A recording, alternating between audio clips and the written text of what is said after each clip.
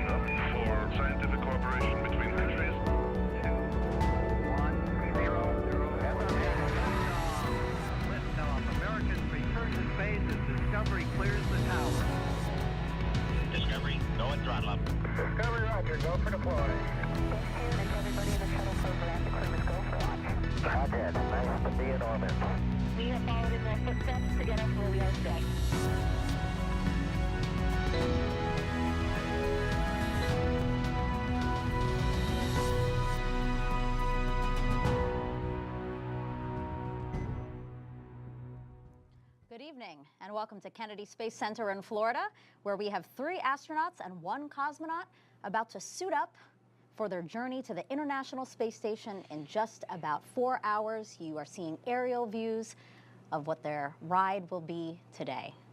A brand new Falcon 9 rocket. Atop, we have the Dragon Endeavour. We are trying to launch these 4 folks again after the launch team chose to stand down from yesterday's attempt due to weather.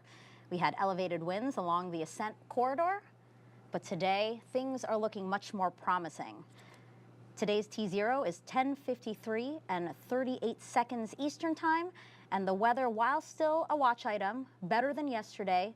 75% go here at the launch site, and the conditions have also improved along the ascent corridor, but teams will be keeping a close eye on that corridor through the T-1 hour weather brief.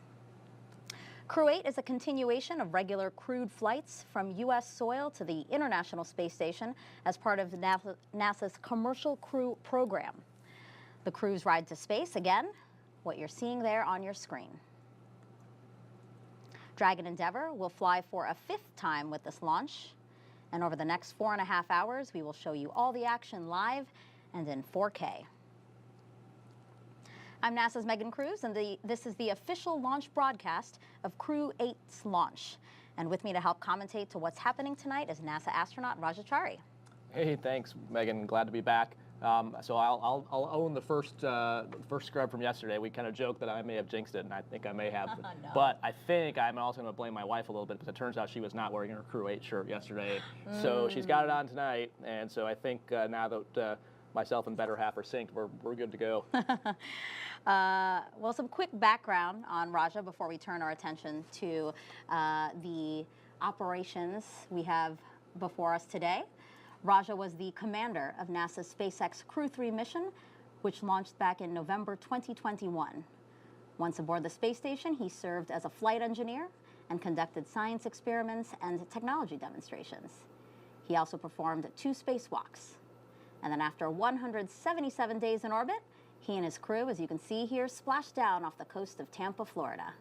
And then in March 2023, 1 year ago yesterday, Raja watched his first launch from the ground while co-hosting our Crew-6 launch broadcast, and we are, of course, happy to have you back for Crew-8. And happy to be here and still going for 3 in a row. So like you mentioned, got to see my first launch after my first launch being on the rocket, then got to see Crew-6. Got to be lucky enough to come to Crew-7's launch and be with Jasmine Mogbelli, one of my classmates' family for that launch, and then back again for Crew-8 to launch yet another turtle to the International Space Station and keep that string alive. And that turtle, of course, is Matt. Yes, it is, yes. Matt Dominick, the commander. So right now we are T-minus 4 hours, 4 minutes and counting until liftoff. In just about 4 minutes, we expect to take you all inside the suit-up room. So the suit-up room is a room within astronaut crew quarters, and astronaut crew quarters is a section of the historic Neil Armstrong Operations and Checkout Building here at Kennedy. These are doors that lead into that building, the famous doors where astronauts have walked out for their ride to space since Apollo 7, 1968. Yeah, it's a long, storied place. The building itself, as you mentioned, is actually, as the name would imply, the Operations Checkout Building is actually operational facility. So it's got both hardware labs and office space in it. It's kind of like shaped, if you imagine, like a giant H, and then the sort of lower right part of the H, the 3rd floor, that's the crew quarters section of the building. But the rest of the building has everything from commercial crew, our Dragon and Starliner work going on. There's part of the Orion assembly that goes on there, so it's actually kind of a cool place to walk around. Granted, the crew can't do that in quarantine, but the other folks who are helping with escorts can also check in on some of the different programs going along that are happening here at Kennedy Space Center, so it's a nice consolidated place to be. And then in those crew quarters, they also have work facilities, a small gym, because when you're in quarantine, you don't have the option to leave, so it's basically a self-contained hotel with everything you would need to be able to be there for the days prior to launch. Yeah, talk to me about how the crew has been in quarantine, living at crew quarters now for 2 weeks, more than 2 weeks. Yeah, so they actually start soft quarantine back in Houston. So they and then any of the members of the immediate family, who we'll see later on tonight, that go into quarantine with them, that starts back in Houston. And then when it gets closer to launch, they fly down to Kennedy and then move into the actual, what they call hard quarantine at the ONC building in the crew quarters. And from that point on, they're completely isolated from everyone else. They'll do some other events. They do the wet dress rehearsal. They'll do some pad tours, things like that. But all those things will always be blocked off from other people or kept in safe distances. And that's all protocols from pre-COVID. So it has nothing to do with just COVID. That's a long history, decades worth of us trying to avoid getting pathogens, viruses, bacteria, really anything that doesn't belong in space other than the human up to the space station. Right. And now here we are inside the suit-up room where we see our 3 astronauts and 1 cosmonaut standing, getting ready to get seated in the same configuration of seats that they'll sit in Dragon, right? Exactly, yeah. So you'll see Matt and Mike are on the top half of the screen, and then Jeanette and Alexander on the bottom half.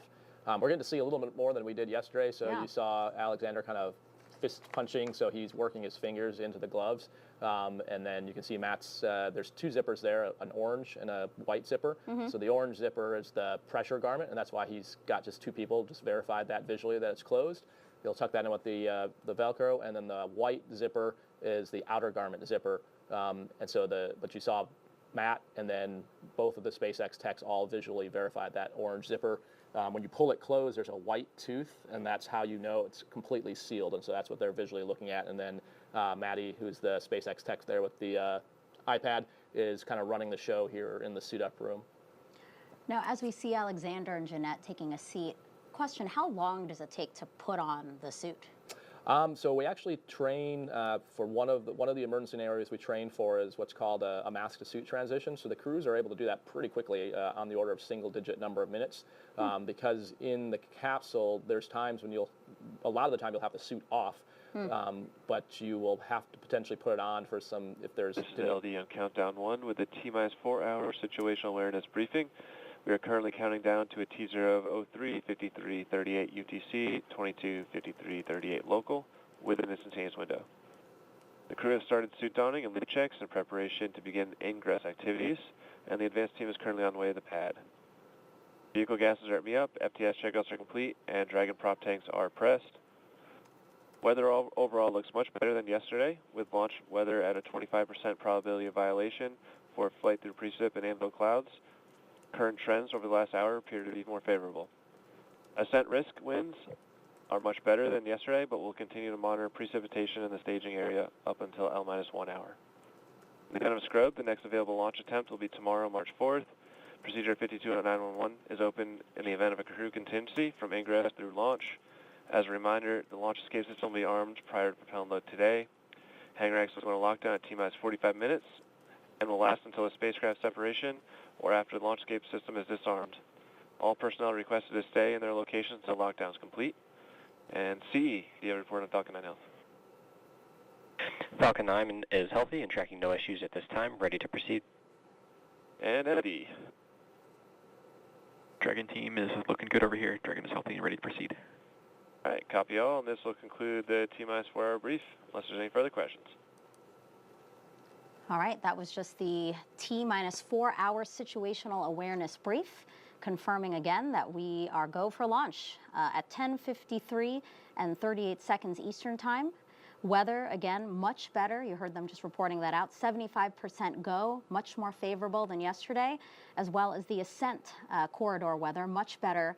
But they will be watching precipitation and other conditions there until the T-minus 1 hour mark. Falcon 9 is healthy, Dragon is healthy, so right now I think we're in a good spot. Roger, Yeah, what do you think? Sounds good. As you heard there, the precip in the staging area is the thing they're watching, the ascent corridor, which is better than yesterday, which also had some wind and wave issues. So today it's just more of watching that rain and as that moves out. And as the night goes on, hopefully that continues to improve. So that's the trend they'll continue to watch. And so we're taking a look at Dominick laughing inside his suit right now. He's getting his suit pressure checked, right? He is, yeah. So you asked about how long it takes to get in the suit. It's a few minutes. That's if in an off-nominal case. So when they're doing it for this, they take a little bit longer just to make sure everything's in the best config it can and everything is comfortable. Yeah, it's meant to self-don, so you don't need two people to do it like you do with the EMUs, which are the extravehicular mobility units we use for spacewalk. So these are self-donning. And we talked a little bit yesterday about you can see how his knees are starting to puff up, so the suit's starting to inflate. So once they go visors down, that's when the gas starts flowing and it starts to pressurize. And it's actually unlike the spacewalk suits that we use that have their own internal closed-loop CO2 removal, the SpaceX suits, they actually are leaking in the sense that the gas that's flowing is actually coming out. And so that's actually what's scrubbing out the CO2 as the crew member's exhaling. So air comes out, but air doesn't go back in, if that makes sense. Yep. But there's a regulator that maintains that, basically at pressure, and you'll see his arms and legs inflate. And why don't we take some time now to introduce you to Matt Dominick, our commander. He was born and raised in Wheat Ridge, Colorado. Married to Faith Dominick, and they have 2 daughters. Matt earned a Master of Science degree in Systems Engineering from the Naval Postgraduate School and was designated a naval aviator in 2007. He made 2 deployments to the North Arabian Sea, flying close air support missions in support of Operation Enduring Freedom. He has more than 1,600 hours of flight time in 28 different aircraft, 400 carrier-arrested landings, and 61 combat missions. This is going to be his first spaceflight. Yeah, and like we talked about yesterday, Megan, the other important thing about Matt is he's a turtle. So as a fellow turtle of the class of 2017, great to see another one going to space. He'll join Jaws and Laurel, who are up there now. So there'll be 3 of them on board. But great to see Matt flying. He is always one of the most hilarious people in any room you're in, but also one of the most technically competent and just knows how to get the job done. So I'm excited to see him commanding this mission and heading up to join the rest of the crew up on the ISS. And as his pressure check was completed, we have pilot Michael Barratt sitting next to him. He was selected by NASA in 2000. He's the only one of Crew-8 who's been to space before. He was part of Expedition 1920 in 2009 and STS-133 in 2011. In total, he's spent 212 days in space. He is board certified in internal and aerospace medicine. He has actually been awarded numerous times for his contributions to space medicine research. Michael lives in League City, Texas with his wife, Michelle, and they have 5 children. Personal and recreational interests, we talked about this yesterday, include sailing, boat restoration, writing, and cooking food in harsh or remote places. He said austere specifically. Yeah, Mike and Michelle are great, and you mentioned he's the one on the crew with previous space flight experience and couldn't have a better mentor for the rest of the crew. And I know that because he was my mentor during ASCAN training, so he's just a great human. I'd be curious to see if the suit techs would unzip one of his zippers for us, but I'm guessing he's got snacks hidden in one of those pockets because, as you mentioned, he is infamous or famous as it may be for both cooking in austere conditions, but for also being consistently supplied with snacks. Yeah, you mentioned if you Google him, he is the person that writes the book on flight medicine, space flight medicine. So if you are a space flight medicine student, you surely know his work because that's the book you're studying from. So he's very prepared, will be very valuable up there for snacks and also if anyone gets sick. All right, and now this is Mission Specialist Jeanette Epps we're taking a look at. This will also be her first space flight. The Syracuse, New York native was a NASA fellow during graduate school and then worked for Ford Motor Company, where she received a U.S. patent for her research into auto collisions and countermeasure systems. After leaving Ford, she joined the Central Intelligence Agency for 7 years, and she worked as a technical intelligence officer before becoming an astronaut in 2006. She has a Master of Science and a Doctorate of Philosophy in Aerospace Engineering. And Raja, she's also a twin. She is indeed, yeah. So I'm pretty sure it's her, though, in the suit-up room. I don't think they would have been able to get it this far. But yeah, Jeanette's actually, I can't talk about much of what she did before she showed up at NASA, but based on where she worked. Since she's been at NASA, she's actually got some pretty unique experiences in the sense that she's obviously flying on a Dragon tonight, but she actually worked a lot with a Starliner. So she's one of the few people in the office who's seen both of our new vehicles that are U.S. built heading to the space station. So both the Boeing and the Dragon, which is a pretty cool experience. I think one thing I can talk about her background, she's an amazing innovator. So we had a T-38 flight, and I'll keep it short, but basically we had to figure out a way to get something. There was really windy, so something got blown down the intake while we were in outbase, and she helped with the tech out of the outbase figure out a way to get it out from inside the engine. So we can talk more about it later, but we'll let them keep watching the suit up here. Wow. Yeah, really accomplished, our whole team actually, and let's introduce you to our last Crew-8 member here. So this is Alexander Grebenkin, Mission Specialist, also a first-time flyer. Graduated from the Irkutsk Military Aerospace Engineering Institute in 2002, majoring in the engineering, maintenance, and repair of aircraft radio navigation systems. He then attended the Moscow Technical University of Communications and Informatics, graduating with a degree in radio communications, broadcasting, and television.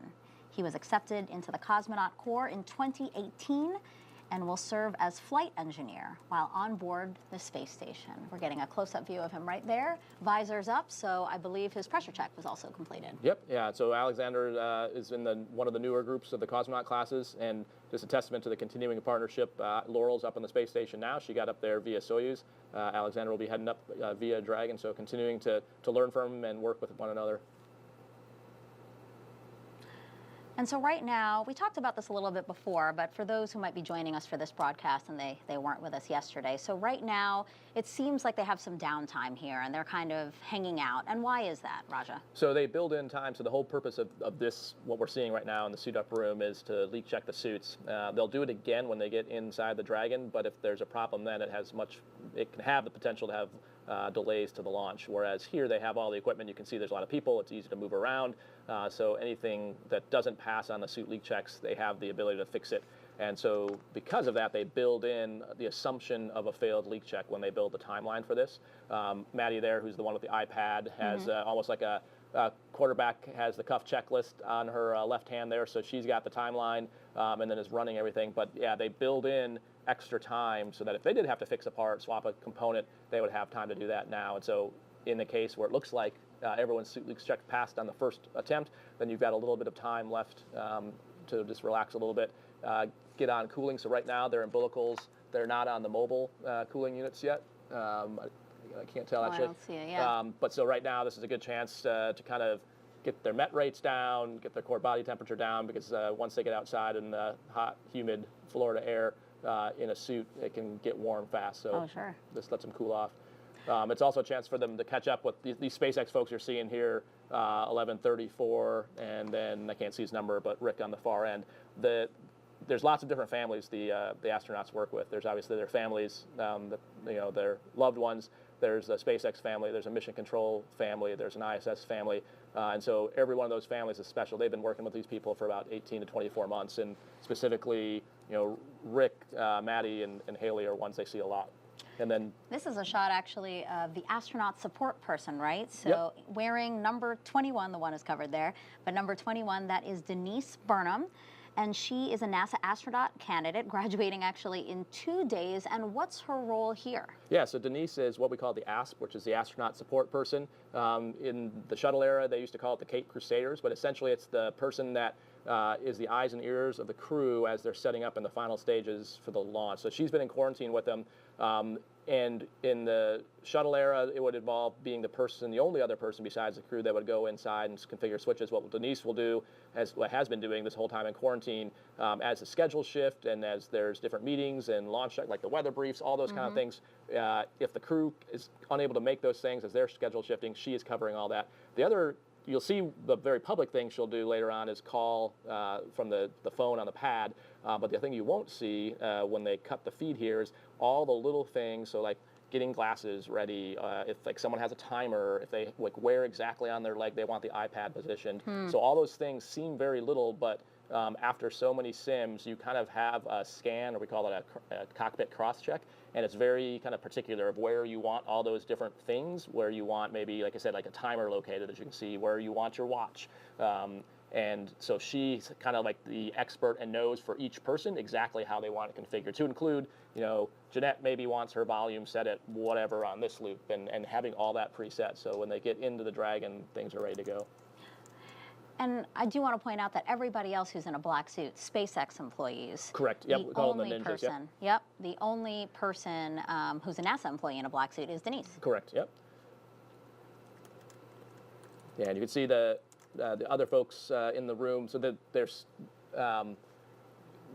they're in crew quarters, and they're basically just watching the clock at this point.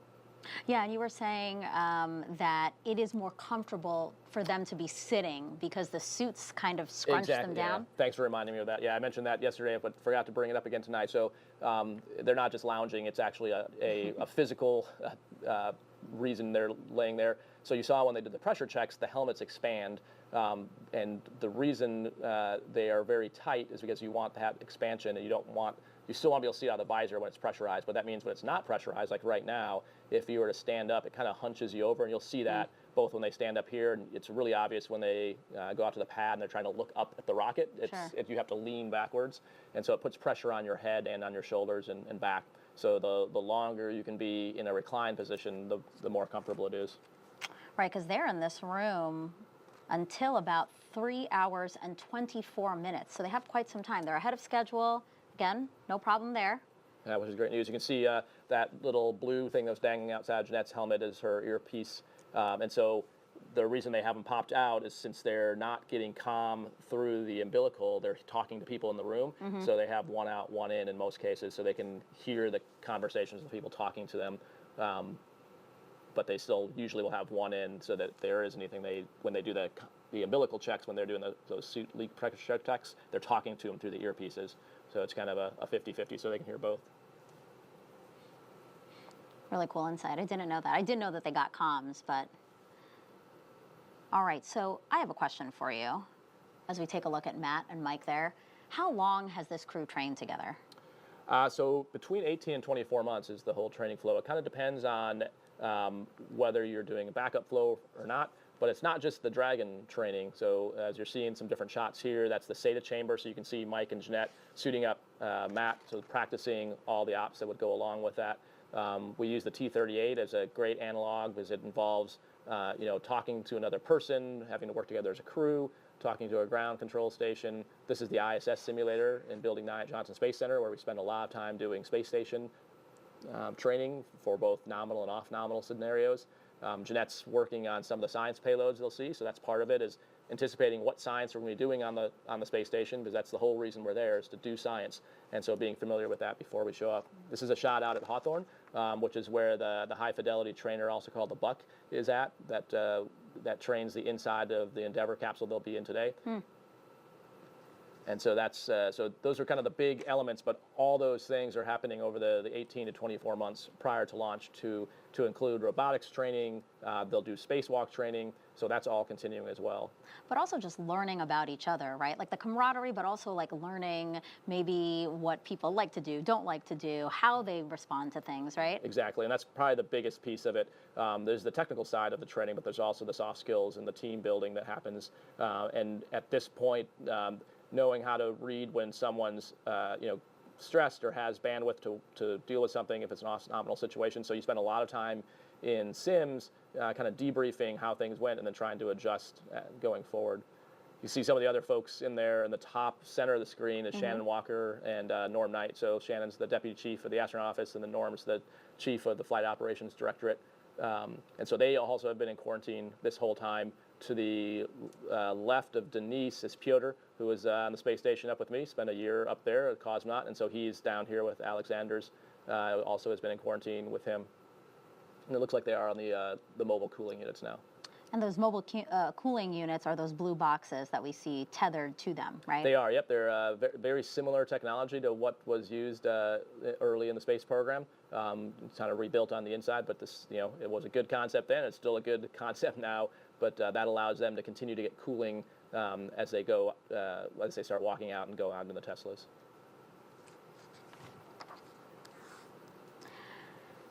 You can tell everyone that Raja is very knowledgeable.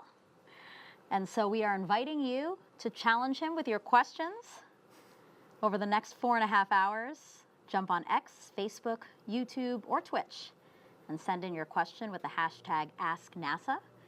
We look forward to hearing from you and answering as many questions as we can live. We got some good ones yesterday. Yeah, let's see if we can come up with any stumpers. And one other programming note. So right now, you'll notice that Raja and I are just commentating off camera, just audio commentary for now. But about an hour before launch, we plan to expand our coverage. We're going to introduce you to more commentators from SpaceX and NASA.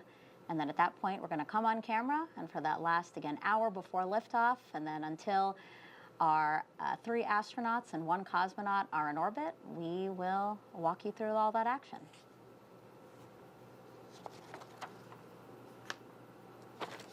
So I should say, so at 4 hours, you heard the voice of, well, I'll hold off here. So just getting up, you can see what I was talking about before. You can see Mike is hunched over from the helmet weight and the suit weight. So at this point, the suits themselves, their gloves are, their hands are still in the gloves. When you've done the pressure checks, you can see the visors can go up and down. They are allowed to take their hands in and out of the gloves as well, because they are going to do another pressure check, and so that's just kind of crew preference if they're getting warm or not. What they generally don't want to have to do is get out of the suit completely, because that would then raise some concern of whether the leak check they did, anything could change. The other thing they're doing now is, we talked about a little bit yesterday, there's some Velcro tabs and hooks underneath different parts of the suit, and so those allow them to basically make it flush so that as they get into the spacecraft, straps don't get caught or cords don't get tangled and anything like that. So it's mostly just a half ergonomic, half just to keep things clean. And while it looks like they're posing for some photos there in the suit-up room, why don't we talk a little bit about their day so far before they got in here? So after yesterday's scrub, we talked about this, Raja, in the interest of sleep shifting, and we'll talk a little bit about that after I go through this. They went to bed at 2 a.m. Eastern time and then woke up at 11 a.m. today. They had breakfast, more like lunch, again, sleep shifting, followed by a workout and some family time. And then lunch and dinner moved up 22 minutes from yesterday. They had that about 4:10. Medical checks, other flight day preps. Now they're suiting up and are about to play a card game. They are. So it's a long-standing tradition with the chief of the astronaut office playing with the crew. prior to heading out to launch. Deputy today. Deputy Chief, yeah. And I think we talked a little bit yesterday. I think the really important part about this is the fact that the leadership is there. And you might say, well, why is the deputy there? Where's the chief? So the chief of the astronaut office, Joe Akaba, is actually coming back from the Pacific Ocean. So he was out there doing a massive training event with the U.S. Navy with the Artemis II crew, practicing and recovering them. So it looks like she split the deck. Yep. She's now dealing. And the point of this card game is so that the commander loses, to use up his bad luck, so that he proceeds with good luck. The whole team proceeds with good luck through launch and their whole mission. I think he did not lose, so we're redealing. Do you recognize this card game, Raja? So it can change from crew to crew. So I'm not exactly sure. It looks like maybe they're going high card. And I think Mike won.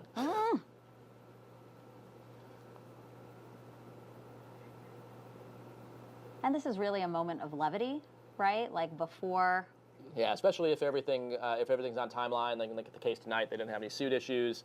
They're ahead on the timeline, so it's actually a nice chance to just kind of hang out and relax again with the people who've supported you and worked with you, not just these last few weeks, but really the last 18 to 24 months.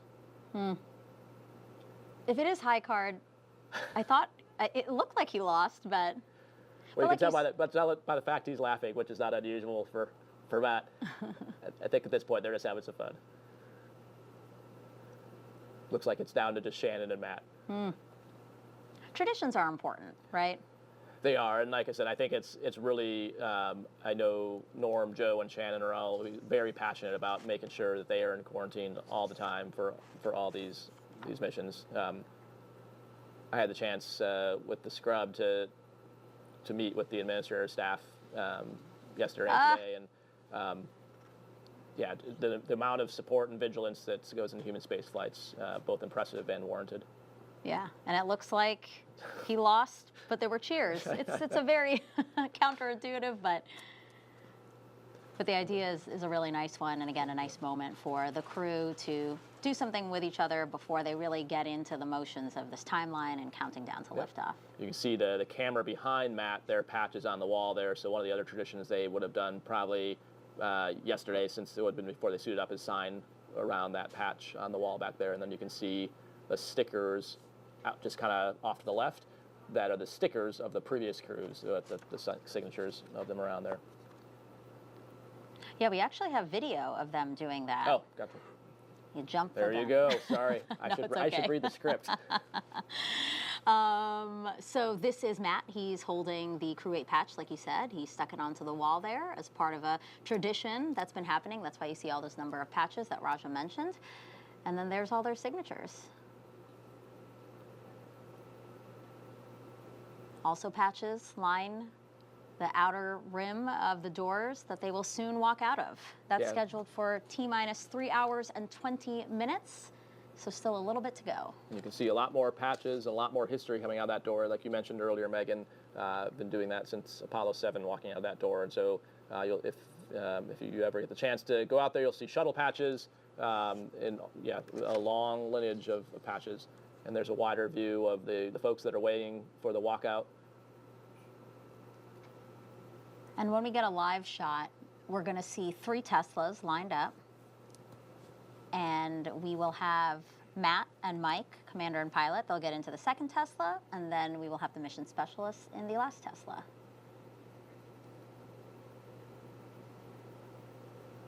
So this is a gathering of media that are here to cover the crew walkout, obviously, but also family and friends. Select family and friends, though. Yeah, and you can tell there's kind of like 3 rows, if you will. So the aftmost one is the people who haven't been in any kind of quarantine, the general public, press. That intermediate one is extended family who maybe weren't able to go into hard quarantine. And then the furthest up one, closest to the crew, are the immediate family who've been in quarantine with them, and then their escorts. And so you can see there's some blue flight suits down there at the far right. It's Jessica Watkins, so she's escorting Matt's family. Jess Whitner is just to the left of her. She's in the new class, also graduating in a few days with Denise, and escorting Jeanette's family members. And then I can't quite see off camera. I think probably to the right is Steve Bowen, who's escorting Mike Barratt's family members. And then further right, you'll see later, the other people that are in this group are the NASA administrator and some other senior leaders who have been down here supporting the crew and out to see launch. Now, we asked folks to send in some questions for you, Raja, and of course, they're sending questions in. We love that. Excellent. So let's pull up our first Ask NASA question.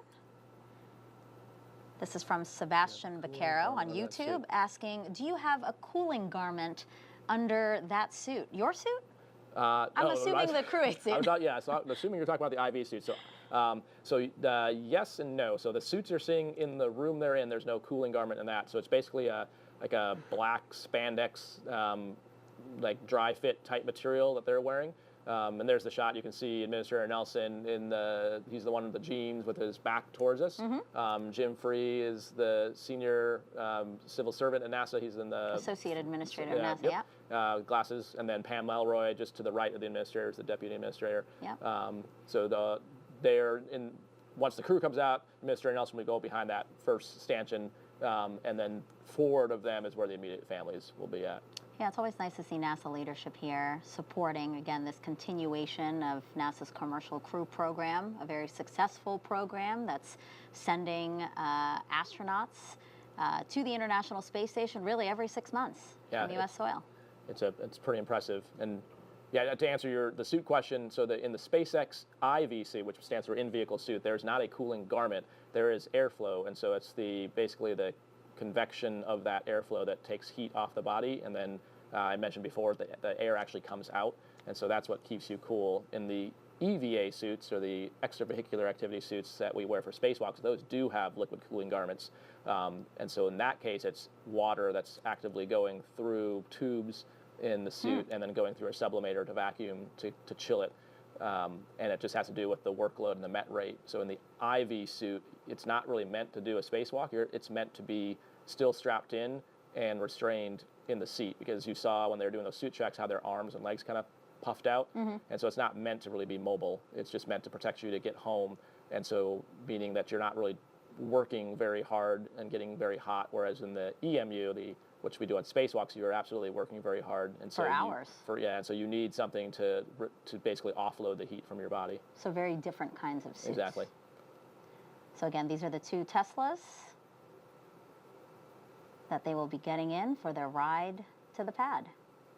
And the license plate, always fun to see. Yay, space.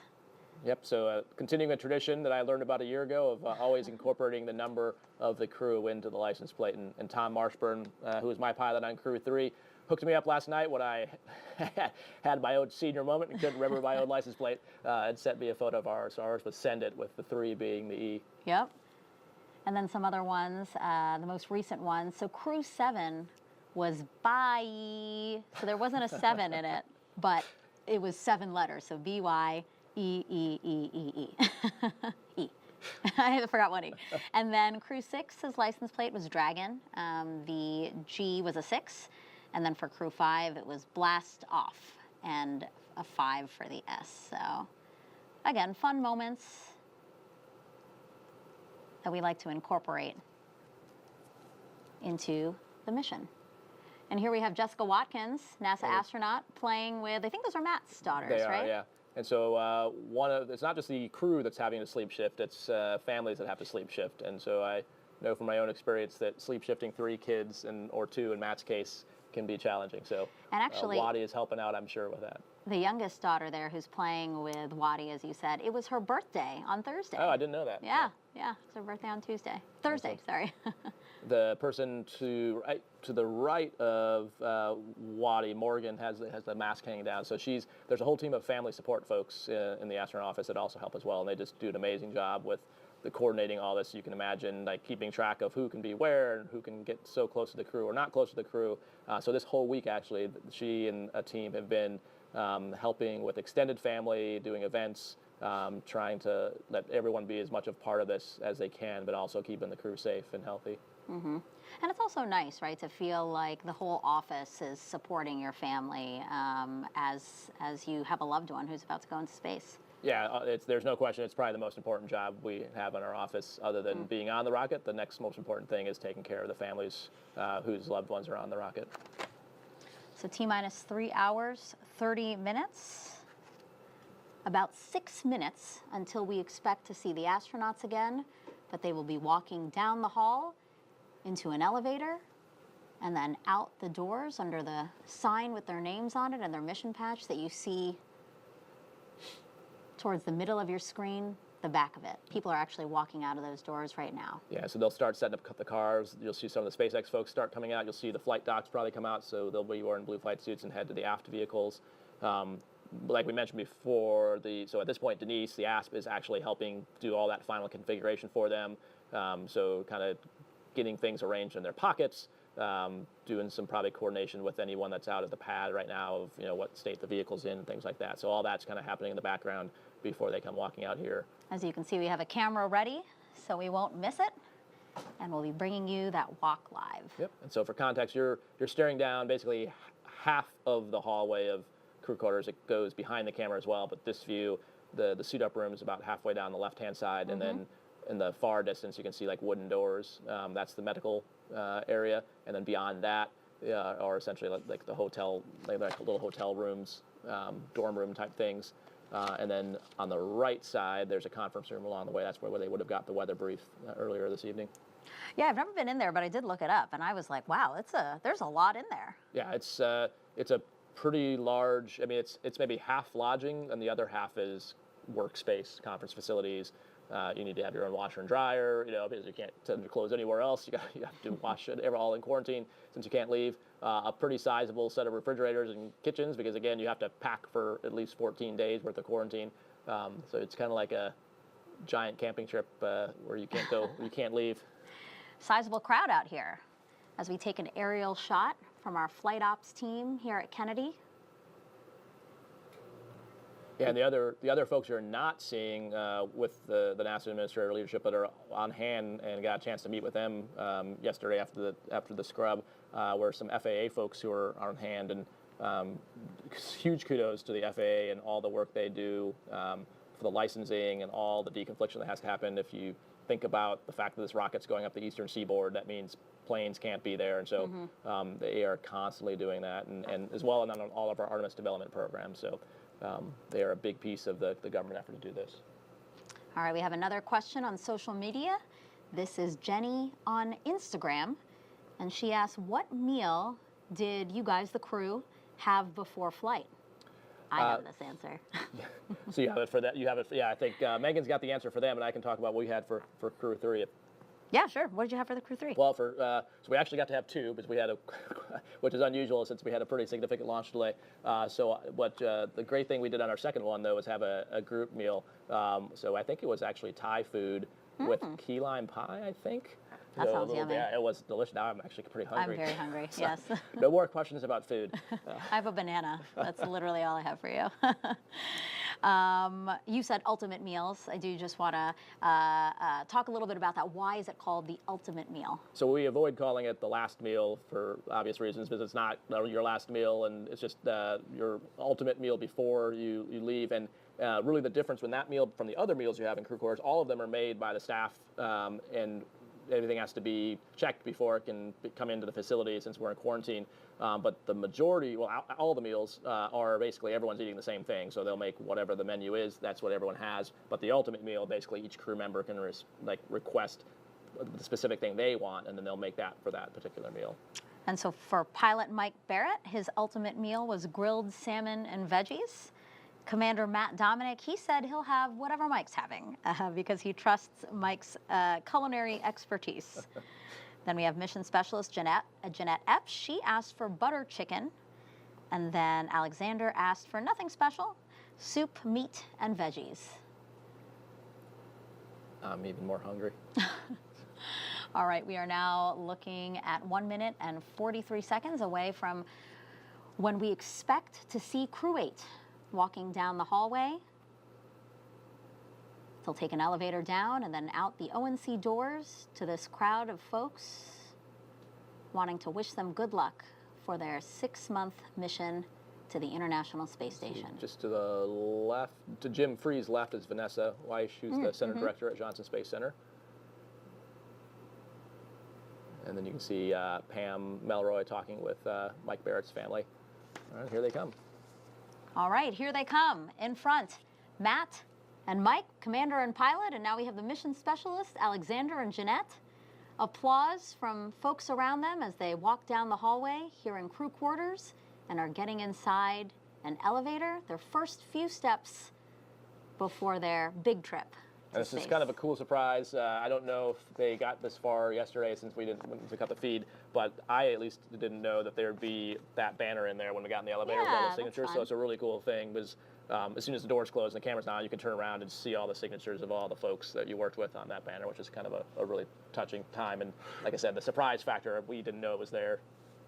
And actually, yeah, that's a good note to point out from yesterday. So yesterday, they decided to stand down from the launch attempt right before this moment, actually. We were waiting for Crew-8 to walk down the hallway when the launch director came onto the mission audio loops, and you guys heard that live for yourselves. And that's when they said that they were standing down from yesterday's launch attempt because of elevated winds of the ascent corridor. But again, we are looking much better today, and I think we're going to see a launch. The launch weather officers telling the team a little bit before the T-4 hour mark that it's looking like a good day to fly.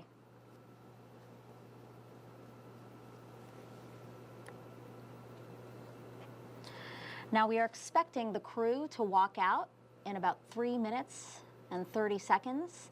It doesn't take them that long to get there, right, Raja? But again, we're sticking to a very strict timeline. Right. Everything has got pad built into it, and then it's sort of like a funnel. The closer and closer you get to actual launch, there's less ability to have that pad. And so you build that in, so if there was a problem, then you don't have to rush on the end, because as you heard him call it at the very beginning, it's an instantaneous launch window. And that comes out of the fact that the Falcon 9 is fueled on the pad, and if the fuel immediately starts to boil off due to the temperatures. And so unlike some launch vehicles where you can sit there for a while and have launch holds, that's not something you do with the Falcon 9. So at the time it's got to go, it's got to go. So they build these pads in. Instead of having launch holds, they build this pad in. And that's essentially the equivalent, it gets you the equivalent effect without actually stopping the clock. Sure. And this is unique to SpaceX. It is, yep. Yeah.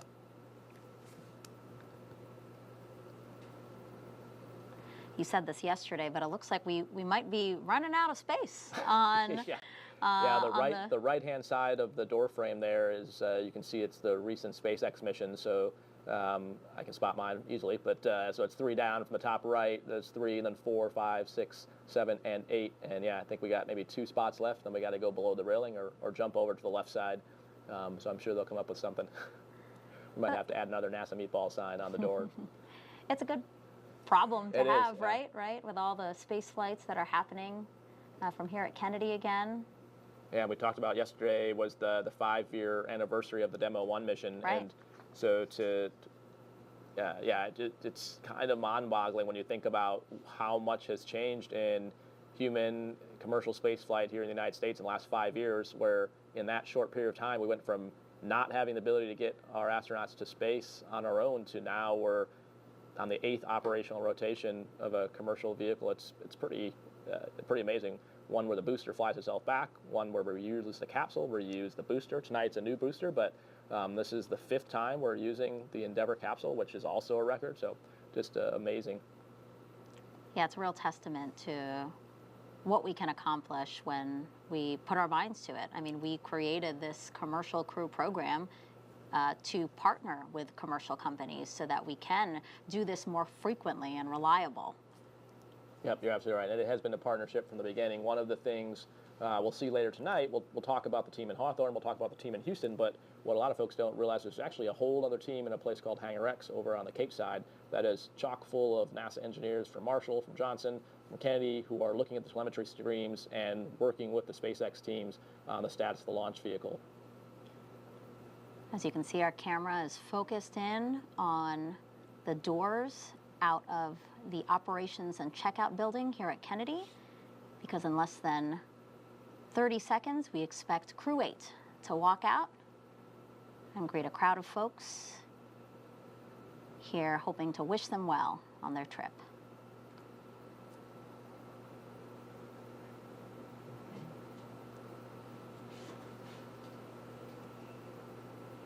You can see some faces behind the window there, so it looks like they're on time. Here they come, Crew-8, taking their first steps outside before their journey to the International Space Station. We hear some cheers, yep. them waving. From left to right, let me introduce you. We have Mission Specialist Alexander Grebenkin. Then we have pilot Michael Barratt, Commander Matt Dominick, and Mission Specialist Jeanette Epps. They're walking now to greet family and friends who came specifically for them. They have assigned spots with assigned stanchions of people. Exactly, yeah. So what you'll see is that they won't go any further down towards where the administrator is standing, so that's as close as they'll get to them since they haven't been in quarantine, and then their families, the immediate families, are staying behind the stanchions there. Then once they get in the vehicles, the families that have been in quarantine will come up to the windows. Nice big wave for the camera from Alexander there. Now we have a shot of Michael. Do you recognize, are those his kids there? Or? Well, the ones he's right in front of right now are the administrator. Yep. I can see the administrator, yep. Nelson. I think he went to talk to them, and now he's going back by his kids. Yeah. Because I know he has adult children. He does, yep. Yeah, Mike's kids are adults. And I think I can see Steve and his wife, and I think his adult kids are behind Steve in the second stanchion there. We're getting some audio from the feed. Let's see if we can listen in to what folks might be saying.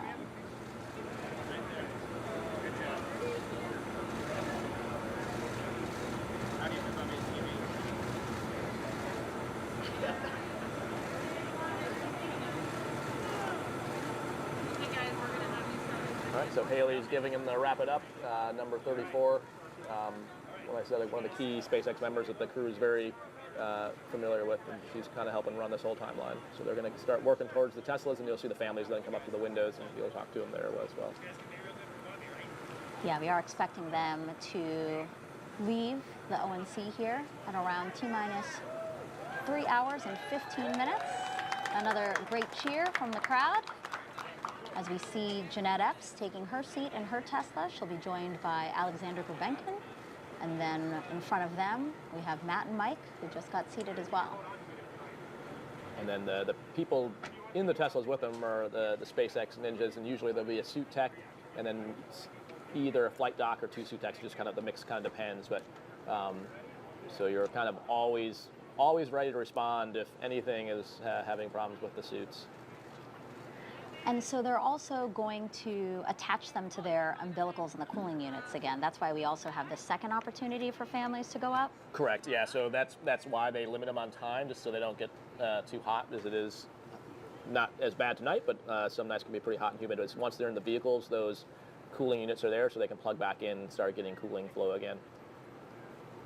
And like we mentioned before, it's much more comfortable for the crew to be sitting than it is to be standing. It offloads the weight of the suit off their shoulders and head. And so the folks who are at the cars right now, they've been in quarantine. Exactly. Yep. Those are there's other extended family, but those can't actually come up to the window because they haven't been in hard quarantine the whole time. Looks like Matt's wife is. Yep.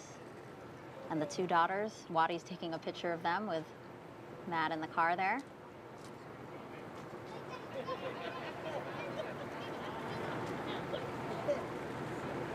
So it looks like Mike's adult children were able to go to the front of the car, just not up to the window. You can see his wife's over there by the window, which is pretty standard. Again, only the folks that are actually in quarantine getting that close enough to actually talk to the crew with the windows down. You know, since we did see that Matt has younger children, I know you had younger children when you flew. How did you prepare them for this moment, or how was that moment with them? It's interesting. I think each family kind of deals with it their own way. So we talked a lot about it before and during. And now we can see the crew is departing from the Neil Armstrong Operations and Checkout Building, beginning their 20-minute drive with a full security escort across NASA's Kennedy Space Center to Launch Pad 39A. In the words of their license plates, yay space.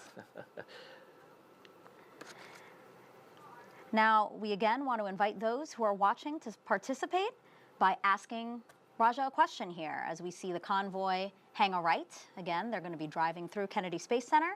Just hop on Facebook, YouTube, Twitch, or X. Send your question, #AskNASA, and we will answer as many as we can. And as they begin their drive out, it's usually less than 20 minutes.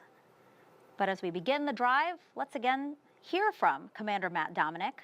Again, first space flight, but he has more than 1,600 flight hours and 61 combat missions as a naval aviator.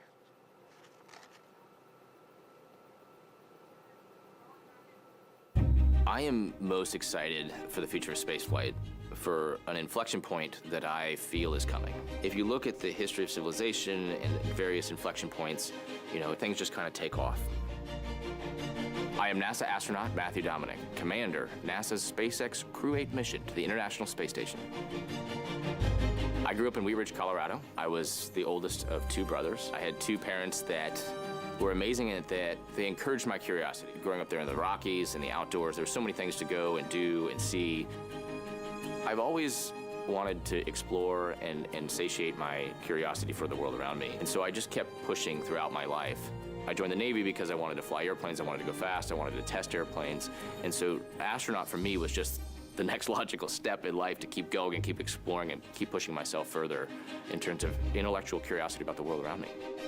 I've been at NASA now for about 6 years, and I'm super excited to fly in space. Working and training with Crew-8 is absolutely awesome.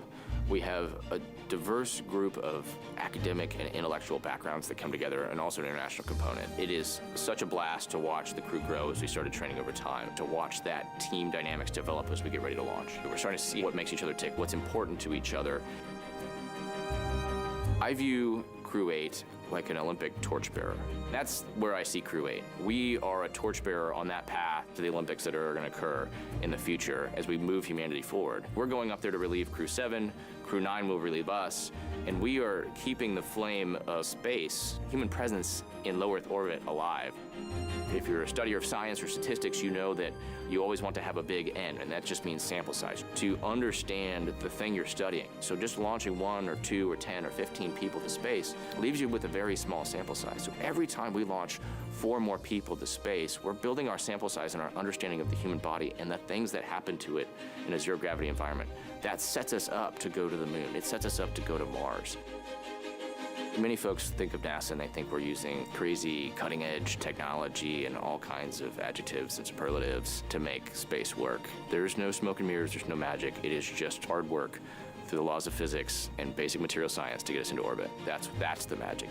We are part of a massive team of people that need to continue continuous human presence in low Earth orbit and not letting that flame go out.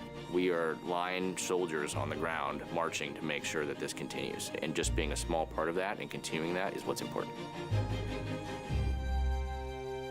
The Crew-8 convoy continues their drive across Kennedy Space Center to Launch Pad 39A. It will be the 3rd launch to space for the pilot of Crew-8. Michael Barratt has previously flown on Expedition 1920 in 2009 and STS-133 in 2011. Here's more on the doctor from League City, Texas. The ISS is, I would say, a very critical stepping stone in human exploration beyond low Earth orbit. I'm NASA astronaut Mike Barratt, pilot of the Crew-8 mission to the International Space Station. I was born in Vancouver, Washington, in the southwest part of the state. Grew up around the city of Camas, a very small town in a farming community, and we had about 80 acres or so. We raised sheep and cattle, and it was a really great upbringing. There was plenty of the natural world around us to really be fascinating. And I had interest sparked in astronomy and oceanography and photography. I built telescopes in high school, and I had this commanding dark sky out there. It was really quite magnificent. And I went through these phases of only wanting to be an oceanographer or only wanting to be an astronomer. And all this with the backdrop of always having to fix things and get up and take care of animals and a certain amount of discipline, which I probably didn't appreciate so much at the time, but I certainly do now. The combination of those demands for living and an interest in natural sciences, I think, partly what led me to where I am today.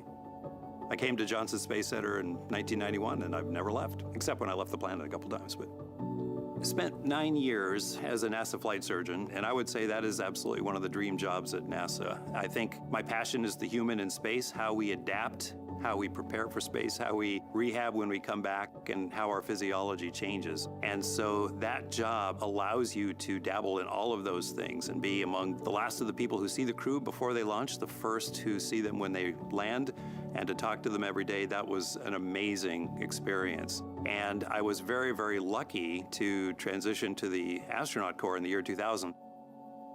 The last time I was on the International Space Station was in 2011. I was fortunate to fly the last flight of the Space Shuttle Discovery, and she was a magnificent station at the time, and we actually put the permanent multipurpose module into place, and we kind of considered the station complete at that time, and again, it was not small.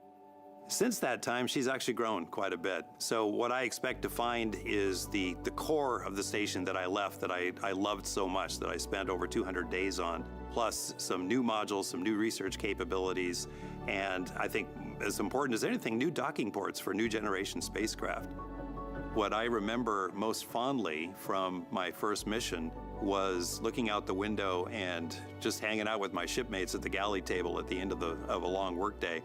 My personal goal is really to see my crew become part of it, help build it, and have us all come down so much better than we were. If we do that and we've executed our mission and we're fatigued, tired, but giddy with success, that's what I'm looking for.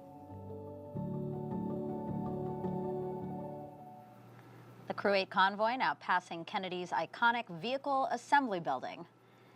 Now this is where NASA will stack its Space Launch System rocket and Orion spacecraft for Artemis II, which is expected to launch in September of next year, and it'll send 4 astronauts around the moon. And amazing efforts going. As I mentioned, that's where the chief of the astronaut office is now, is working with the Artemis II crew on recovery, and we'll be stacking the Orion on top of the SLS there in no time at all. It's going to fly by, and they'll be sending humans around the moon for the first time in a long time. There's the VAB there. You see the big meatball on the left hand of your screen. You can't miss that building here. On a dry day when you're flying here in a T-38, when you hit the west coast of Florida, you can actually see it. If it's clear and dry, you can actually see the VAB from the west coast of the peninsula, because it's the biggest thing. It's so massive. Yeah. And we have a former technical intelligence officer for the CIA and U.S. patent holder flying with Crew-8. Here's more on Mission Specialist Jeanette Epps.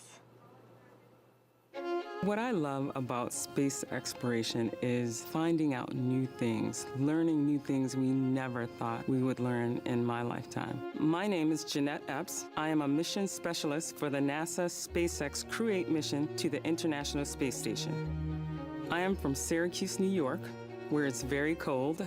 I am one of 7 children. My twin sister, Janet, yes, Janet and Jeanette, we both loved science as kids. Janet went on to become a molecular cell biologist, and I became an aerospace engineer.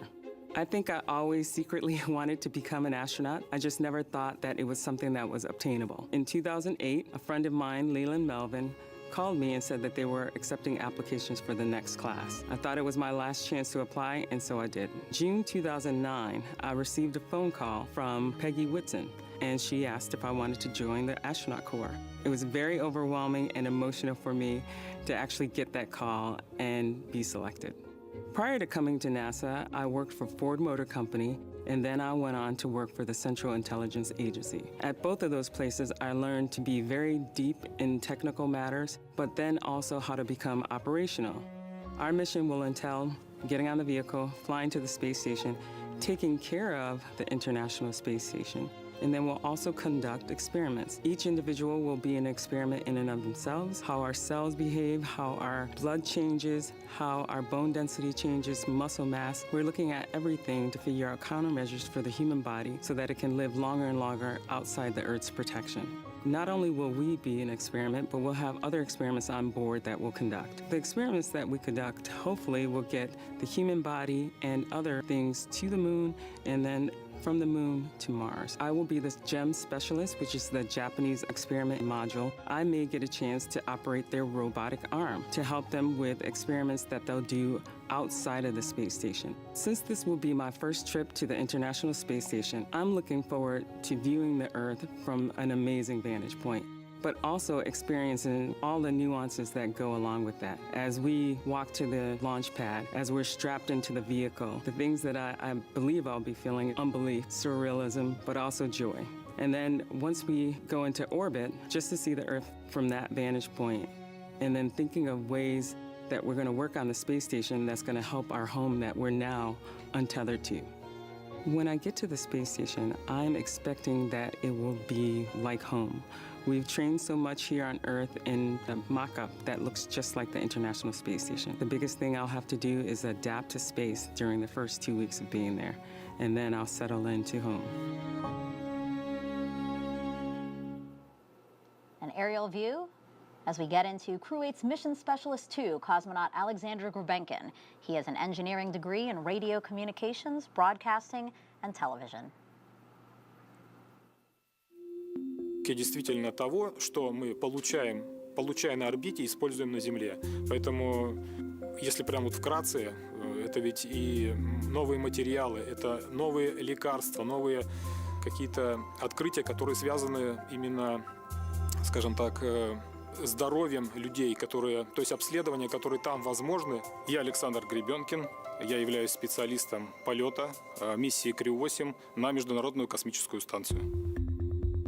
Целей несколько. Основная из этих целей — это, конечно же, та научно-прикладная работа, которая будет выполняться с использованием различного оборудования, с использованием различных укладок.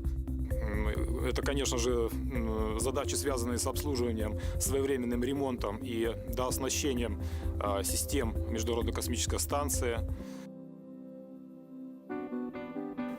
Это очень действительно важно, потому что космонавтика, она в первую очередь приносит пользу именно здесь, как бы это ни казалось странным, на Земле.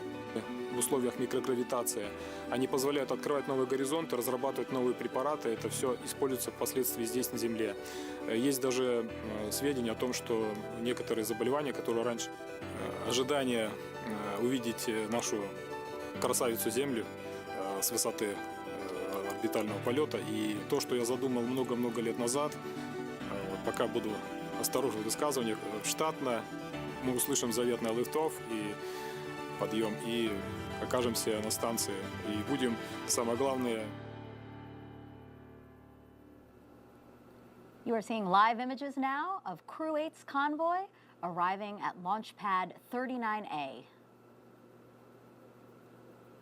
They'll be driving around the back, right, Raja? Yep, yeah, they kind of take a circuitous route, head up to some trailers, basically have a bio break if they need it before they head out up to the elevator to the rocket. A bathroom break. Yeah. Some awesome videos there of the crew members. It was really cool seeing Mike Barratt when he was first to flight dock at NASA. I don't think I'd seen some of those pictures before. Yeah. And real quick about the bathroom break, this is the last opportunity they're going to have, right? Right. I mean, they've got what's called MAGs, maximum absorbency garments, which is a fancy acronym for a diaper. But yeah, this is the last chance to not use a diaper.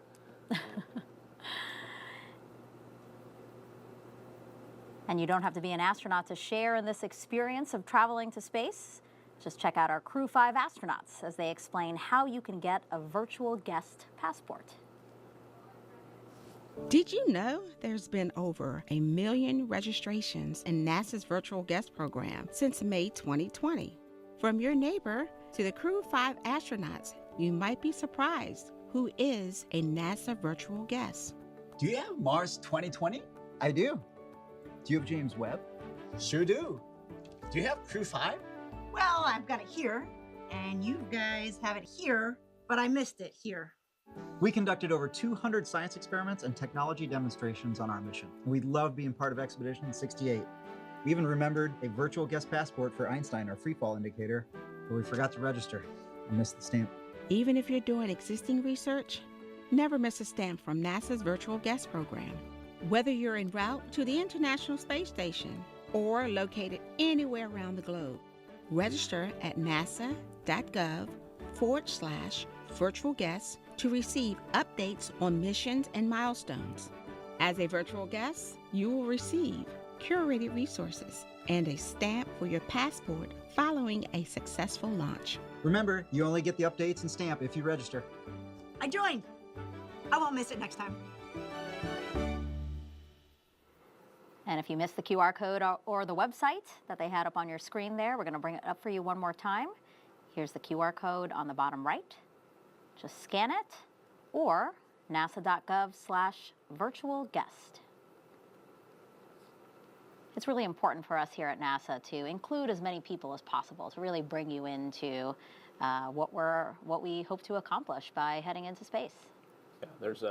Yeah, it's obviously only so many people can get on site here at KSC. It's late at night, so yeah, the more people that we can bring in and watch virtually and from home, the better. And hopefully the next generation of kids out there who's going to solve all the problems we need to solve to be able to live on the moon and Mars. So I know we don't have all the solutions, but I know someone out there does. We are now T-minus 2 hours, 59 minutes, 28 seconds and counting. The crew arrived early to the pad. That was scheduled for T-minus 2 hours and 55 minutes. Right now, as Raja said, they are taking their last real bathroom break before they're going to get into the launch tower there, walk across the crew access arm that you see at the top of your screen there, and into their Dragon spacecraft, Dragon Endeavour. And there's also some time here. More than likely, they're probably getting some updates on the weather. We mentioned before the ASP had kind of set up their equipment. Different crew members have different ways of setting up things on their legs and on their suits in terms of whether it's on a card or whether they put notes in the iPad that they have on. And so this is also the time to kind of, any of these free moments you have are times you're sort of going through that mental rehearsal or kind of configuring things, making sure your notes are where you want them. Right. So it's always nice to be a little bit ahead as opposed to feeling rushed to have that stuff set up.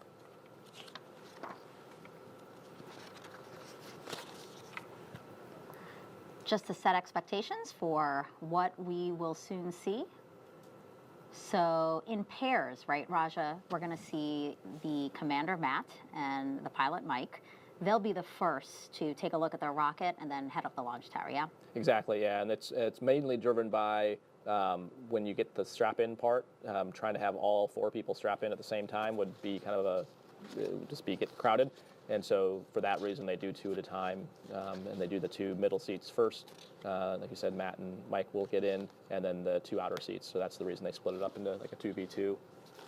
Yeah, we're going to take our viewers inside the crew access arm in the white room, which is the room that's at the end of the crew access arm just before they get into the Dragon spacecraft. I mean, they're going to see that it's tight. Yeah, and and the reason it's tight was partially just because you're on the top of a giant tower, but also because it's essentially a clean room. They call it the white room, which harkens back to original days of spaceflight, the terminology that was used then.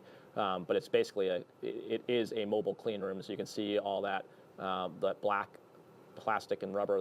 Those are seals, and so it is. And then you can see the air hose running into the cabin. So it is not hot and humid in there like it is outside that area. And so they're temperature controlling it, humidity controlling it, but most importantly, what we call foreign object debris controlling for that, because even something like a human hair across that hatch could keep it from sealing. And so you'll see that's why they wear those black ninja outfits. They'll have the masks and everything on to keep anything. They'll have booties on.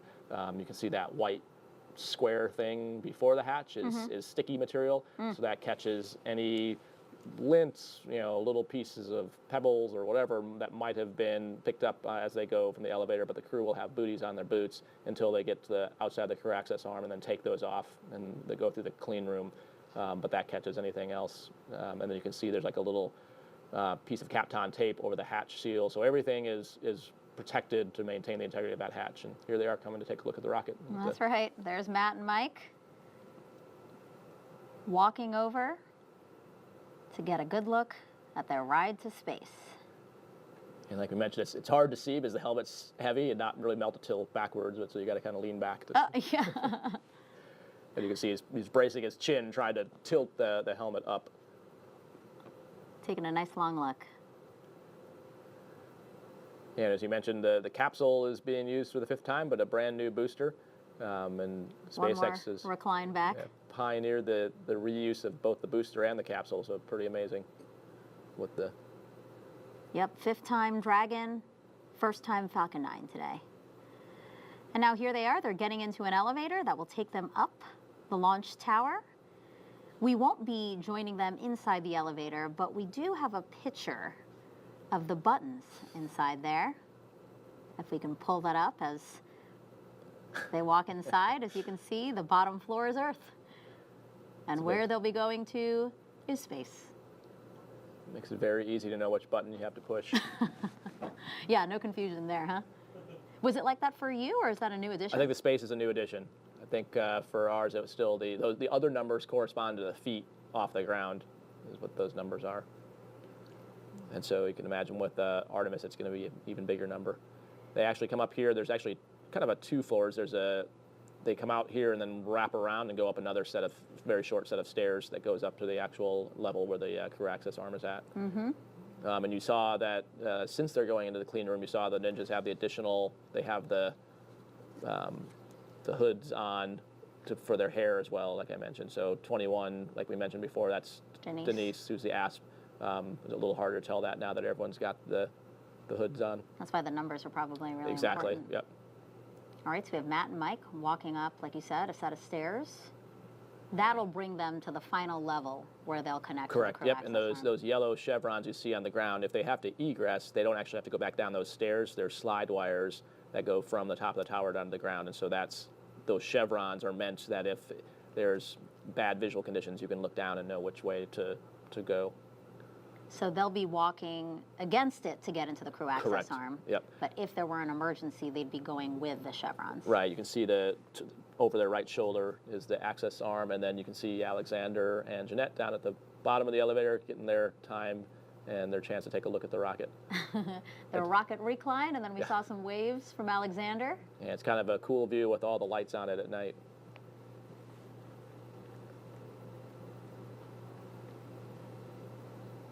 I wonder how they're feeling in this moment to see their ride. I mean, and to also be at the base of this rocket. Like, we've been seeing beautiful views of it, but to really be at the bottom of it looking up, that's when it becomes really... It's pretty exciting, and I think that's why I think 100% of the people you see, even though it's uncomfortable on your head and shoulders, still tilt all the way back, because it is a pretty impressive sight to look straight up and just see the rocket and actually get a sense of scale. Because it's really hard for us when we see it from a distance. You know, with nothing to really compare it to, you kind of lose that sense of how big it actually is. To the left side of your screen, that's a great shot from, again, our flight ops team here. That's a helicopter that's orbiting the pad right now, giving you that beautiful shot of Mike and Matt. They're making phone calls. Yep, so you can see in the left-hand picture is the view of where they're at on the pad arm, and the right side was the crew access arm, and on the right-hand view, you're seeing number 21 Denise there operating the pad phone there for them to call to their family before they actually go into the crew access arm. Yeah, the mission specialists are about to catch up right now with, there you go, with Matt and Mike there. So this phone call, you mentioned that Denise helps them, and it's because of the gloves they're wearing, right, to dial? Yeah, exactly. It's and also, again, we're just super conservative about anything getting contaminated or touching anything. So, but yeah, it's mostly just because in the gloves, it's hard to actually, probably a high likelihood of misdialing, trying to dial a phone. And this is an opportunity maybe to call some of the folks that you did just see at Crew Walkout to say, hey, I made it, right, but also others, Yeah, right? it could be that. It could be people that maybe couldn't travel here for whatever reason, maybe aren't well enough to travel, but are still pretty important people in their life. So that's the other, I think, common thing that people might do.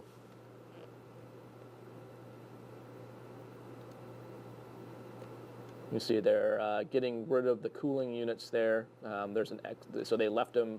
You can see like the bottom, the middle is one of those blue cooling units, because now they transitioned into the crew access arm.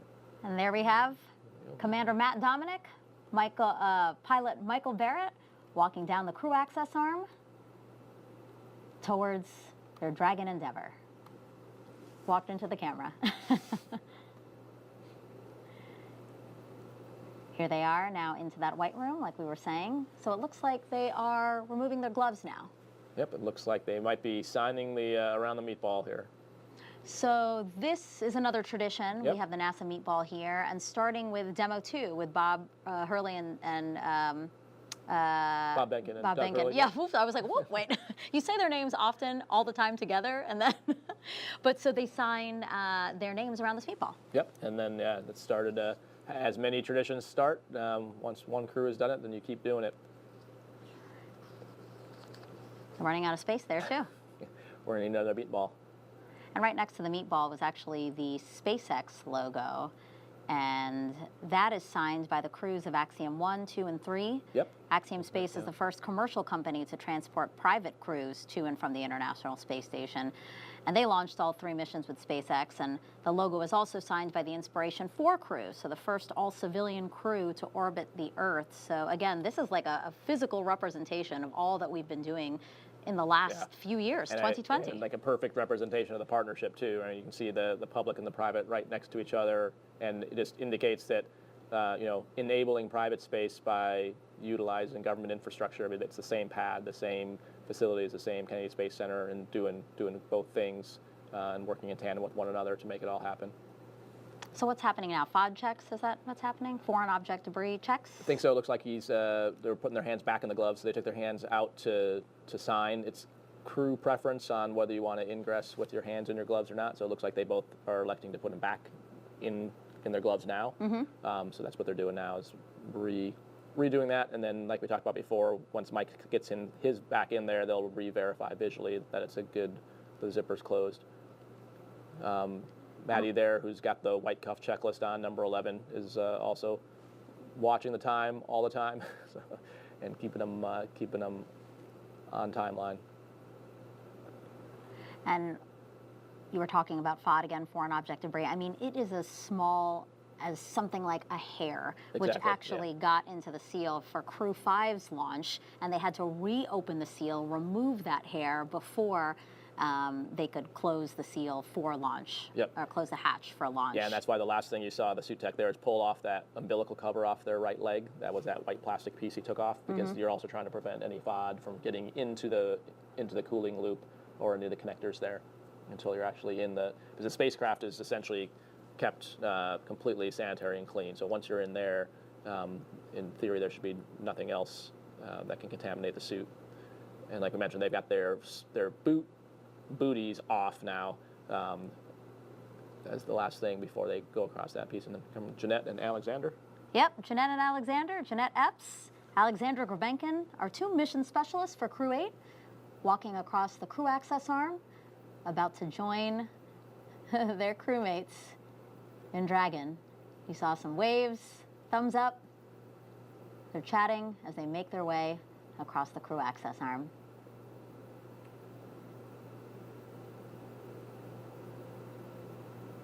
They'll do the signing of the meatball here while the other 2 are getting strapped in. Yeah, the other 2 are already both in. So we have Matt and Mike already inside Dragon. Going into Dragon, that's called ingressing. They just ingressed into Dragon. This crew is moving. It's better to be ahead than behind, that's for sure. Exactly. So that's Alexander signing right there. And now Jeanette. And you can see, like you alluded to earlier, like why they don't all 4 try to get in at the same time. In microgravity, it's easy to do because you've got the vertical and 3-dimensional space you can use when you're not constrained by 1G, but here on the ground trying to have 4 people and the suit techs and the hatch techs, all those people all in the same spot, it gets pretty crowded. Yeah, let's see, 1, 2, 3, 4, 5, 6, 7, 8. There's 8 people either in the capsule, at least 8 people, either in the capsule or in the white room right now. So as you said, removing their boot coverings, essentially. Walking on that sticky tape to grab anything off of the soles of their shoes before they ingress as well. Yep, and you can see the techs are making sure their helmet is protected on the way in, just so you don't accidentally bump either the hatch seal or damage the helmet.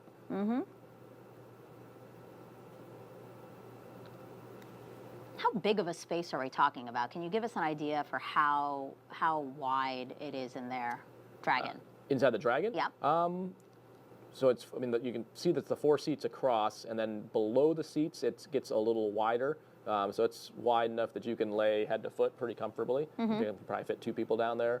And then it narrows as it goes up. So above the displays that Mike's using right now, you could probably fit 1 person laying horizontally. So it's actually pretty comfortable. Actually, Dragon is configured for 7 passengers if needed, right? Right. The original outer mold line design was built so where you see the cargo bags underneath Mike and Matt's feet, that at one point early in the design was considered for extra seats. That wasn't. That's not what it's certified for now, but that was originally part of the original concept. You can see number 22. Those products I was talking about earlier that each crew runs a little differently. Some have what we call like lineup cards. Some use the iPad. Some maybe have wave for Matt waving, there. yeah. Finding the camera, he sees us. Thumbs up. I think that's for you, Raja. From a turtle to another turtle. So as we can see, Matt and Mike have their harness on. It's a 5-point harness.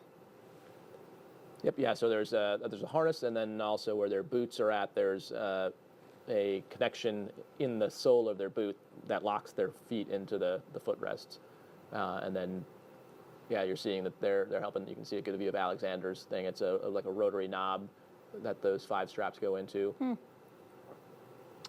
And it looks like on Mike's right leg, that's where the umbilical will be connected to, right? Right, they're all connected right now. You can see it on Jeanette's, on all their right legs. You can see it's connected. So at some point, I would assume they'll start doing comm checks. They can probably hear each other at this point, would be my guess, depending on whether the ground's configured yet. Yeah, comm checks are They'll usually probably wait for the text to get out of there, just otherwise you hear a bunch of background noise. Gotcha. Yeah, so explain what the umbilical system does. Like, what do they get through these umbilicals that they're now attached to? Yeah, so the umbilical gives them air, both for cooling and the breathing air, and then also it's the comm link. So that's the 2 big things. That's so environmental control and then communication.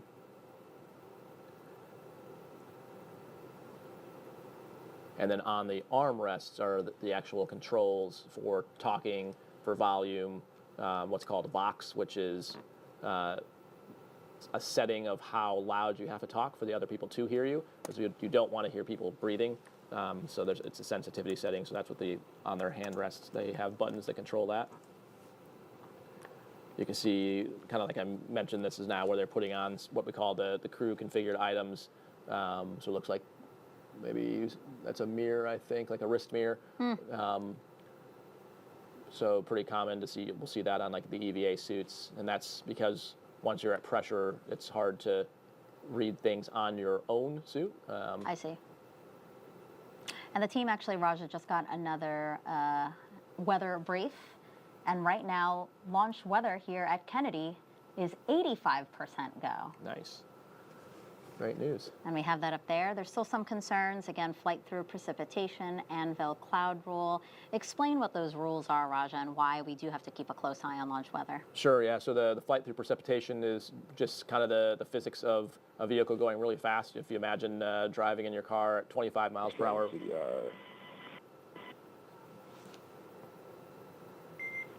Dragon SpaceX, loud and clear from Hawthorne. How you doing? We're almost dropped in. We'll get you the real comm check here in a minute. Copy. So you heard that call out. They're getting ready for comm checks. That was just They're just saying they're in their seats, yep. So real quickly, obviously. So yeah, so the flight through precep is just the speed, at that speed with the rain hitting the structure of the rocket, the concern that it causes structural damage. And then the anvil clouds is... SpaceX, PLT for comm check. Pilot, loud and clear. How me? Charlie 2, good to be with you guys tonight. The view there is MCCX and Hawthorne. Use well, Mike. And the anvil cloud rule is essentially thunder clouds, is when we talk about anvil clouds, and so the concern there is lightning, also potentially hail that can be in the uplift part of the anvil. That's as the air circulates, the nasty stuff usually gets pushed up higher, so avoiding flying through that is usually something we try to do. But again, improving trends, 85% go here at the launch site, and also improving trends along the ascent corridor. So teams are growing even more optimistic that today we will see Crew-8 launch to the International Space Station. I'm looking forward to it. So it looks like they're configuring the straps on those, what they call the satchels, those crew satchels that have a mix of basically like some of the product, like lineup cards. They have some emergency egress cards and some other things like that. Some quick, basically things if you need to get to checklist quickly, you've got it in there. You can see next to Mike's right arm, another tradition of putting the crews that have been in that particular Dragon capsule in Endeavour, their patches along the bulkhead to his right. Oh, look at this view. It's a really tight space, but I really appreciate the camera teams there giving us these great views of our crew. So as was reported out, they're in their seats, strapped in. We expect comm checks soon, followed by seat rotation, and then suit leak checks. They're ready. Thumbs up for all those things coming up from all 4 crew members.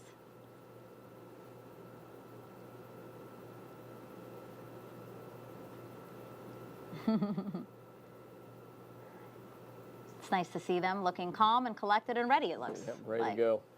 And pretty good view there of the stuff below Mike and Matt's feet. You can see not just the people going up there on the Crew-8 vehicle, but also cargo.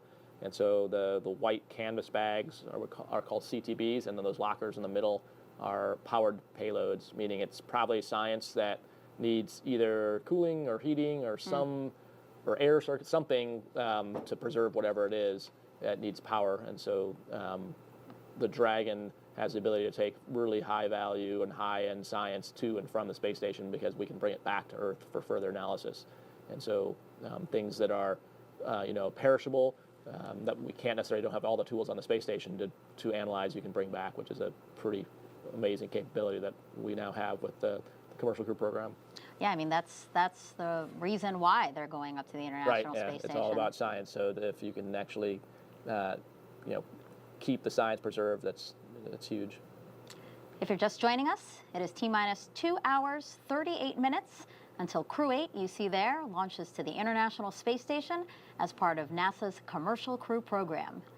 Commander Matt Dominick, pilot Michael Barratt, and Mission Specialist Jeanette Epps, Alexander Grebenkin, strapped into their seats inside Dragon Endeavour, waiting for comm checks, as well as their seats to be rotated into the launch positions. Yeah, so what you're not seeing in this view is all the activity in the white room as the techs are starting now to clear out those hatch seal covers and prepare the hatch for closure and start working all the white room ops. There you can see it there. And then, as you mentioned, so they're getting ready for comms checks, what probably Mike and Matt were doing on the displays there. We're configuring the different seats. You can set up different relative volumes between different loops. So kind of like if you were talking to me and someone else was talking at the same time, I can vary that mix. And more than likely the crew kind of has an idea over time of how they like that setup. So that's probably what they're configuring. And then, like I mentioned, doing checks amongst themselves one at a time with one person talking and make sure you're not getting bleed over into someone else's comm. It can be pretty annoying to hear. Yes, in there. Ready for comm checks, 1.4. So now we'll listen in here as they run through all Copy, the different let's do it. Let's go left to right across the vehicle. MS1, Commander, Pilot, MS2, comm check. MS1, comm check. Jeanette, loud and clear. Loud and clear as well. Comm check. Matt, loud and clear. Keep saying. Comm check. Mike, 5x5. The same. Full comm check. And Alexander, loud and clear. Thanks all. Good evening, Crew-8. Okay. That's the umbilical comm check. And next up is seat rotation. Report when ready for that.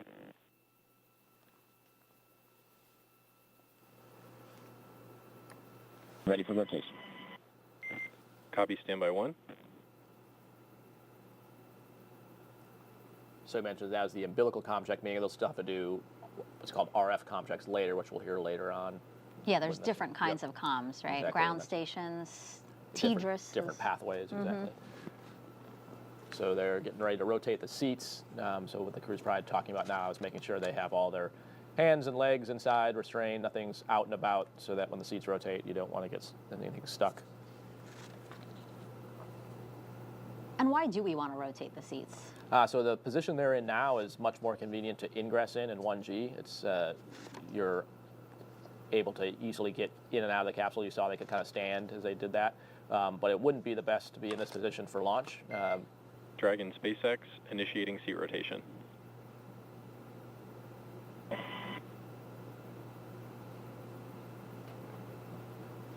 If they were to stay in that same position they're at now, as the vehicle goes up, the force of the acceleration, or the gravity vector, and that acceleration vector will pull the blood down towards the bottom of the capsule. So in the position they had been in, that would pull the blood out of their brain. So very similar to when fighter pilots fly and do G-strains to keep the conscious, it would be the same thing. And to avoid doing that, since this is a much longer ascent, it's a multi-minute thing, we rotate them onto their backs, and that way, when that acceleration vector pulls the blood down, it's still staying in their head. It's mostly staying in their chest and head, which is a much more sustainable, basically, body position to have.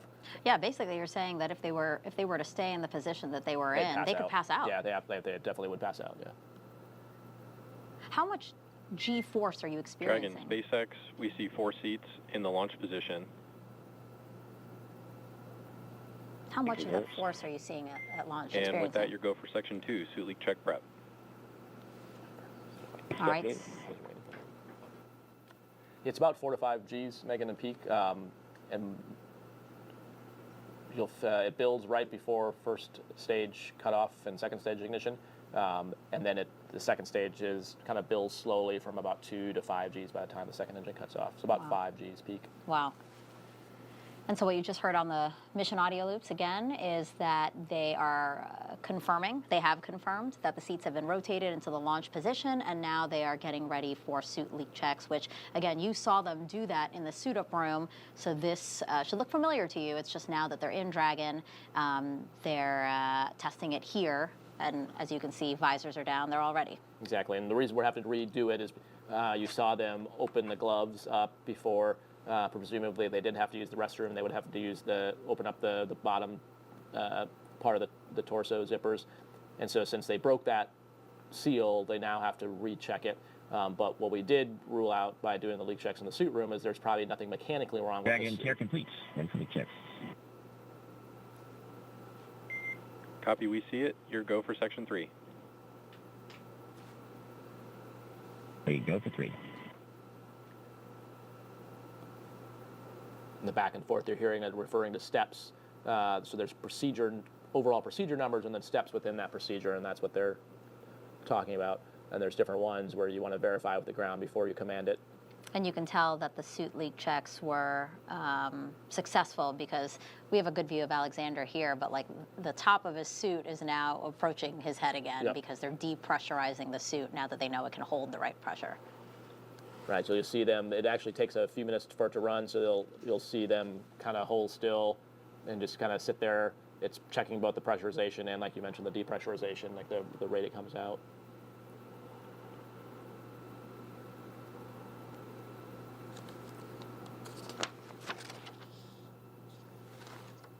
Unlike the leak checks in the suit room, in this case, you can actually also test out your ability to see the displays.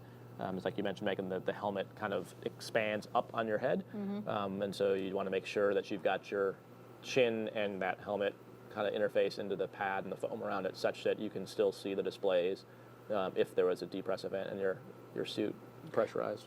And the targeted time for seat rotation was T-minus 2 hours, 29 minutes. Suit leak checks, 2 hours, 28 minutes. So as you can see, we are running ahead of schedule. Yeah, and so unlike before, earlier in the flow where you saw they would just hold and wait for that whatever time was supposed to be done, at this point they'll let them get ahead because if there are any unforeseen delays later, you want to build all the pad that you can. So on the right hand of your screen, we're seeing again inside the White Room. Talk to us about what the SpaceX Ninjas are doing right now. We see them shining a light on the seal. So yeah, they're doing hatch seal inspections right now. So more than likely visually inspecting them as well as probably photo documenting it and running video over it. So they've got documentation of what that seal looks like before they close it. And then once they've done that and actually close the hatch, they'll also start running through hatch leak checks, very similar to the suit leak checks, except on the hatch. The reason they're not doing that is because they don't want to start that process until they knew the suit leak checks are good. So some of the folks up there are suit techs. So if there was a problem with the suit leak check, you have the expertise on hand, already in the clean room, ready to go to basically troubleshoot it right away. Oh, that's great. As you can see from the graphic on your screen, up next, hatch close. Again, first, successful suit leak checks we have to see. We have to successfully check the seal around the hatch, and then they will close the hatch, and that'll be the last time they open the hatch until it splashes down, Exactly, right? Yep. Yeah, that hatch is not the same one they use for docking on the space station. You can't actually see it in this particular view. It's on top of the spacecraft in this configuration. But yeah, you're exactly right. This is the same one. A lot of the same people, actually, too. A lot of these ninjas will be the ones that are on the recovery boat about 6 months from now.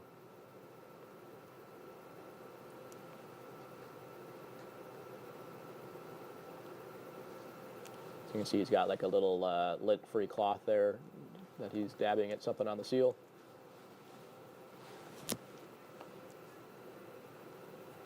Such meticulous work has to happen. Dragon showing 4 good leak checks. That's the call of 4 good leak checks. So that's a good sign. Copy, Dragon. We see the same 4 good leak checks.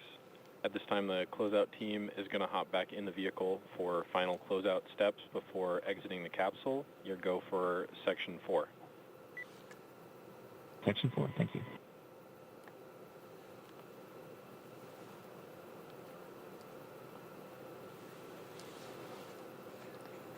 So now they know the suits are good, that what he was talking about, the SpaceX folks will come inside, basically do a once over the inside of the capsule and make sure, there was nothing, nothing accidentally left behind, nothing out of configuration, kind of one last check if all the straps are tight.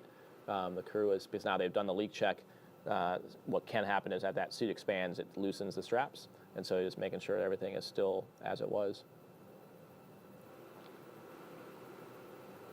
And as they continue to inspect the seal, let's talk a little bit about the comm checks that are coming up. So checks through the umbilicals, that happened, but we still have other checks. Can you talk us through the different ones and why there are several ones? Yeah, sure. There's different methods, or what we call RF chains or radio frequency chains, or you may call them loops, or they may also call them dragon to ground, space to ground. But it's just different ways of referring to different pathways that the RF flows. So you mentioned TDRS earlier, which is the tracking data and relay system. So that's one way. There's direct like radio comms. And so basically what they're doing is trying and making sure all those pathways work on the ground before they launch. And the other thing they do is talk to different stations. And so there's both the loops and the way the electromagnetics, all that flows. There's also within the control rooms different subloops of lots of people talking, but the crew only hears a very small subset of that through what either the Capcom or the core relays to them. But there is, for launch, the ability of some key people to be able to talk directly to the crew if there's an off-nominal situation. So they're going to check all those relay paths. So you'll hear like the voice of the CE, the chief engineer, the LD, the launch director. So you'll hear some of those people make sure that they have a path that goes all the way from the chair they're sitting in and the console they're on all the way to the crew in the vehicle. And that's a good awareness for our viewers as well. They're hearing chatter on the loops, but there is a lot more that's going on in the background to make sure that everything's working properly. And yeah, the crew is not hearing the vast majority of the back chatter. You're right. The average controller probably has like 14 or 15 loops that they're listening to and talking on and having different conversations. And then there's a long tradition in spaceflight that comes from aviation that only one person actually sort of filters all that information and then passes it up to the crew. And so we call it the Capcom in NASA speak, or they call it the core in SpaceX at MCCX. But the same thing both here and then on the ISS, we do the same thing. Artemis, it's been that way since Mercury and beyond. Can you break down those acronyms for folks? Sure. Core Capcom's Capsule Communicator Core.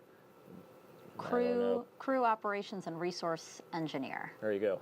So that would have been one for someone to ask about social media. They would have stumped me, but you had it.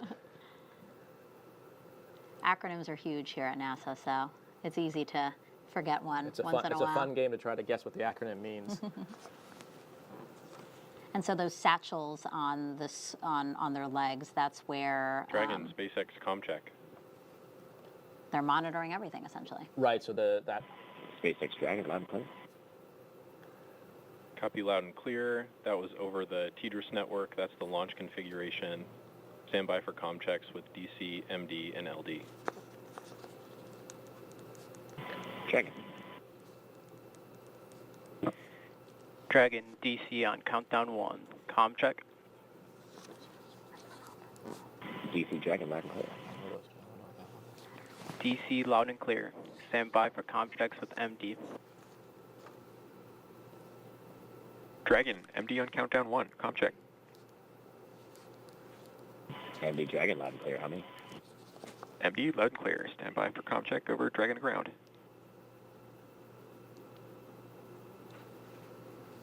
Dragon, MD on Dragon to ground. Comm check.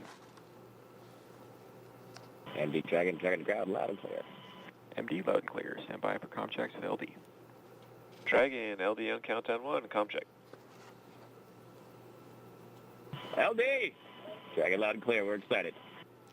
Hey, Matt, got you loud and clear. Stand by for comm check over Dragon ground.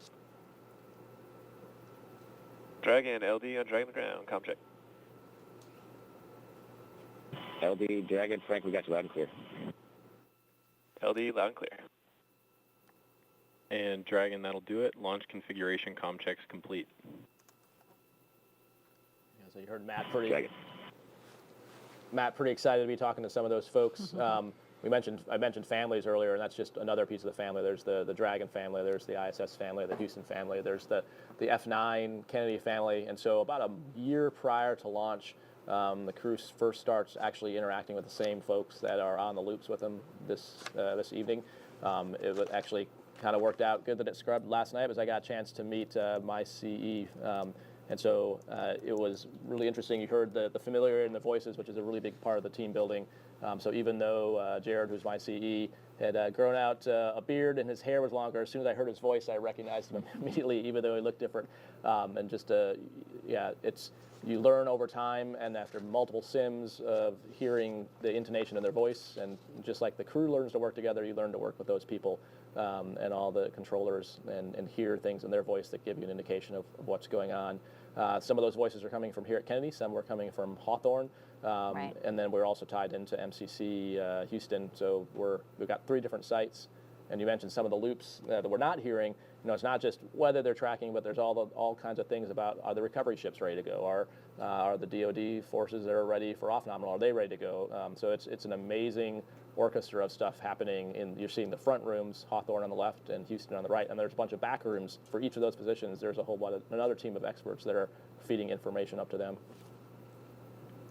Yeah, it takes a lot of people to send folks to space. It's super humbling to be the astronaut that just gets to be the tip of the spear that all those folks are supporting, and it's a amazing job to be able to do that. And it sounds like Matt and his crew are ready to go and excited. We are now at 2 hours, 22 minutes from the liftoff of the Falcon 9 from Kennedy Space Center in Florida. Crew-8, you see them there, currently inside Dragon Endeavour. We have 3 first-time flyers on this mission. We have Commander Matt Dominick and Mission Specialist Jeanette Epps and Alexander Grebenkin. As for pilot Michael Barratt, who's seated second from the left, this will be his 3rd visit to the International Space Station.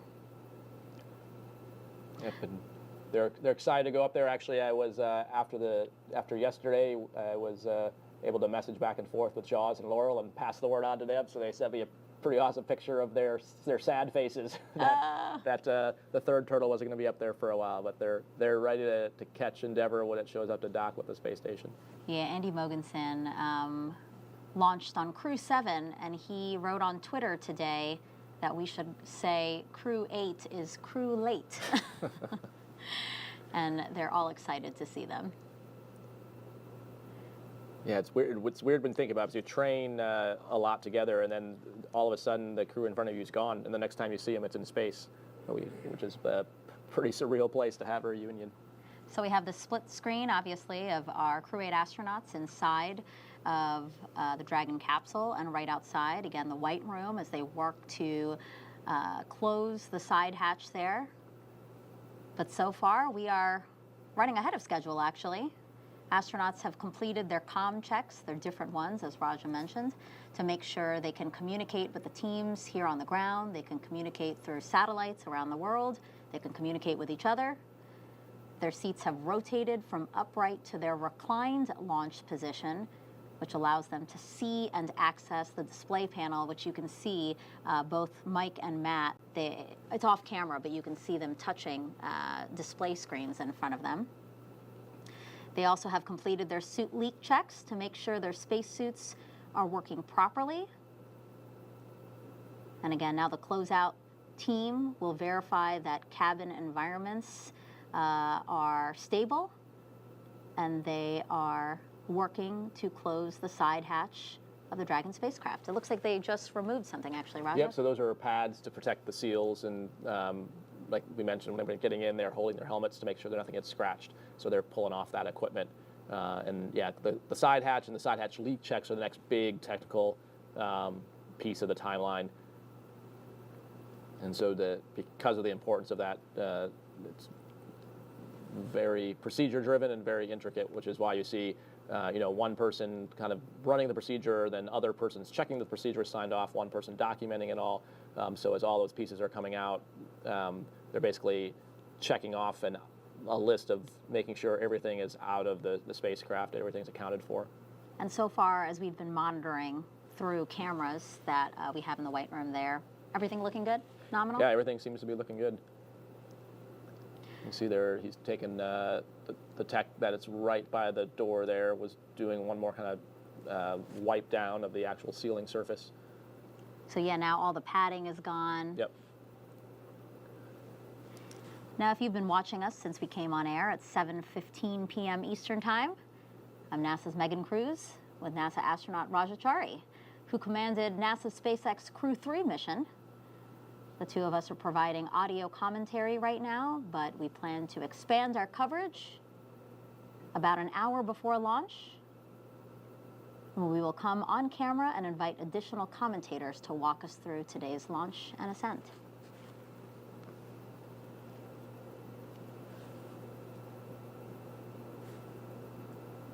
Let's now take another look at the crew going into space today.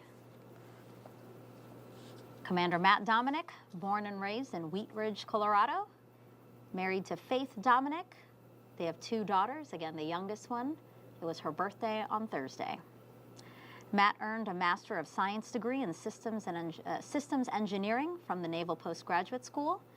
He was designated a Naval Aviator in 2007, made 2 deployments to the North Arabian Sea, flying close air support missions in support of Operation Enduring Freedom. He has more than 1,600 hours of flight time in 28 different aircraft, 48 carrier-arrested landings, and 61 combat missions. And this is the commander's first spaceflight. And as you heard, he's excited to go. Definitely hear the excitement in his voice doing the ground checks. And then super excited to get to see Matt lead his crew up to the space station. You know him well. I do, yes. Matt and I have, I've started together in 2017, so it's been a great journey, and always a joy to work with him. He makes every class, every training event fun, and always, it's one of the favorite things he likes to say is so many questions. So he's a bit infamous for always having lots of questions for the instructors, but I think both they and us come away learning something new that we never expected every time. That's right. There's no bad questions. There is no bad questions, yeah. We also have... Only unasked ones are bad ones. Exactly. We have Dr. Michael Barratt, Crew-8 pilot. Selected by NASA in 2000, he's the only one of Crew-8 who's been to space before, the only veteran. He was part of Expedition 1920 in 2009 and STS-133 in 2011.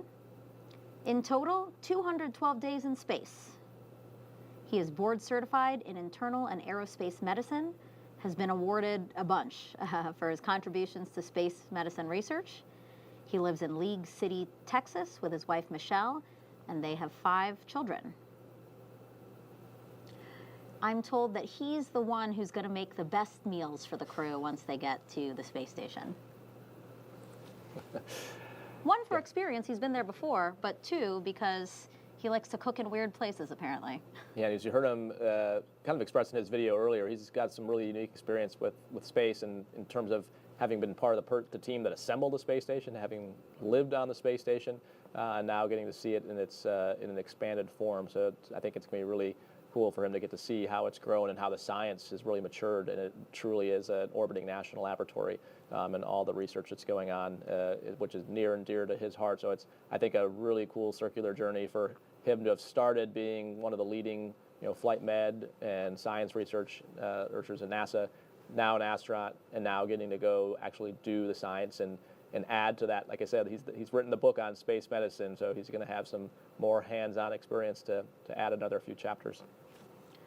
As we continue to monitor the closeout team working to close the side hatch, let's take a look at Mission Specialist Jeanette Epps. Also a first-time flyer from Syracuse, New York.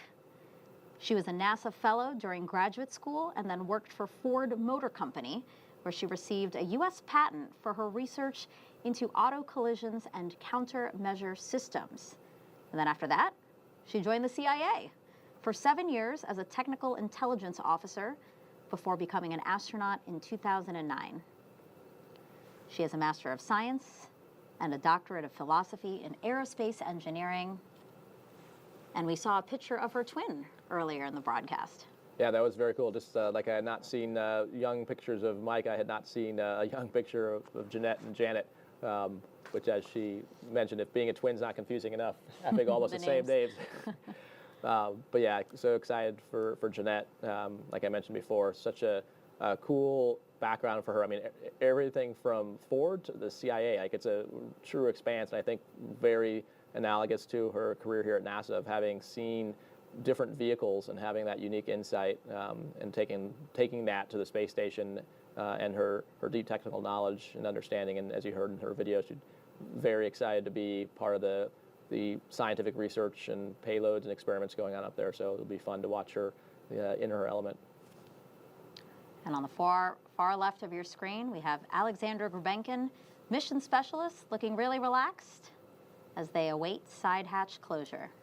He is also a first-time flyer, graduated from the Irkutsk Military Aerospace Engineering Institute in 2002, where he majored in the engineering, maintenance, and repair of aircraft radio navigation systems. He then attended the Moscow Technical University of Communications and Informatics, graduating with a degree in radio communications, broadcasting, and television. He was accepted pretty recently into the Cosmonaut Corps 2018, and he'll be the flight engineer while on board the space station, which is what you served as. Exactly, yep. So Alexander was essentially in the equivalent class of the Turtles. We were in 2017, and he was in the 2018 Cosmonaut class. They're offset a bit. Also great to see the members of their class going up to the space station, working with us side by side, and continuing the partnership between Soyuz and the U.S. launch vehicles.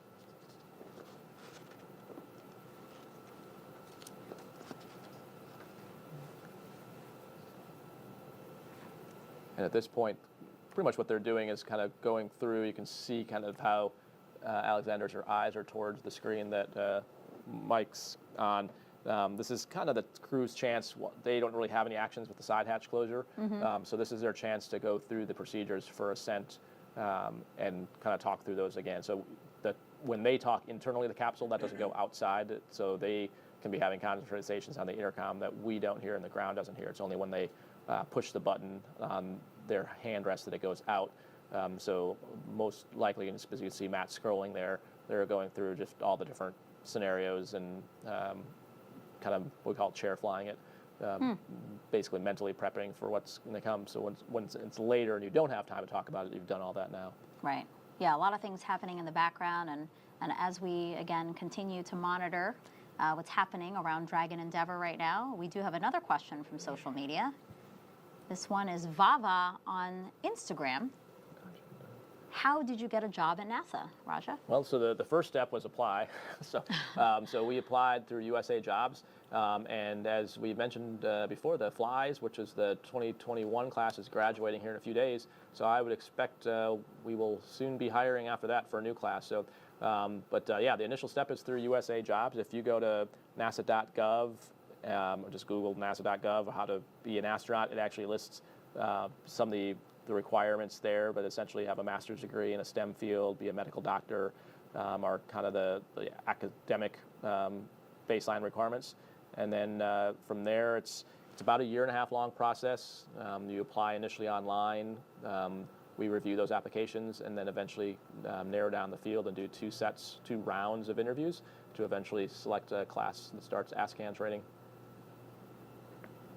And I do want to point out, because we do get this question a lot, you know, you don't have to be someone in a STEM background to get a job at NASA. You know, we have a wide variety of jobs that support space exploration. So just because maybe math and science aren't your favorite subjects. Yeah, absolutely. You saw all those rooms, like I mentioned, and all those people sitting in those control rooms, all the people that work to support the people in those control rooms. It's a huge community. I mean, if you mentioned the virtual passport, if people have actually got to visit Kennedy Space Center or Johnson Space Center or Marshall, any of the places, any of the centers, they're all almost little cities in themselves. So, yeah, you're absolutely right. It takes a whole community to get humanity to space, and whatever your talents or abilities are, we can definitely use them. Because the challenges for Artemis are many and difficult. So we can use all the help and talent we can get. Of course, Artemis, NASA's campaign to establish a long-term presence on the moon. And then what we learn from that, we can further explore Mars. So Raja, walk us through what's happening in the White Room right now. It looks like they're back to inspecting the seal. Yep, yeah, so you can see you've got like the high-density light out there. And so checking there's 2 surfaces. There's the capsule side and there's the hatch side, and both of them have seals, so they have to check both of those. And then amongst the seals, there's actually dual seals, a primary and a redundant seal. So it's essentially 4 sets of seals that they're checking. Wow.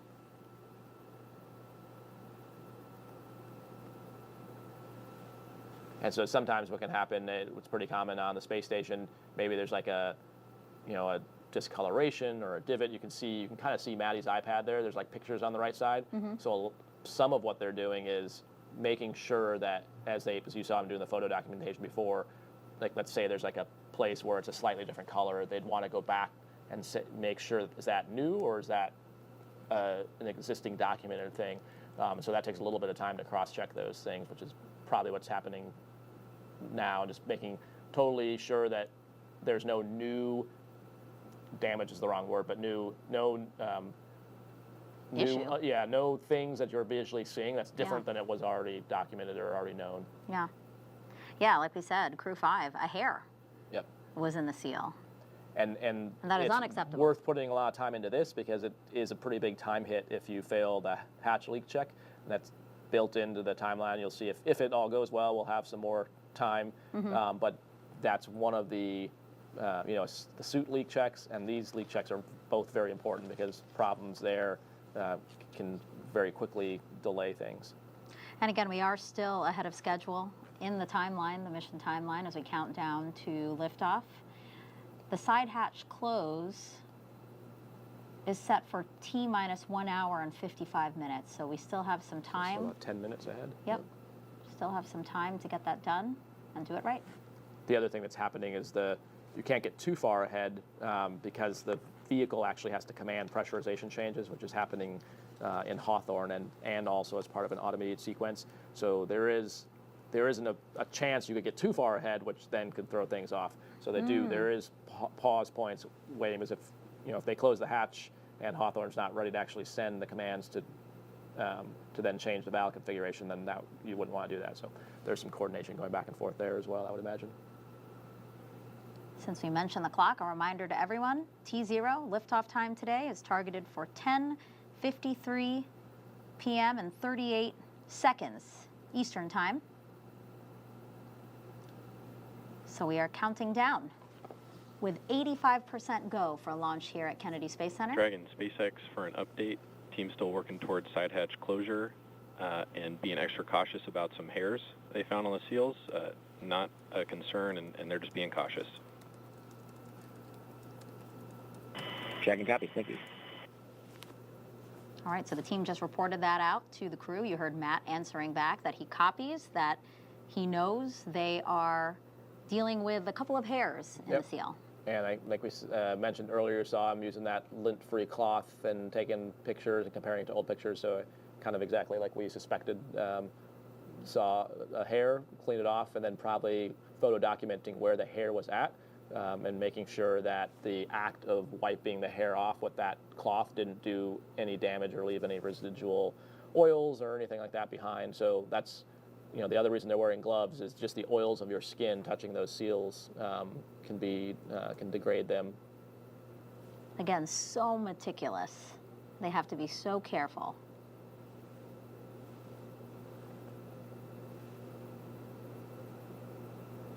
So it looks like they're closing the hatch now, so they must be happy with what they've gotten for pictures and documentation. And like you said, the next big thing here is still about 9-ish minutes away from the planned time to start the leak checks. Let's try to squeeze in another social media question. We have a lot coming in for you, Raja. This one is from Leslie on Twitch, asking, how come launch is so late in the day? Why not earlier?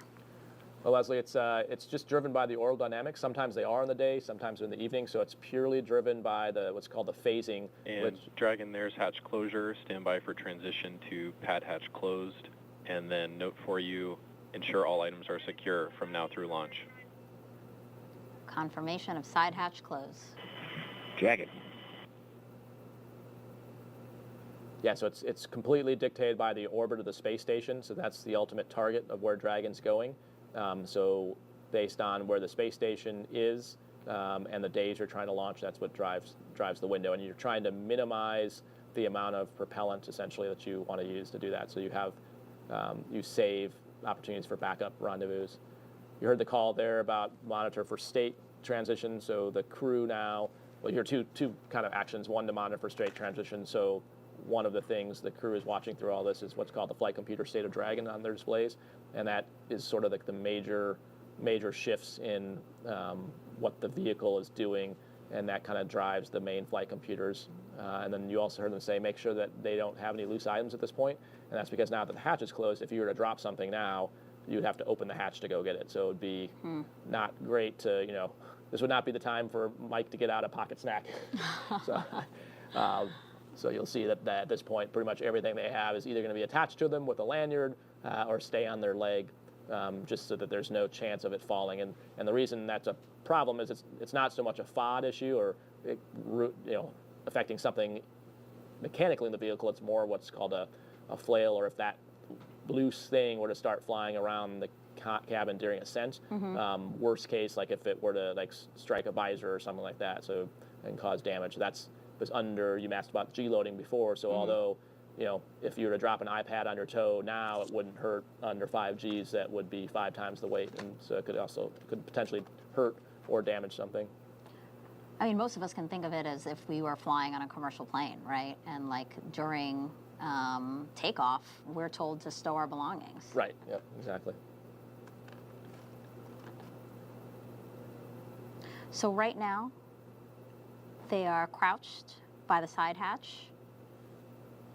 Are they about to perform the pressure check, Raja? They are. So the 17's blocking. You can't see in front of them, but there's a panel that they'll eventually cover up before they launch, and they've got some test equipment attached to that. So they're basically checking to make sure that now that the hatch is sealed, in theory, if the seal is good, it should be holding. You can add basically what's called positive pressure to the vehicle and make sure that it's not that value is holding. It takes a little while because you have to account for the effects of the temperature difference. So people who are maybe probably in high school would understand the gas laws and how pressure, temperature are all related. So you have to account for that and give it time to be thermally stable. But that's essentially what they're doing right now, is making sure that if you add pressure to the vehicle, it's not going to escape somehow. Got it. So yeah, essentially the same thing as a suit leak check, but for the Right, but for entire the entire capsule. capsule. Yep. Yep. And the reason that little panel is off is that's where they run the equipment through to basically add the air and then check the values. And so for those who've been following along with our commercial crew launches, you know that every Dragon astronaut crew brings a stuffed toy with them to space as a zero gravity indicator. When that toy starts floating, the crew, as we've seen, who've been strapped into their seats, that's their only visual confirmation that they've reached microgravity. So for the previous crew, Crew 7, that launched August of last year, they brought a stuffed sloth. And moments after reaching microgravity, Crew 7's pilot, Andy Mogensen, revealed that his family inspired the toy's selection. They say I'm the slowest person alive, which is also why it's a three-toed sloth, not a two-toed sloth, because apparently that would be too fast for me. So welcome to space, Sasha the sloth. And Raja, this is video of your crew's zero-G indicator. You guys also had a very specific reason for choosing this one, right? We did, yeah. So ours was a blend of all the parts of our crew. So clearly it's a turtle, since Kayla and I were lucky enough to be turtles in space together. We named it FAO, which is German for turtle, since Matthias Maurer was our ESA astronaut with us. And it's actually specifically a peacock turtle, because Tom Marshburn, the pilot, their class is called the Peacocks. So it represented a piece of all of us. And you can see we even had a little space helmet for a turtle, so it could do EVAs with us. Dragon SpaceX, clock ticking past T-minus 2 hours. We're going to step into a health check for the launch escape system. Expect a momentary flight computer state change, and then we'll be back in pad hatch closed. Checking. And we'll talk a lot more about the launch escape system coming up. But really quickly, go ahead. Yeah, so it's basically the system, once there's propellant on the rocket, that if there's any kind of problem that the crew needs to immediately get away from the rocket, that it will propel the Dragon capsule separate from the F9 and bring it back on its own. So the health checks, you talked about the reason they're giving that heads up. We mentioned the flight computer state that they're watching, and so they're seeing, they're giving that word so that when they see it change to something having to do with the launch escape system, that's a known planned event as opposed to anything wrong with the launch escape system. Right. So just checking that real quick. A critical piece of equipment that's obviously needed to make sure that in the event of an unlikely emergency, that the crew is safe. Real quick, just back to that zero-G indicator we were talking about. Of course, that leaves us wondering, what is Crew-8's zero-G indicator? I don't know, do you have any insight? No, it's a very close-held secret. It is. If it's well done, it's close. It's got to be hidden there somewhere. But they do a great job of making sure it's out of sight. And it's actually a tradition that's gone back quite a ways. And it seems kind of silly, but the reality is when you're actually strapped in that tightly, you, unlike if you're in a roller coaster or in a car and you slam on the brakes and you move forward before the reel locks, you're strapped in so tight that when the engine cuts off, you are pretty sure you're in space because you get this sort of feeling with your internal organs starting to move around, but you didn't actually move as you're strapped in so tightly. Right. So one way to know for sure, other than the fact that you can see the telemetry, a good mechanical analog backup is if that thing is floating, you are definitely in space. Yeah. And we're going to find out what Crew-8's zero-G indicator is soon after they launch. And when it actually starts floating around in the capsule, we're going to hear some words from them. So they can explain their choice. Again, also a nice thing for the whole team to do. Again, like they design their mission patch together. They pick a zero-G indicator together. Again, it just builds this camaraderie and feeling of a team. Yeah, and there's a whole, as with everything you said, in space, there's so much more extra complication. So the zero-G indicator has to be tested as well. So the one I have is actually the test article for FAO, the peacock turtle, because they had sequins on it. So we had to do pull testing of all those sequins to make sure that nothing would come loose in flight or launch. So one FAO is on the space station, the actual one, but the test article is still here on the Earth with me. Because the sequins could be FOD. They could be FOD, exactly. Wow. Yep. Because since they're slightly metallic, if they were to come loose and then short something out, so yeah, it's the FAO I have was a little bit beat up, but has all of its sequence still. All right, as you can see from the clock on your screen, we are now under 2 hours until the liftoff of NASA's SpaceX Crew-8 mission. You're seeing 3 astronauts and 1 cosmonaut inside of Dragon Endeavour, atop a brand new Falcon 9 rocket on Launch Pad 39A here at Kennedy Space Center. They are headed to the International Space Station to help maintain the orbiting lab and to conduct science experiments and technology demonstrations. You know, and speaking of their 6-month trip, Raja, it's going to be a really busy one. First of all, a lot of visiting vehicles, including the first crewed flight of Boeing's Starliner spacecraft. Yeah, it's as I mentioned, Jeanette's had the opportunity to kind of see that. Matt actually worked on the Commercial Crew program and worked with the Boeing Starliner, so it's pretty exciting to have to be this close to having 2 vehicles that launch from the U.S. taking astronauts to the space station. So it is always busy during launch and landing time, but yeah, we're all looking forward to Butch and Sunny, who are the primary crew flying the Boeing Starliner, heading up there soon. Yep, it'll be a crew of 2, as you said, NASA astronauts, Sunny Williams, Butch Wilmore. The mission will be NASA's Boeing Crew Flight Test, and that flight would move Boeing's Starliner spacecraft one step closer to certifying it for regular crewed trips to and from the space station for NASA's Commercial Crew program. And so while Crew-8 is up there, that's one of the visiting SpaceX, vehicles. Good side hatch leak check. Excellent news. Great news, Dragon Cars. So you can see them closing out that access panel. Now the leak check's done, they'll put the panel back on there. So in addition to CFT, we'll also have another cargo launch. Another NASA astronaut, Tracy Dyson, she's going to arrive to the space station aboard a Soyuz spacecraft. A really dynamic time for Crew-8 to be up there and doing work. Yeah, so I think as the space station has now fully completed, it has constantly got traffic going and coming from it, bringing new science. So when CRS-30 shows up there, it's always one of the highlights of the times for the crews up there, because there's so much science that comes with those cargo vehicles, whether they're CRS, whether it's Cygnus, it brings up new payloads, and that's how we refresh and keep changing out what science is up there and always cutting edge. And then you mentioned, TC showing up there in the next Soyuz. She'll replace Laurel, who'll come back down, and continuing that flow. So Crew-8 will get some overlap with Crew-7, with Laurel and her Soyuz crew, and then quickly they'll be the ones running everything up there along with TC. And Crew-8 is also going to perform at least 3 spacewalks, looking at the summer-spring timeframe. One is going to remove radio frequency hardware, another to prep for the installation of 2 new iROSAs, and then the third to install a new HD camera. Yeah, so definitely a lot of work out there, a lot of work to be done, and that'll keep them very busy. But I think spacewalk training is definitely the hardest physical and mental thing of the training flow for ASCANs and in the astronaut program, but it's also one of the most rewarding things. And definitely, we try to do as much as we can in space using robotics or automation, but sometimes, just like if you had something broken on the outside of their house, the only thing you can do is go out there and fix it. And so they'll be doing that with the radio frequency hardware. Is an S-band antenna that has been having some problems, and so unfortunately it can't be fixed on orbit, so it has to be brought inside, brought back down on the ground, fixed, and then sent back up. And then the iROSAs, that's another acronym, but basically you're right. improved rollout solar arrays, I think.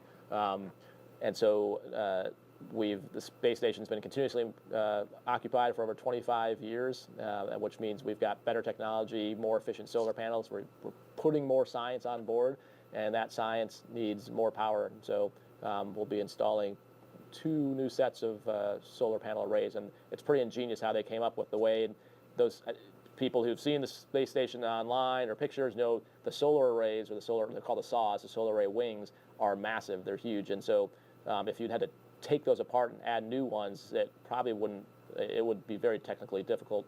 And so these iROSAs actually go on top of the existing ones. They roll out on top, as that rollout name implies, and it's a pretty ingenious solution And so most of the spacewalk involves rewiring those new ones into the existing electrical system and then actually physically deploying that rollout system. Wow. So again, they're on the space station for 6 months, all those visiting vehicles, all those EVAs, and then Crew-8 will also do a lot of science, as we've been saying. One of the main reasons why we have the International Space Stations. They're going to help facilitate research, including whether algae may improve spacecraft life support systems. Many of the research conducted in microgravity have applications here on Earth that improve our everyday lives.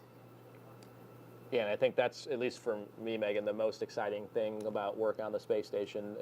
I mean, that's why I became an astronaut to begin with. I mean, there's the exploration piece, but it's really about changing lives here on the planet. And so I think the most exciting research we're doing is things that helps us get to the moon, helps us to get to Mars, but also changes how we live here. So whether it's clean water technology, carbon dioxide scrubbing, both those things, we need them to live on other planets. But more importantly, those are technologies that would change the way humanity lives here on Earth. And so that's, you know, it's so amazing to know that you're a small piece of the program, a small piece of the research that does that. It's really an honor for the astronauts to be able to be a part of that, and knowing that the teams they're supporting is part of the research and science that happens on the space station. You can see them removing some more of the parts and pieces that connect the white room and that clean room. So now that the hatch is closed and that cover is on, they'll start disassembling the pieces there, so that when the crew arm retracts, nothing still is attached to the capsule. Mm-hmm. Seems like a good time now to take another social media question. This one is from Mars06 on Instagram. What does it feel like to travel to space? I think the best analogy, you kind of feel like a superhero, is the ability to float. So I think that's the thing I miss the most, is being able to just float around. It takes a while to adjust. You heard Jeanette mention in her video that after about 2 weeks, she'll be a little more acclimated. That's probably accurate. A few days to a few weeks to really completely have your body adjust. But then once you're adjusted, it's truly a joy. Great questions. Keep them coming. All you have to do is go on social media, really any platform that you enjoy watching us. But we know a lot come through YouTube, X, Facebook, and Twitch. Use the hashtag AskNASA, and Raja will try to answer them, as many of them as he can. I'm sure there's many more than I'll get to, but yeah. So you can see him attaching the fall harnesses there, as they're basically reaching out over the platform. So those harnesses are just fall protection. And they're basically taking off, like I mentioned, taking the seals off. Because again, up until now, this has been a completely sealed-in environment. Now, as they take these seals off, you actually are getting the ambient Florida air into that cavity. But now that the hatch is closed and we know the seal's good, none of that's actually getting inside the spacecraft. Okay, T-minus 1 hour, 47 minutes and counting. So far, a very smooth, ahead of schedule countdown. Right now, again, as Raja said, you are watching the closeout team on the pad in the white room, preparing for the crew access arm to retract. Dragon SpaceX for the big picture post-ingress. Go ahead. All right, Crew-8, timeline is ticking down to launch tonight. We've got the side hatch closed and leak checked with some margin. Closeout team is still on the crew arm. I'll give you a further update when they depart. How copy so far? Copy all. All right, no significant updates on vehicle and ground systems. Dragon, Falcon, and the pad look healthy as we continue ticking down. I do have a weather update for you. It's been trending better since our L-4 hour brief. Primary watch item is still flight through precipitation further along the ascent corridor, but we're down to a probability of violation of 15%. We've got the meteorologist continuing to track the weather per usual to monitor deviations from the forecast, but it's looking good out there. How copy? Great news. Great to hear that trending. Thank you. Agree, great news. That's actually all I had. How y'all doing in there? Loving life. Hang it out. All right. And I did get some last-minute words from Rick on the crew training team. He wanted to pass along some advice specifically to you, Matt, to, quote, just don't break anything.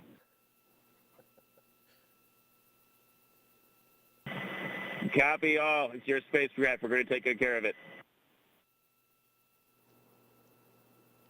Some fun banter back and forth there on the mission audio loops. You were hearing Matt being told not to break anything because right now everything's looking great. No issues with Dragon, Falcon, or the pad. Weather trending better again than yesterday, 85% go. They are looking at some rain farther along the ascent corridor, but still looking good for launch. As you can see, 85% go. Great news. Yeah, and the fact that it's trending better is good to hear. Yeah, especially since weather has been plaguing us the last couple of days and actually was the reason why we couldn't launch yesterday. Exactly. So as we're looking at a live view of Falcon 9 with Dragon Endeavour and our Crew-8 inside on Launch Pad 39A, let's take you inside Mission Control in Houston. It's the hub of human spaceflight at NASA, as you can see there, with flight controllers who constantly monitor the International Space Station and the people living on board. They are getting ready for Crew-8's arrival. Let's hear from Rebecca there. Thanks, Megan. Such an exciting mission ahead for Crew-8. I am here in the International Space Station Flight Control Room in Mission Control Houston. Including Demo 2, today's launch will be NASA's 9th total crewed launch under the Commercial Crew Program, which has enabled the United States to once again launch astronauts from American soil. However, it's not just professional astronauts that visit the International Space Station anymore. The orbiting laboratory was recently home to the 3rd private astronaut mission called Axiom Mission 3, or AX3, with a crew representing 4 nations. NASA is enabling these private astronaut missions to open up space unlike ever before and lay the framework for a commercial low Earth orbit economy where NASA will become just one of many customers. On January 18th of this year, the AX3 crew launched from NASA's Kennedy Space Center, which is where Crew-8 is launching from today. The AX3 crew spent about 2 weeks on board the station, completing over 30 important research experiments and conducting dozens of outreach activities. Accompanying AX3 during their stay and currently awaiting Crew-8 is the Expedition 70 crew. When Crew-8 arrives at the space station, they will no longer be referred to as Crew-8, but rather join as Expedition 70 flight engineers. We have a photo of Expedition 70 that is currently on board station and looking forward to the arrival of their new crewmates. Seated in the middle left is International Space Station Expedition Commander and European Space Agency astronaut Andy Mogensen. Next to him is NASA astronaut Jasmine Mogbelli, seated there. Heading back to the left are Roscosmos cosmonauts Nikolai Chub, Konstantin Borisov, and Oleg Kononenko. Next is Japanese Aerospace Exploration Agency astronaut Satoshi Furukawa, and on the far right is NASA astronaut Laurel O'Hara. As the station is first and foremost a laboratory, the crew will jump right into conducting experiments with new research still to be delivered on upcoming cargo flights. NASA's commercial strategy for low Earth orbit will provide the government with safe and reliable services while also supporting an entire commercial ecosystem where NASA will be just one of many customers. To learn more, let's take a look at this video. LEO. It stands for Low Earth Orbit.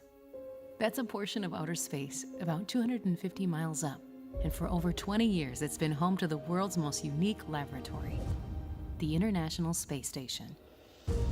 In this weightless environment, the space station has enabled scientific and engineering breakthroughs that just weren't possible on Earth.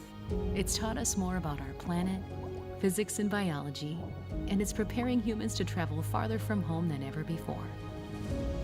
And as the space station approaches its end of life, America will maintain leadership in LEO by enabling a new era of commercial spaceflight.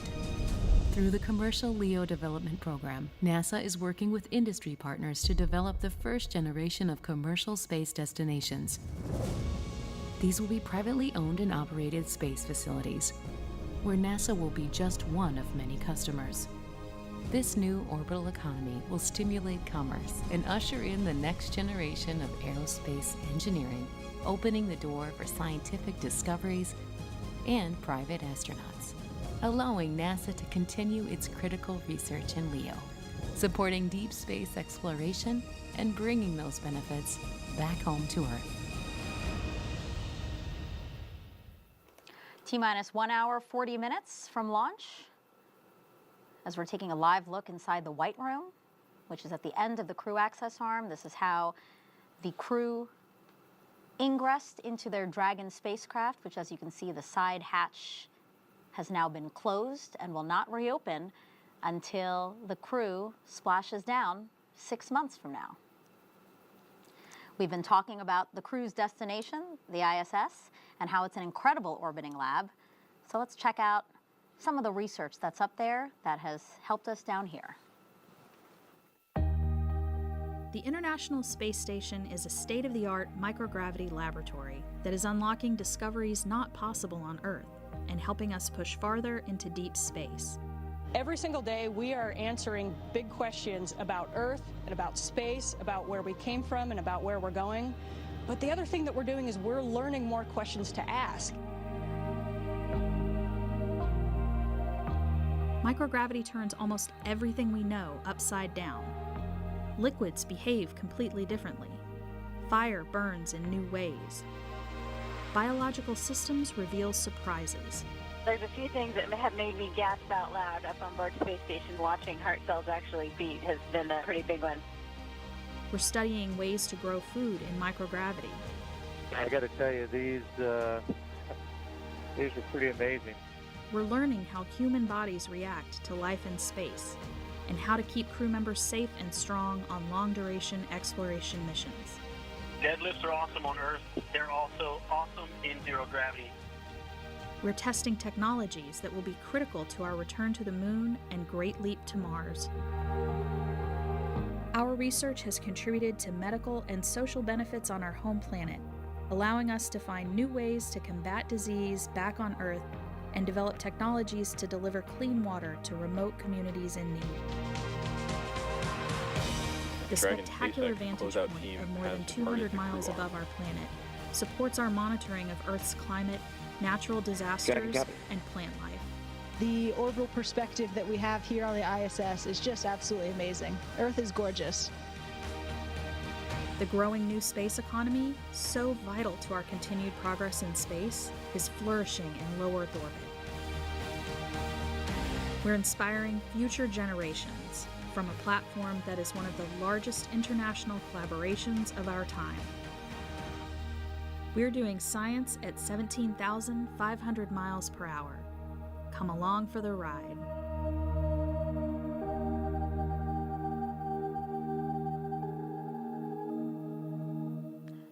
So during that video, you might have heard the team over the mission audio loop saying that the closeout team has departed the pad. So now you see them, they're not in the White Room any longer. They crossed the crew access arm, they're down one level, and they will be leaving the pad shortly, right? Yep. Yeah, and all that information, they're telling them that is that you can see shadows. I mean, the crew's restrained their seat, and especially once their seats rotate, you can't really see out the window, but you can see movement and stuff outside the windows. So just giving them the situational awareness that they shouldn't be seeing that anymore. If they are seeing movement, that would mean something else is happening with equipment. And it also gives them awareness. So one of the things that we talked about earlier is emergency egress. And so the crew is always kind of keeping track of how many people are on the pad, because if you have to use those slide wire baskets, you have to make sure everyone's accounted for. And so this is all that, there's a purpose to all that communication to let them know who's there, not there. Thanks for that insight, Raja. Let's talk about Crew-8's mission patch. You know, they designed it together, and let's take a look at it now. We have the Dragon bowing with respect to the ISS as it stands watch over Endeavour. Endeavour, of course, is the spacecraft that's flying Crew-8 to the ISS, therefore enabling a continuous human presence on the lab in low Earth orbit. The Dragon's tail, of course, in the shape of a number 8. The crew also wanted to highlight the international effort on the station, and that's why you see a world map in the background. And also, each Crew-8 astronaut is allowed to bring a few personal items with them for their roughly 6-month stay in space. Here's a few of the things Crew-8 says they're taking up. So we will do left to right. Alexander, we have there. Family photos and things that remind him of home. Mike Barratt, the pilot, he said the coolest thing he's taking with him is his crew.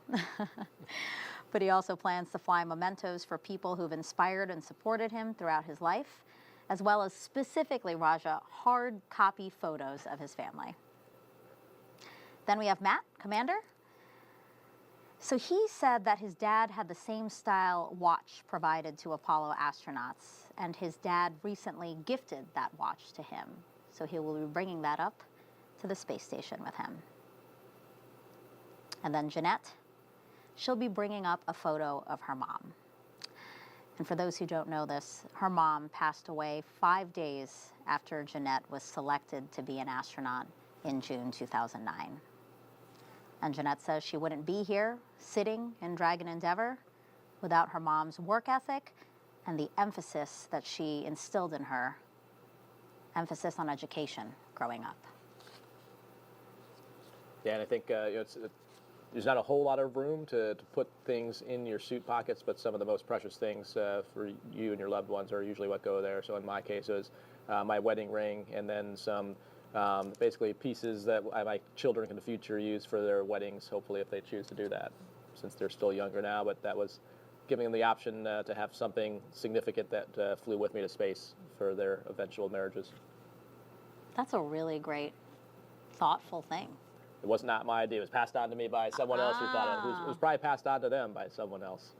It's nice of you to admit that. Again, speaking of Jeanette's... I passed it on to Jasmine as well, so that's probably part of her answer as well.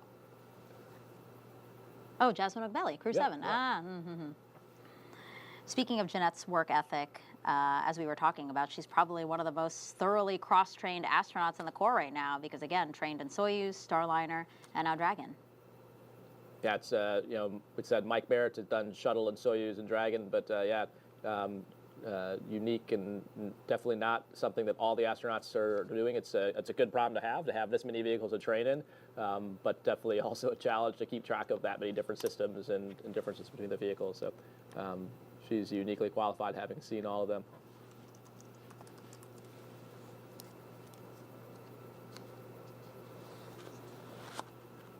Again, a beautiful shot of the launch pad.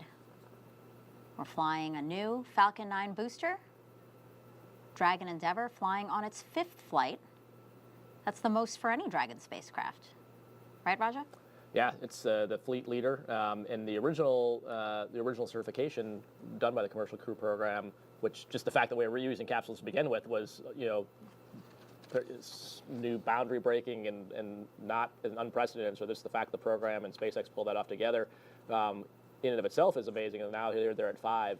And so after this, I'm sure there's going to be a lot of analysis, taking a really close look at how the vehicle's actually performed over the 5 flights, and what the forward steps are. But it's pretty amazing to even, like earlier mentioned in the broadcast, like 5 years ago, just the idea of saying like, oh, it's on its 5th flight. That wouldn't have been in the vernacular, and now it's just talking about it as if it's, oh yeah, of course it's the 5th flight. What else would it be? So it's the impossible has become the common. Right, and the plan for the Commercial Crew Program is after Endeavour flies on its 5th flight, they'll evaluate it and work with SpaceX to maybe determine whether or not it could be recertified to fly additional flights. Exactly, yeah, and I think there'll be, like I said, a lot of analysis. You may not have to refurbish the whole capsule. Maybe there's certain key components or parts or critical pieces. But yeah, we'll really dig in with the help of the folks at Johnson, KSC, and Marshall, and really all the NASA centers that help the Commercial Crew Program to figure out how we can continue using it. T-minus 1 hour, 31 minutes, 40 seconds and counting until Dragon Endeavour, as we've been talking about, flies its next 4-person crew to the International Space Station.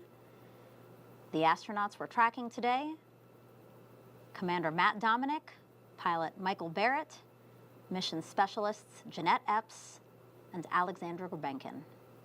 A live view of them there. Up next, the launch escape health check, Raja, or are we early? They called one earlier. I wasn't sure if that was if they just got ahead of timeline to knock it out, or if we'll see it again. But in either case, it's before they start the prop loading and actually have to arm it for real. They're mostly likely just checking to make sure it can transition between states. And that flight computer state, you keep hearing them talk about, that's important in the Dragon software architecture, but essentially that state is what dictates what things you can do. So for example, if it's in the launch state, you could have a launch escape trigger, but once it's in orbit, it's not in that state anymore. So all those systems are saved. And so that's why a really key vehicle parameter they're always watching is what is the state it is in, because that is what enables different commands. I see. And Dragon's launch escape system is powered by 8 Super Draco engines. They're mounted in pairs around the exterior of the capsule. And each engine is capable of generating 16,000 pounds of thrust. And there's a system of sensors throughout the Falcon 9. Those sensors feed telemetry to the ship's flight computer, which constantly monitors the performance of those critical components. So if there is a major malfunction, if that is detected, that flight computer is programmed to automatically fire the Super Draco engines to propel Dragon away from the Falcon 9 rocket at a rate of a half a mile in 7.5 seconds. So really, this system can move the crew away from the rocket if there were an emergency. Right, and that's one of the biggest improvements to crew safety that the commercial crew program has brought us with both the Dragon and the Starliners, a robust launch escape or system. So like you mentioned, designed to be automated, but also able to be activated manually by the commander and the pilot, who have a way to force launch escape. And that acceleration is important because keep in mind, if it happens during launch, the rocket is still accelerating, so you actually need to accelerate even faster than the rocket to get away from it. Right, yeah, good point. This launch escape system can be triggered either while still on the pad, but also during flight. Right, basically all the way until it's called orbital insertion. It has the ability to be able to safely launch escape from the F9. So we'll be arming that launch escape system just before propellant loading of Falcon 9 at T-minus 35 minutes. Now with Crew-8 going up, that means Crew-7 will be returning home. NASA astronaut Jasmine Mogbelli, ESA astronaut Andreas Mogensen, JAXA's Satoshi Furukawa, and Roscosmos' Konstantin Borisov. You see them there? They launched from Kennedy Space Center in August of last year. They've been living and working on the space station now for 6 months. And once Crew-8 arrives, there's going to be what's called a handover for about 5 days, and then Crew-7 will undock from the ISS no earlier than March 11th. So, Raja, what is this handover period? What happens during that time? So usually it's about a minimum of 5 days for the new crew to have some overlap or on-the-job training with the outgoing crew. All the crews are already trained when they show up there, but really that handover period is for all the little mini things that are impossible to cover in training, like where do you keep the camera covers? Where's the microphone for that camera? Where did you leave out? Every crew maybe organizes the food a little bit differently in terms of how we have breakfast food here and lunch food there, or maybe we break it up by there's meats in this drawer and vegetables in this one. So it's kind of all those little day in the life things. And as you heard Mike say earlier, the space station is constantly changing. Every cargo vehicle that shows up there changes the configuration. And so what you saw in training may not actually be the same in some areas. And so getting those kind of real-time specifics from the crew who's there are pretty important. And then you also side saddle a lot of the tasks. And so just kind of getting their handover on, you saw some of the exercising and the exercise equipment. Some of those things have maintenance you do based on use, and so they can give you that handover. And one thing specific to this handover with Crew-7, I thought this was interesting. The astronauts are going to be testing new water bottles? Yeah, so soft water bags that we'll use hopefully on future Dragon launches, potentially as part of the Artemis program as well. And the idea is that the hard plastic water bottles, they're not super efficient to get all the water out, and they take up more room when you pack it down. Whereas a soft water bottle you can squeeze, so you can get all the water out of it. It's a lot easier to compact, and you can refill it potentially. So on the Orion vehicle, that's also a use case as well. So definitely an improvement and trying to always come up with better and more efficient ways, because water, as it turns out, is pretty heavy to take up and down to space. And so as we look towards lunar and Mars missions, the more efficient we can be with that, the better. So a lot of planning and coordination has to happen to bring astronauts home safely. So I want to introduce everyone now to Samantha Testa, who is a recovery director for NASA's Commercial Crew program. I am a NASA recovery director for the Commercial Crew program. So my job is to coordinate and lead the NASA team that brings the astronauts home from the International Space Station after their roughly 6-month mission in space. I think something that's surprising about Commercial Crew, especially right now flying with SpaceX, is that we're landing capsules in the ocean, both in the Gulf and the Atlantic side of the state of Florida. We're bouncing between coasts of Florida when we're bringing these astronauts home. We are continuously learning about the hardware associated with the capsule, the parachutes, the recovery vessel, and from the team itself, including the astronauts. My first mission stands out to me the most. I was new to the Commercial Crew program. It was the Crew-3 return mission. We were still coming out of the pandemic, which was a challenge for everybody around the world, but including NASA. Finding ways to make sure that our astronauts were safe, our landing recovery teams were safe, our partners in SpaceX were safe. So seeing that mission, the challenges that we saw, the way we overcame them together as a team, and having that mission be successful as my first with Commercial Crew is something that will stay with me for a long time. Really cool insight there. Again, speaks to all the folks that help make a mission like this possible. All right, everyone, we have another QR code for you. This one will show you how you can download NASA's new Spot the Station app.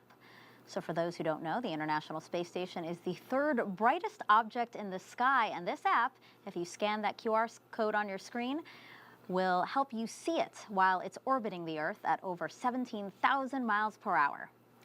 The app can send you push notifications. It'll look just like this. You see on the top there, of upcoming viewing opportunities based on your location. The app will also track the station location in real time, showing you where in the sky you need to look. And you can also take a picture or record a video and share it to social media, all directly from the app. Pretty cool. Okay, looking at the clock again, we are 1 hour and 23 minutes, 34 seconds from launch, again, of Crew-8 to the International Space Station. Crew has ingressed, as you can see, helped by the closeout team. Umbilicals, they're attached, and those provide breathing air and comms to Dragon.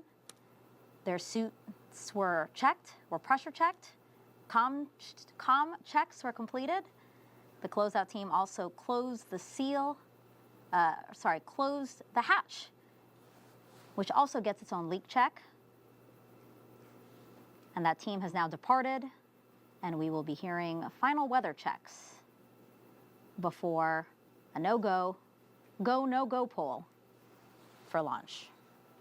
Before we get to that final poll, the various teams at both NASA and SpaceX will do internal polls, making sure conditions are right with Falcon 9, the Dragon, the Crew, the range, and the space station. Yeah, it's a lot of moving parts and a lot of conversations. Kind of like I mentioned, it's really the epitome of the partnership between NASA and SpaceX that makes that happen.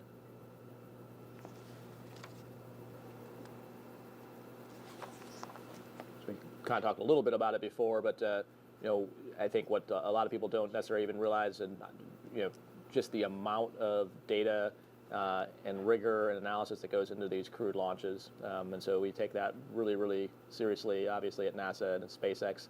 And so even down to the engine component. So the Merlin engines on the F9 actually have heritage from Marshall Space Flight Center, who helped SpaceX early on, back when they were first developing the engines. And so we still have experts there that are looking at poring over the data as they start to the final count.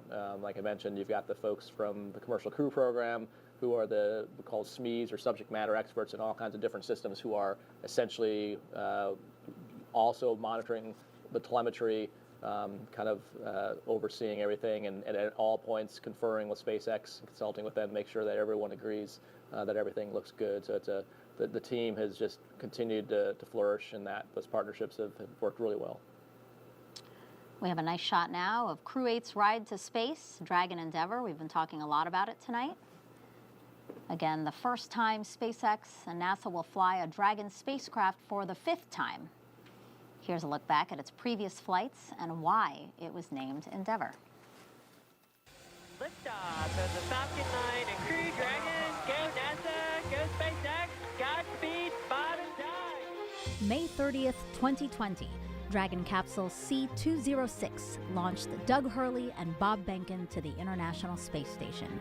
It had been almost 9 years since astronauts lifted off from U.S. soil. The historic launch also marked the first crewed flight by a commercial company under NASA's Commercial Crew program. In a tour of the spacecraft shortly after launch, Behnken and Hurley announced why they named the capsule Endeavour. We both had our first flights on Shuttle Endeavour, and it just meant so much to us to carry on that name. That's what we decided to go with. Endeavour was also the name of the Apollo 15 command module that orbited the moon while a 4th pair of astronauts worked on the lunar surface. April 2021, Dragon Endeavour's 2nd mission, Crew-2, launched from Kennedy Space Center carrying U.S. astronauts Shane Kimbrough and Megan MacArthur, along with JAXA astronaut Aki Hoshide and ESA astronaut Thomas Pesquet. Endeavour splashed down off the coast of Pensacola, Florida, after spending 199 days in orbit, a record for an American crew transport spacecraft. A year later, Endeavour's 3rd flight, Axiom Mission 1, a privately funded and operated mission to the International Space Station.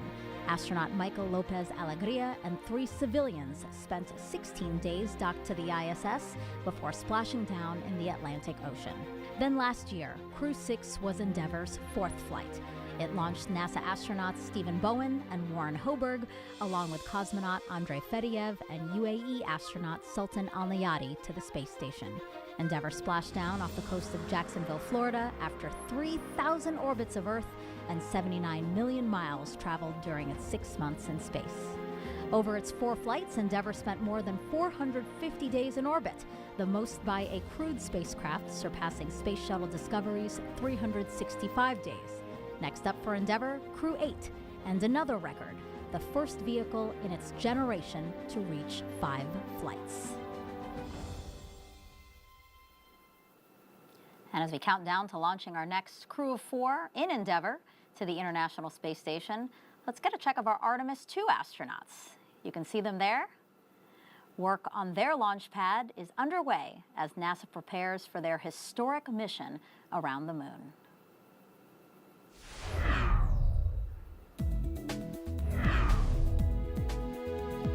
Earlier this year, teams with NASA's Exploration Ground Systems began installing and testing these emergency egress baskets at Launch Pad 39B at Kennedy Space Center in Florida.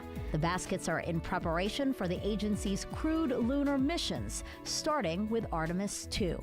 If an evacuation at the launch pad is necessary, astronauts and other personnel will use the egress baskets to quickly evacuate from the mobile launcher. You're getting a sped-up, first-person point of view of that ride now. They're like gondolas in a ski lift, and you slide down more than 1,300 feet of cable to the ground. There are 4 emergency baskets, each about the size of a small SUV, and can carry up to 5 people. Once everyone is safely on the ground, teams operating specialized emergency vehicles will drive them away from the launch pad. That's your Artemis Moon Minute.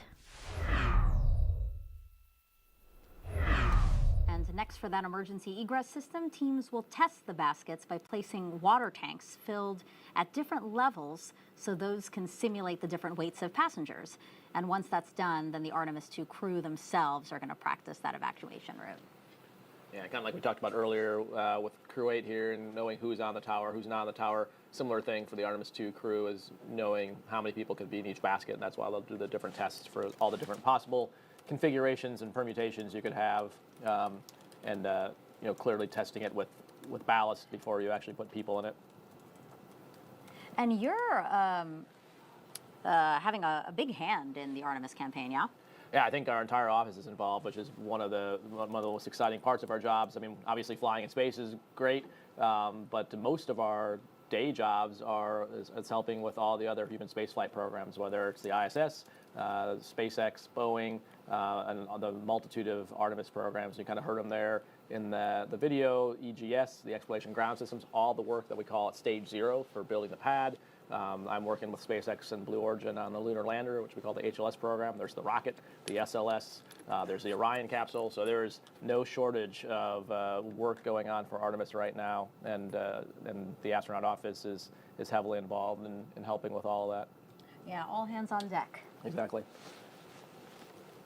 Must be exciting for you guys to think about that, and the speed again at which we are making so much progress in human spaceflight. You know, we are doing such great things with the Commercial Crew program, as we've been saying since 2020. We've accomplished so much, and now we're looking ahead with the Artemis campaign. Yeah, it's a great time to be working at NASA, and so many, you know, whether it's thinking ahead to Mars architecture, the moon's sustainment and how we get there, stay there, whether it's operating, living, doing amazing science on the space station.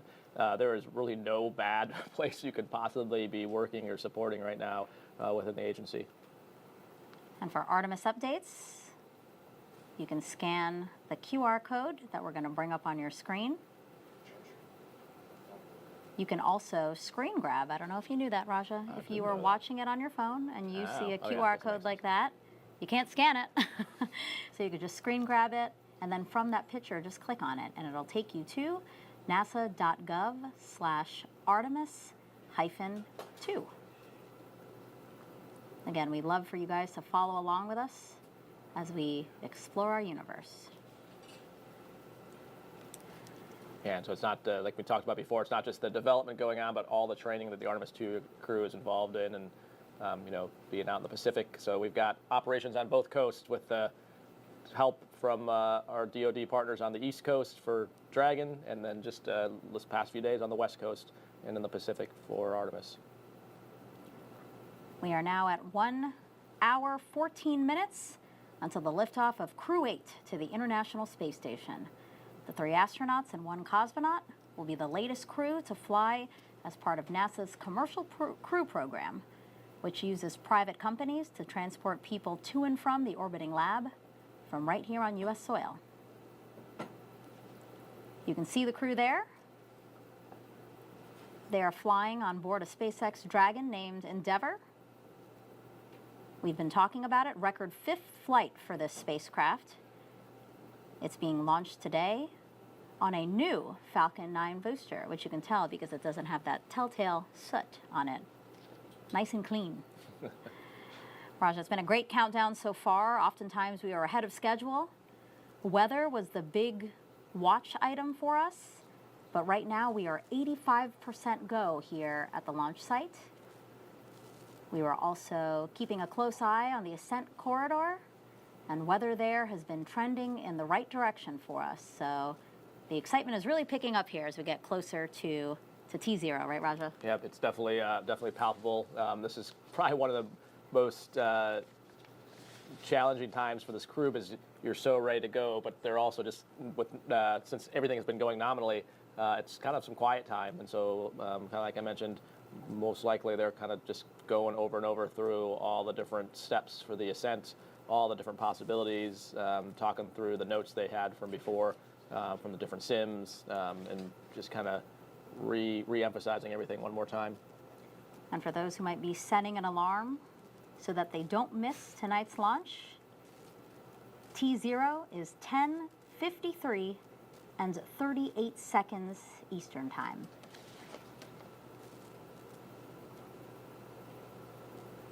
We have time now for another Ask NASA question. Let's pull one up on the screen here, again for Raja, who's been doing a great job. And actually, somebody recorded a video for you. So, yeah, this will be cool. So this one is actually from a former NASA engineer turned STEM influencer on social media. His name is Mark Rober, and he was here visiting Kennedy Space Center recently, and he had a question that only an astronaut can answer. How's it going? Mark Rober here. I've got an Ask NASA question, and my question is, I remember the first time I looked through an actual telescope, and just like what that felt like to see stars with my own eyes in a way that I'd never seen them before. So my question is, as an astronaut, What was it like the first time you got to space and you kind of looked out the windows, and not only did you get to look out and see space and the stars with no light pollution for the first time ever, but also looking back on Earth? Like, what was that moment like? What did that feel like? Yeah, for me, it was pretty surreal. I don't even know how to put it totally into words. In fact, Tom Marshburn, who was the person on our flight who had flown, his whole goal on the ascent after we'd unstrapped was to actually just to watch us looking out the window, to see our reaction, and just the joy that we had and the joy that brings to another person, seeing a human have that much joy. I think you're absolutely correct. The stars look a little different, but I think for me at least, what was even more powerful is the Earth, seeing the Earth from that vantage point, and seeing really the layers of the atmosphere of the Earth is a pretty powerful thing. And the idea too of what's a really neat thing that you can only do in microgravity is you can rotate your body so that you see it in different orientations. So often we're used to seeing the horizon as a flat horizontal surface, but in space you can just rotate your body 9 degrees and see it vertically, and it makes the Earth, which should be very familiar and where we obviously all live, but it gives it the sense of it. You're looking at like a completely different planet just because you're not used at all to seeing in that orientation. It's such a powerful visual experience. And for me, just emphasized how important it is to take care of the planet we live on. Wow, that was a beautiful shot. Timed with your beautiful answer, again, of the experience it is to be in space. Thank you for that question. And a quick note, if you're in Brevard County here on Florida's Space Coast, you can listen along to tonight's launch on local amateur radio frequencies that you see on your screen. I think I would mess those up if I were to say them out loud, so just take the time that you need here to write those down. Again, only available if you're here in Brevard County, Florida. Great view of the rocket there.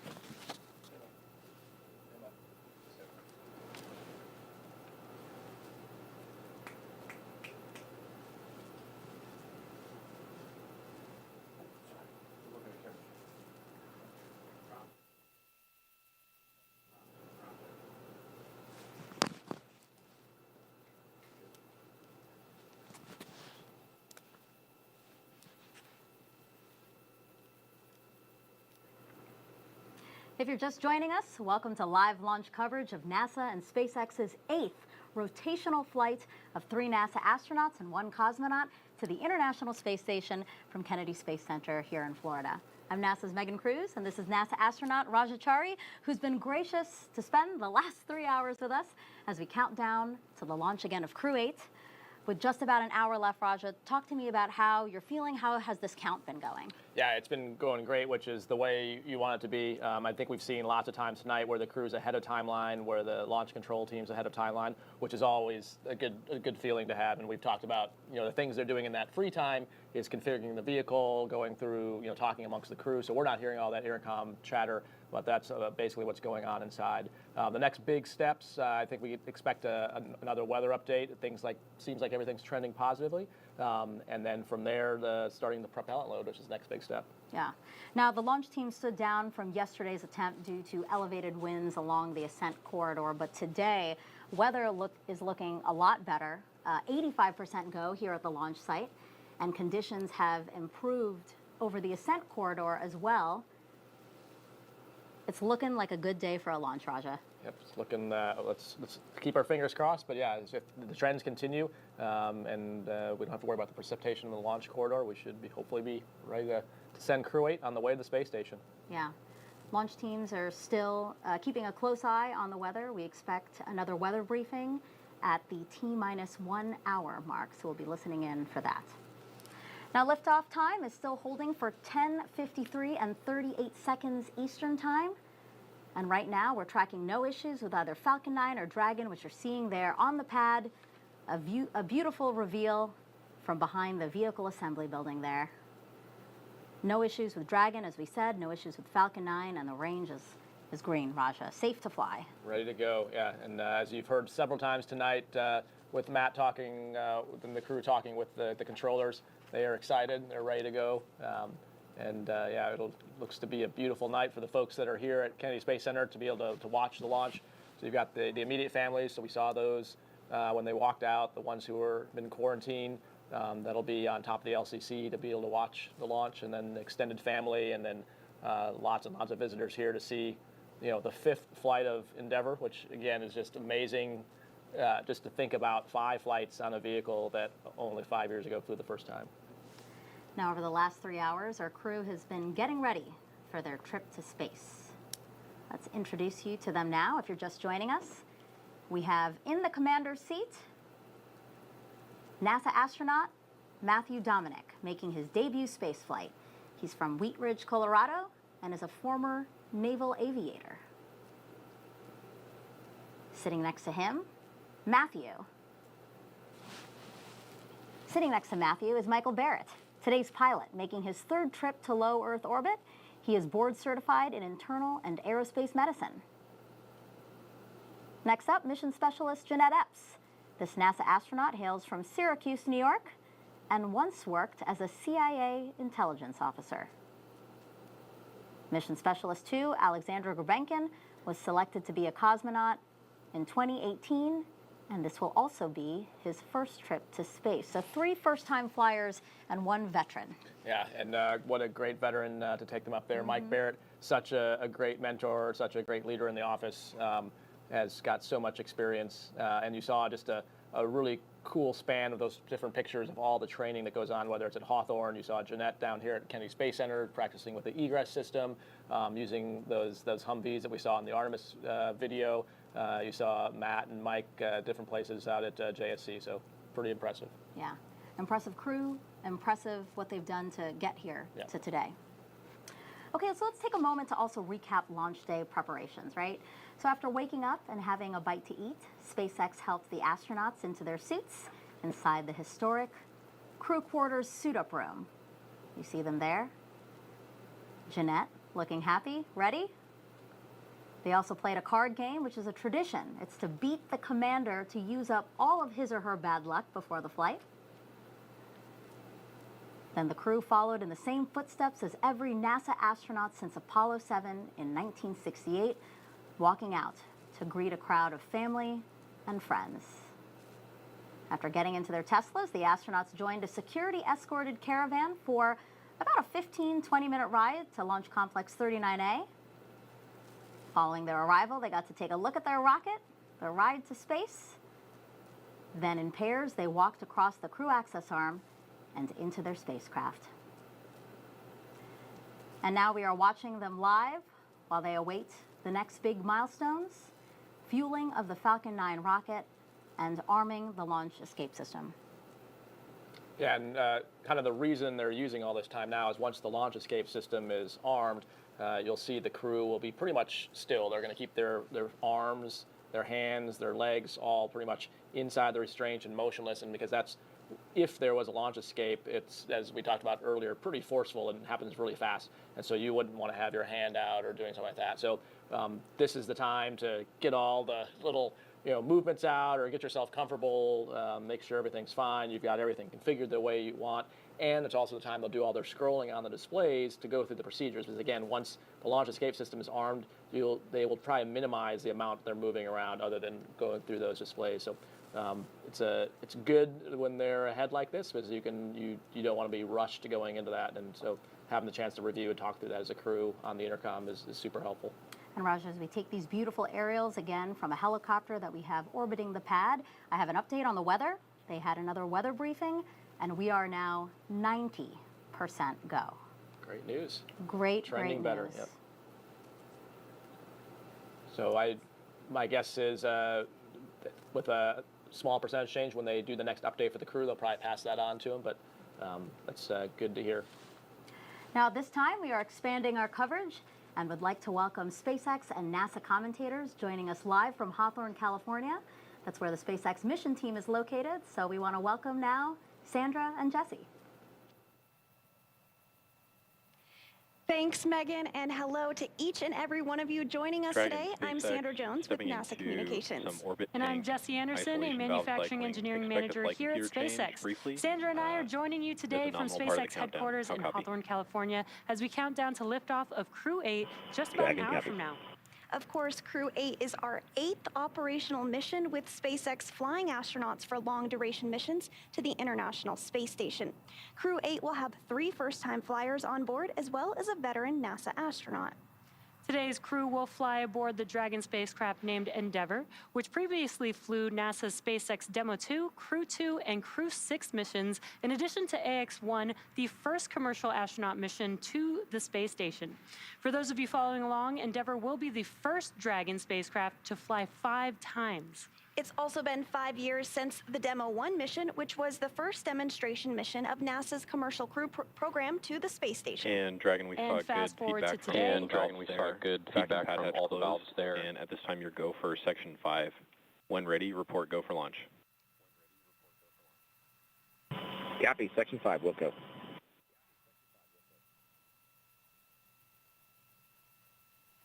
And some great comms between the core and the crew proceeding through procedures.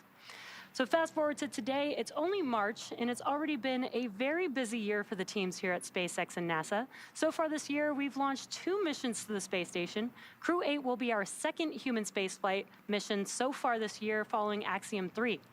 And for the very first time, SpaceX delivered a Northrop Grumman Cygnus spacecraft to the space station on our cargo resupply mission.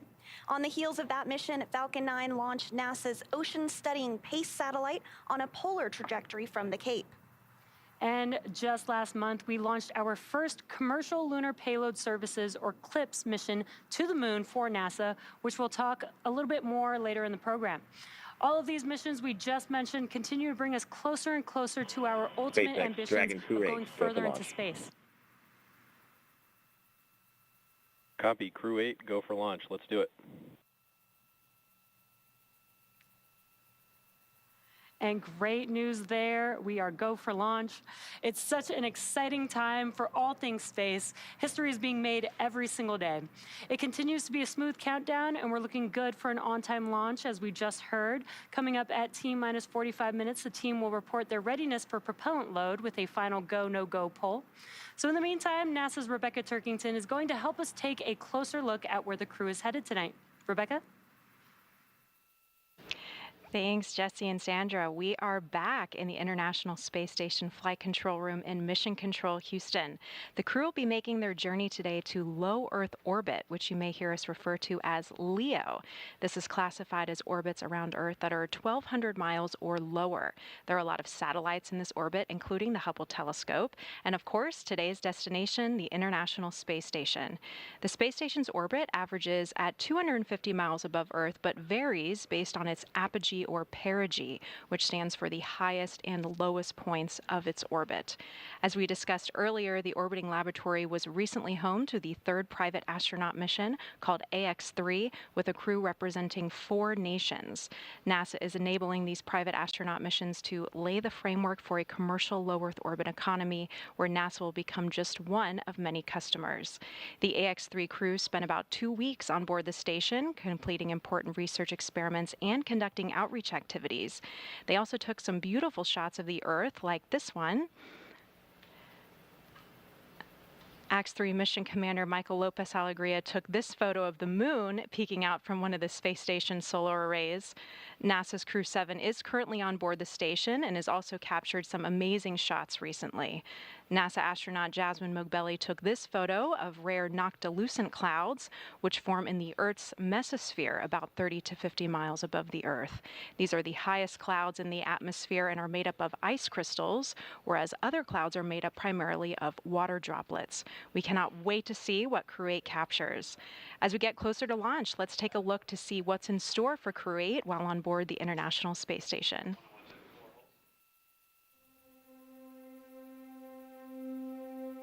I view Crew-8 like an Olympic torchbearer.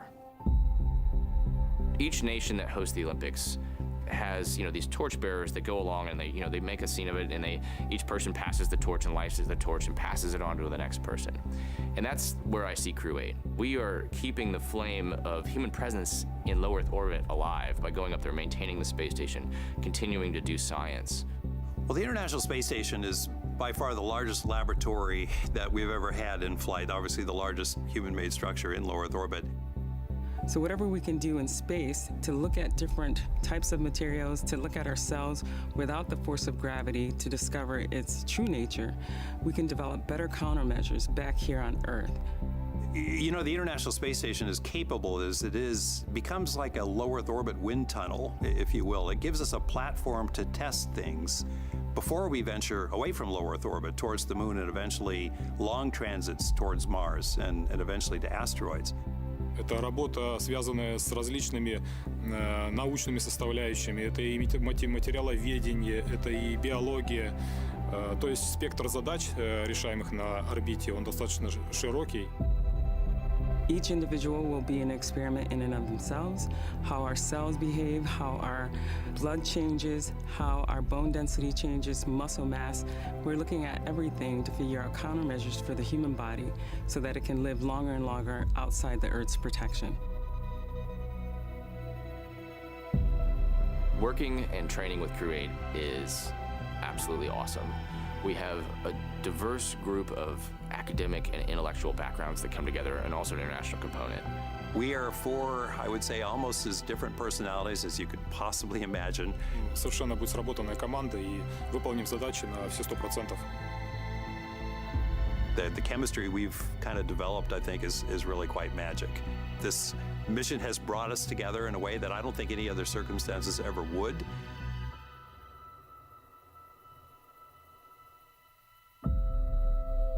The ISS is, I would say, a very critical stepping stone in human exploration beyond low Earth orbit. Every time we launch 4 more people to space, we're building our sample size and our understanding of the human body and the things that happen to it in a zero-gravity environment. That sets us up to go to the moon. It sets us up to go to Mars. So for us, we are just carrying that torch to go increase that sample size and be a part of the team that moves human knowledge of space travel further.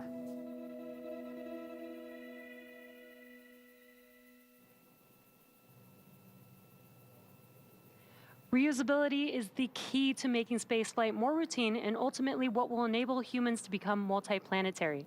Down at Starbase Texas, we're continuing to build, test, and fly Starship, the world's most powerful launch vehicle ever developed. It's a fully reusable transportation system and will transform how we access space because it's designed to carry a massive amount of cargo and large numbers of people to Earth orbit, the moon, Mars, and beyond, which will help continue driving down the cost per launch. Starship will be capable of carrying up to 150 metric tons to orbit and up to 100 passengers. We're still in the testing phase, but major milestones like flying at a high cadence, full system reuse, and on-orbit refilling are key priorities. We're also building a second Starbase launch tower to further increase Starship's flight opportunities. This will also allow for continuous upgrades to the towers while continuing to launch. Also in testing, our engineers are proving out all systems necessary to make a trip to the moon possible, such as propulsion, life support, and even the elevator that will take crew and cargo from the Starship hatch opening down to the lunar surface. In partnership with NASA, Starship will put the first Artemis astronauts on the moon. The vehicle will perform one uncrewed demonstration flight before the Artemis 3 mission, which will be the first human surface expedition since 1972. To that end, SpaceX has been hard at work getting Starship ready for its moon missions. With the ability to deliver cargo and people to the lunar surface, we'll be ready to help humanity build a sustainable presence on the moon and learn how to live off-world before the next steps to Mars. Just last month, SpaceX launched a lunar lander on Falcon 9 that became the first U.S. lunar landing since the Apollo program ended more than 50 years ago. That's right. On February 15th, as part of a commercial mission by the company Intuitive Machines, they sent a lunar lander to the surface of the moon. NASA was one of several customers to hitch a ride on the lander to deliver science and technology demonstrations to the moon's south pole. And it's part of the agency's Commercial Lunar Payload Services initiative to learn more about the moon before returning humans there under the Artemis campaign. Shortly after separation, Intuitive Machines captured this picture of its lander named Odysseus as it flew away from Earth. And then it took another photo 6 days later as Odysseus entered lunar orbit with NASA's 6 science instruments. And on February 22nd, Odysseus soft landed on the moon. NASA worked with Intuitive Machines to gather as much data as possible from its 6 payloads until the lander's solar panels were no longer exposed to light. When the time comes for humans to explore the moon and beyond, they'll have to take everything with them for a surface mission. Building bases or even cities will require huge amounts of cargo and eventually crew, and that's where Starship comes in. This year is shaping up to be a busy one for Starship. Right now we're getting ready for the 3rd test flight down at Starbase, Texas. Every launch and mission yields critical data for continuing to improve and pave the way for our future in space. And we look forward to eventual human missions to Mars, but right now we're paving the way with today's exciting mission, which will conduct over 200 scientific experiments and technology demonstrations, including new research to prepare human exploration beyond low Earth orbit and benefit humanity on Earth. But for now, I'll send it back to Megan and Raja at KSC.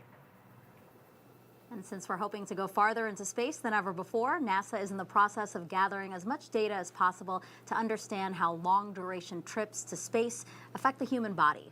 For more on that, let's go out to NASA's Jasmine Hopkins, who's at a nearby launch viewing location here at Kennedy. Thank you so much, Megan. Yes, we're joining you from the Operations Support Building here at Kennedy, which is one of the main VIP viewing locations here. And joining us right now is Kristen Fobb from the Human Research Program at Johnson. Thanks for being here, Kristen. My pleasure, and thanks for giving me the opportunity to talk about the Human Research Program. Exactly. So I see the excitement in your voice. Tell us, what is the Human Research Program? What do you guys do? Well, it's really all about the human. So we really focus on the risk and how do we reduce risk for humans in space flight. So that can be things like behavioral health, so stress or sleep, physiological changes like bone, muscle, how does exercise impact that, nutrition, food, medical capabilities. It's really about how do we understand those risks, how do we counter those risks, we call those countermeasures. It's all about optimizing crew health and performance. Right, and there's a lot that goes into that, of course, the human body. And right now, one of the Human Research Program's long-standing experiments is called CIPHER. There's like 14 different experiments over a year. Tell us about that, and how is Crew-8 contributing to CIPHER? It doesn't seem like that long ago that I was standing here talking to you about starting CIPHER. We're really excited. Crew-8 is going to have our 3rd CIPHER subject. And just to kind of emphasize what you were just talking about earlier, 14 studies in 1 research complement. So that's addressing a lot of the risks that I was just talking about earlier about behavioral health and physiological changes. And really what CIPHER is designed to do is to say, how do we connect those dots? All of those risks, how do they interact and impact the human as a whole over a period of time? That duration piece is so critical about microgravity, and so we're really excited about this. Right, there's a lot of excitement that goes into this, and again, studying the human body, especially in low Earth orbit, because that's really a stepping stone. We want to go further to the moon and then on to Mars. So how is our research in low Earth orbit getting us there? Yeah, so, okay, well, as we talking about Artemis and for Mars, so we have these unique spaceflight hazards that the human may experience, and so that can be radiation, so solar radiation or galactic cosmic radiation, or distance from Earth, or isolation and confinement, the environment of the vehicle like sound and lighting, or the environment on a surface mission, so lunar dust or Martian dust. And so all of these hazards can impact spaceflight, but there's also extended time in microgravity, and the International Space Station is such a wonderful lab for us to understand microgravity, the changes in the vestibular or sensory motor function, that motion sickness. CIPHER is really helping us to understand a lot more about all of the changes to microgravity, so we can start actually using station to really help us get ready for those exploration missions and really help reduce those risks. Yeah, there's a lot that's going into this, and a lot that the Human Research Program is doing. Thank you so much for being here to represent them, Kristen. Really appreciate it. It's my pleasure. Of course. All right. We're going to toss it back to SpaceX at Hawthorne, California. Thanks so much. I'm Ronnie Foreman, a commercial sales manager here at SpaceX. We are coming up on just about 47.5 minutes to launch, and our teams are carefully moving through the process to liftoff. A lot of preparations have brought us to this point, including a dry dress rehearsal and static fire earlier this week. Now, as Megan noted at the top of our webcast, we did stand down from a launch attempt yesterday due to weather. But for now, everything looks great for launch tonight at 10:53 p.m. Eastern. Now, next up, in just about 2 minutes, our launch director will check in with the team for readiness, both for prop load and for launch. The 7 SpaceX responsible engineers, often called REs, indicate that they're go by voting electronically. The launch director will also check in with the Dragon mission director and NASA launch manager to make sure they're ready to move forward as well. And as Jesse mentioned earlier today, the Dragon launch team, as well as key NASA launch members, are in the Launch and Landing Control Center at Hangar X in Florida. On your screen right now, you have that beautiful nighttime view of the Dragon spacecraft with the white crew access arm still in the service position. Right now, Crew-8 is on board Dragon, waiting to get the green light to stow that arm for launch and arm the launch escape system. Once the launch director gives the go-ahead, we should get a good view of that access arm moving away from the spacecraft. The range also continues to be go for launch tonight, monitoring the clearance area surrounding our launch pad, as well as the air and sea space along the flight corridor. At Kennedy Space Center, weather is looking good for launch, although we are continuing to monitor some potential inland storms that could trigger our Anvil cloud rule. And if you're joining us on the Space Coast, you know it's about 64 degrees outside with light ground winds. So overall, we're looking good for launch in just about 45 minutes, with again, less than a 10% chance of weather violation. Downrange landing zones, if needed in the event of an escape, are also go. Our teams will be staffed around the clock in mission control to monitor Dragon, not just today, but throughout the entire mission, from liftoff to Crew-8's arrival at the space station, all the way through splashdown when the astronauts come back home. On console and mission control, which you have a view of on your screen right now, there are 6 key positions. The mission director is in charge of the room and tasked with making real-time decisions to ensure mission success. The person that you may hear talking to the astronauts is the crew operations and resources engineer, who you'll hear us refer to as the core. And the 4 additional team members are focused on vehicle systems, including avionics, navigation and control, software, propulsion, life support, and communication with ground support teams. Now, apart from mission control, our Falcon 9 team is also currently located in the Launch and Landing Control Center at Hangar X. Now, with less than an hour until T0, all teams are settling in for final checkouts, propellant loading, and liftoff.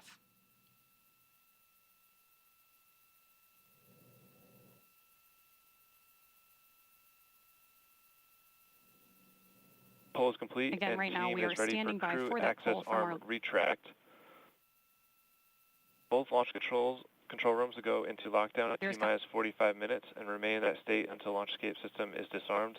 All operators are to remain in their console and maintain a sterile cockpit until MD confirms successful disarming the launch escape system following orbit insertion or propellant offload in the event of a scrub.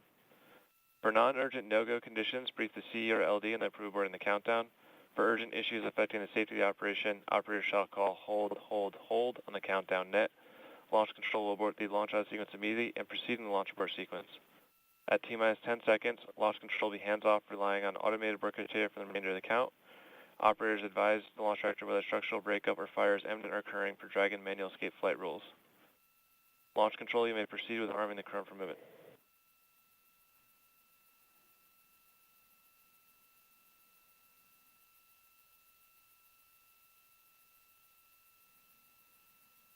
Crew arm status started. And with that, we are moving forward toward launch.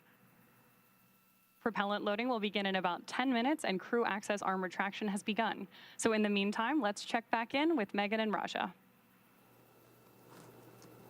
Thanks, Veronica. Now the countdown clock is continuing to tick, and we are now at T-minus 48 minutes and counting from launch. At the time of launch, the space station will be flying 260 statute miles over the southern Arabian Sea, southwest of India. Now the crew access arm will retract from Dragon. That is what we are looking for now, and actually it is happening right now. This is a critical milestone, right, Raja? It is, and yeah, so the next big thing will be launching. Dragon SpaceX for countdown timing. Go ahead. All right, Matt, we're looking at one closeout photo of the side hatch, doing some analysis on it, and are going to be looking for you to be crisp with the launch escape system arming. Team is under a bit of pressure here to get a call in. Dragon. So just the word there. Crew arm recheck complete. So now that the arm is out of the way, the next big step is to arm the launch escape system. You heard the MD asking that they keep it crisp, just because they're working some time constraints on the analysis from the side hatch photos. Yeah, a pretty key thing here, the launching the arm, the launch escape system. The crew will actually hear a number of valves, thunks and thuds, as the Super Dracos we talked about earlier. The valves that supply prop to them are actually open, so you can actually hear that and feel it, the vibrations in the vehicle, and that's part of the training flow. There's actually a thing called Sounds of Dragon where you listen to those sounds at that Buck High Fidelity trader out in Hawthorne, so you can hear those before you're actually sitting in the capsule. What you can't simulate fully is the actual vibrations, and you can actually feel the capsule vibrating as those things happen. Now, the launch escape system obviously built into Dragon to remove the crew, to pull the crew away from Falcon 9 either on the pad or during flight if there were to be an issue. Why isn't the launch escape system armed sooner, Raja? So you want to wait until you don't really have any other alternative, and that we wait until we start loading prop. Because once there's prop on the vehicle, it's essentially alive in terms of there's fuel and oxidizer, which is what generates the thrust for the rocket, but also essentially could cause a hazard. And so at that point, you want that ability to immediately clear. There still always is the possibility of defueling the rocket if there's some problem. And in fact, if there was a decision later to scrub, that's what they would do, is to defuel it and then swing the arm back out. But once there's prop on board, you want the ability to get off quickly if you have to. And like we talked about, it can be an automated system. It can also, the crew can initiate that. And before they arm the system, they're actually going to pull up a screen, and Matt and Mike will be able to see the parameters that trigger an automated escape, and they'll make sure that everything is within limits before they activate the system. Is what you wouldn't want to do is activate it and have it immediately trigger. And so right now, the only way off the capsule is the launch escape system, right? So at this point, they can still, there's two ways, back. exactly. So there's a command called emergency egress that initiates the crew access arm to swing back, and then you would unstrap normally and get out. There's also the launch escape, but you always retain the ability to hit the emergency egress, because there could be a case. Dragon SpaceX, expected decision at T-minus 37 minutes. At this time, you're go for viewing section 6 of the procedure. You are not go for arming the command. How copy? Dragon copies. Can we preemptively close visors? Yes, sir. Go for that. Can you walk us through that call out? Right. So closing visors. We talked about there's steps and procedures. They said you can review but don't execute. So he's looking at the steps to arm the launch escape system, but what they've told him is to hold off until another few minutes here to actually get the call to do that.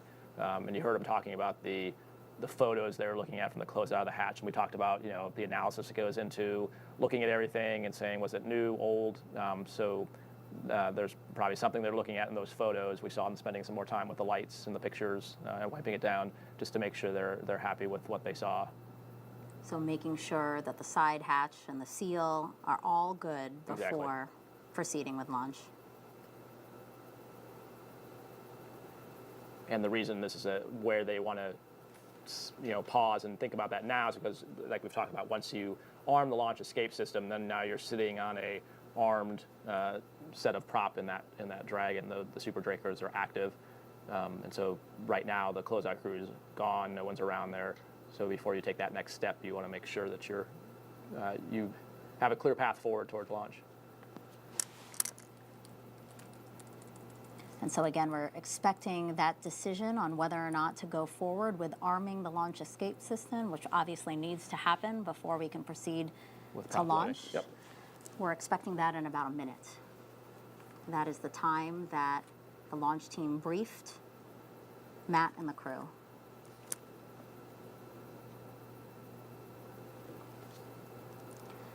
And so arming the launch escape system was supposed to happen around T-minus 39 minutes. Obviously, if it happens, it were to be later. Still okay if absolutely, yeah. that margin. The driving factor, so as I mentioned, as we get closer and closer to launch, the margin of pads they build in just gets a little tighter. But yeah, the driving factor is how long does it take to get the fuel and the oxidizer into the Falcon 9 before launch time. And as long as the launch escape system is armed, which is a pretty quick command and pretty instantaneous for those valves to change, it's more that they have to back out how much time does it take to fuel the rocket and make sure they preserve that amount of time. Again, we're going to stand by for what we expect to be a decision. Dragon SpaceX, At this time, your go for 6.4 arm launch escape system. Team is confident that we understand the issue well enough to proceed into LES arm, and it's within existing analysis. Dragon copy. Go to close seat visors. Visors closed, so you're arming the launch escape system. Copy. And with that call out, again, arming the launch escape system, one of the major milestones before liftoff today at 10:53 p.m. and 38 seconds Eastern Time from Kennedy Space Center here in Florida to send 3 astronauts and 1 cosmonaut to the International Space Station. This is the Crew-8 launch, and you're watching the live broadcast of it. So you heard the acknowledgement for them to go ahead and complete the procedure. So you expect that you'll hear some Launch escape system is verified armed.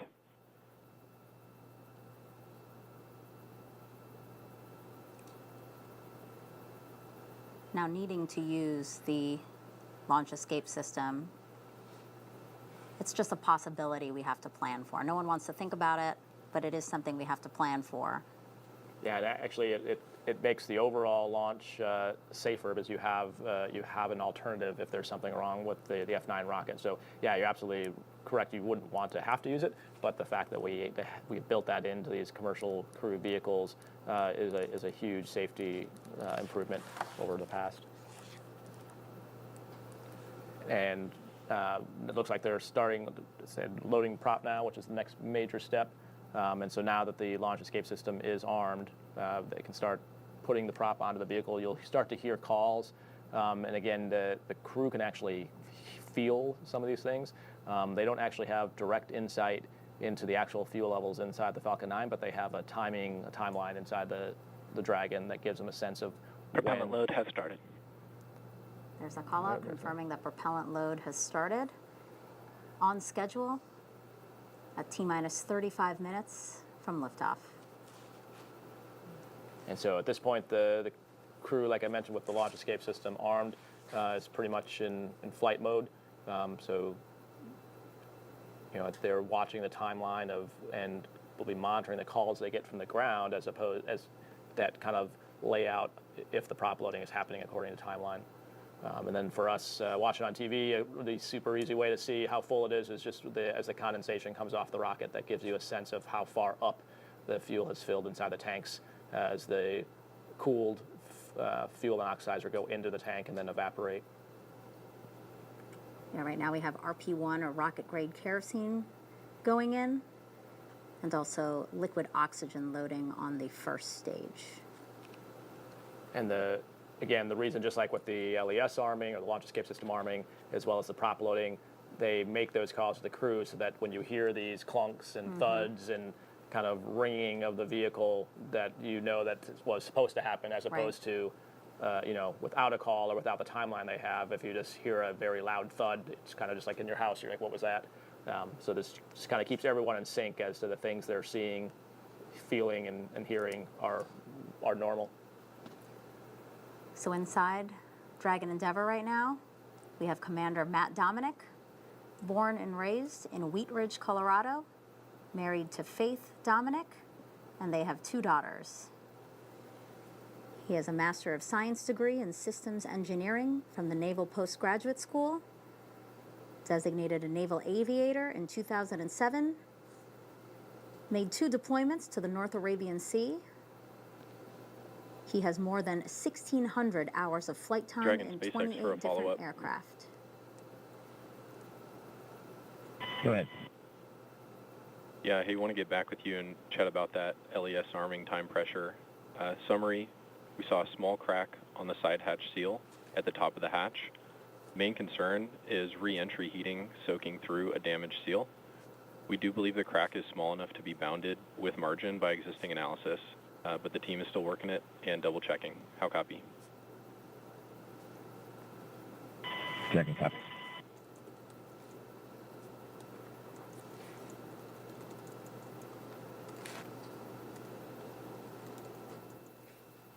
So you heard the call there, essentially saying they gave them the okay to arm the launch escape system, but that does not necessarily mean they're totally comfortable or have finished the analysis for what they saw in those hatch seal photos. So just giving the crew the update that clearly they're not going to let them launch if they're not confident, but it sounds like they believe, based on the analysis they've done so far, they have margin for the worst case, which is another word for bounding scenario. You heard him mention that. But basically what they're doing now is prop loading in parallel with that.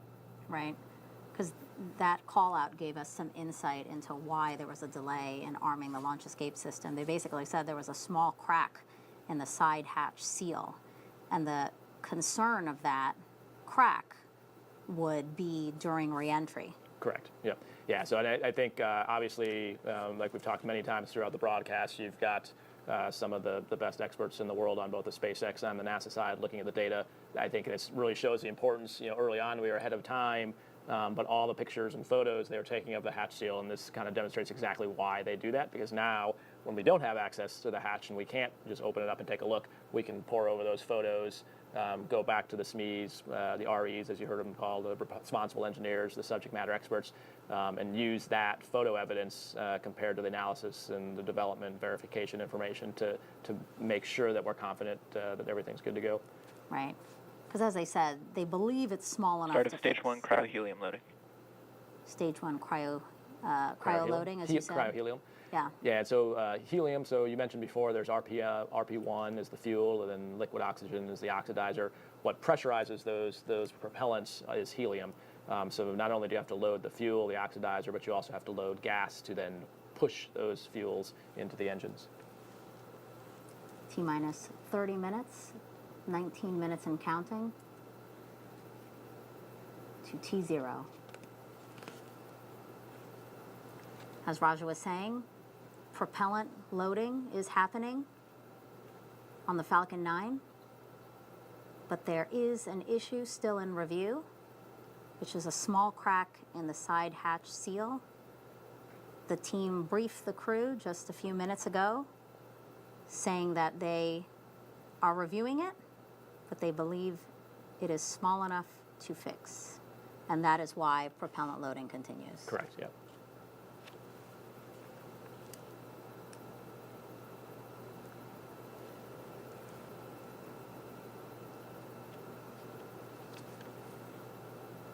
Yeah, so at this point, the crew is kind of just going through procedures and talking through the ascent. Again, the next big point for them will be at about T-minus 10 minutes where they'll start, again, talking back and forth with the ground. Sounds like maybe they might get an update as well, as my guess. They'll probably get an update about that point from the ground control team. And as we wait for updates, we recently got to ask the Crew-8 astronauts why they believe human spaceflight is so important. And here's what they had to say.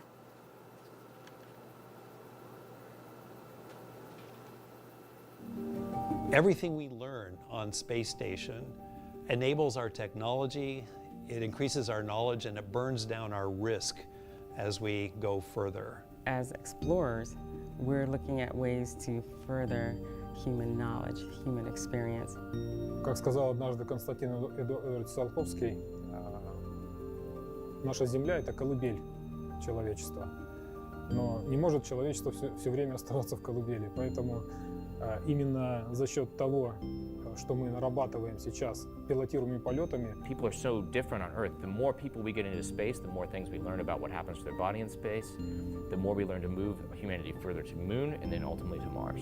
The experiments that we'll conduct help with radiation, how to grow plants in space, how to get the human body to last longer outside of Earth's protection. In zero gravity, we've actually discovered physiological processes, how the body works, that we didn't even know existed without finding them first in space. That includes mechanisms to lower your blood volume to adapt to a weightless environment, mechanisms that store sodium in your body, which we didn't know existed, ways that the human can control its cardiovascular system that we didn't know existed. Every single human that's ever been born and ever died has all happened on our planet Earth. And if we want to continue the light of consciousness further, we need to make ourselves multiplanetary. Go further we will, go further we must, but we want to have that deck stacked in our favor as much as possible, and our mission will definitely contribute to that. T-minus 27 minutes and 10 seconds and counting to launch. Let's head back to Jasmine Hopkins, who's now with NASA Administrator Bill Nelson and Deputy Administrator Pam Melroy. Thank you so much, Megan. As always, it's an honor to have our NASA leadership here for a launch. And of course, we know there's a couple watch items right now with Crew-8, but both of our leaders right here have been to space before. So actually, can you guys talk about why safety is so paramount in human spaceflight? Well, you're dealing with a very unforgiving environment with a lot of explosive power, and you're defying the laws of gravity. And as a result, everything has to be right, so you don't launch until it's right. Now, Pam is an astronaut space shuttle commander. She's flown 3 times in space. I've flown once. And you've been through this many times. You didn't have as many scrubs as we had on ours. We got in, strapped in, ready to go, and scrubbed 4 times over the better part of a month. But that pretty well tells you you don't launch until it's right. Mm-hmm. Yeah, that's right, Bill. I had several scrubs of my own, delayed 6 days for my first flight, 3 days for my second, had a couple of strap-ins. You're right, not as many as you. But I think, it's important to remember that the crew is very focused on their mission on the space station, and it's not like they're saying, hey, I've got to get home for something. They're going to wait until they're safe, and that's Stage the way 2 we cryo feel helium too. loading has As started. Bill said, a lot of things have to go right, and we're going to keep safety number one. Right. Thank you so much for mentioning that. And of course, we're on our 8th rotational flight with SpaceX. You know, it feels like just yesterday, Demo 2 launched. So can Bill Nelson, can you speak to the progress of the Commercial Crew program? Well, it's unbelievable. Just think how much the cost of launching has come down as a fact of reusing the rockets. And just the Falcon 9 has been such a proven workhorse. This past year, they launched Falcon 9s, if you can believe it, 96 times. This year, they're going to launch 146 times. And next year, 200 times. Wow, it's a workhorse. Oh yeah, it definitely is. And we've had a lot of success with SpaceX already this year with the launch of PACE to help study our climate. We also had the successful landing on the moon for the first time in over 50 years. So Pam, can you speak to what's next for SpaceX and NASA together? Well, Jasmine, it's amazing what's coming up. First of all, the crew is going to have a very exciting increment. They have over 200 science experiments that they'll be running, including several medical experiments that will benefit all humanity. But while they're there, they're going to have some very exciting visitors. We're really looking forward to seeing Sonny Williams and Butch Wilmore launch on the Boeing Starliner on the first crewed flight test of that brand new human spaceflight vehicle. They'll be visiting the station. And then, if we stay on schedule, this increment will also see a new cargo vehicle going up with Sierra Space's Dream Chaser. And then you look at the rest of what we're doing in science. We have an eclipse coming up. It'll be the last eclipse visible in North America for almost 2 decades. And then we'll be launching NISAR, which is our partnership with India, to look at the Earth. And we also have the X-59, our new X-plane, quiet supersonic boom coming up. And then, of course, the Artemis II crew, you're going to be seeing a lot of them down here in Florida as they're training for their mission next year. This is a pretty thrilling year. We got a lot going on. It really is. There's so much going on, but of course, we still want to keep our eyes right now on Crew-8. So thank you so much, Bill and Pam, for joining us tonight. We really appreciate it. Thanks. All right, our friends at SpaceX, back to you.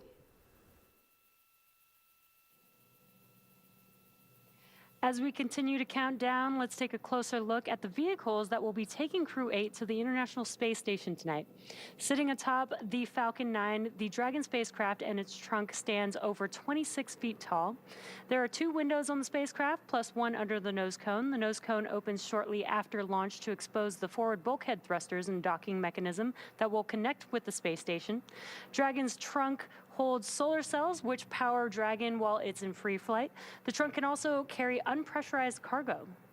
And Dragon has 16 Draco thrusters that can be used in space to help navigate the spacecraft to its destination, each providing 90 pounds of force. That doesn't include the 8 Super Draco thrusters used for an abort, which are no longer active once the crew is in orbit. For those of you following along, you'll know that the Dragon spacecraft has played a significant role in advancing our future in space by safely transporting crew to and from the space station. There are currently 4 Dragon spacecraft supporting human spaceflight missions that have docked to the station: Endeavour, Resilience, Endurance, and Freedom.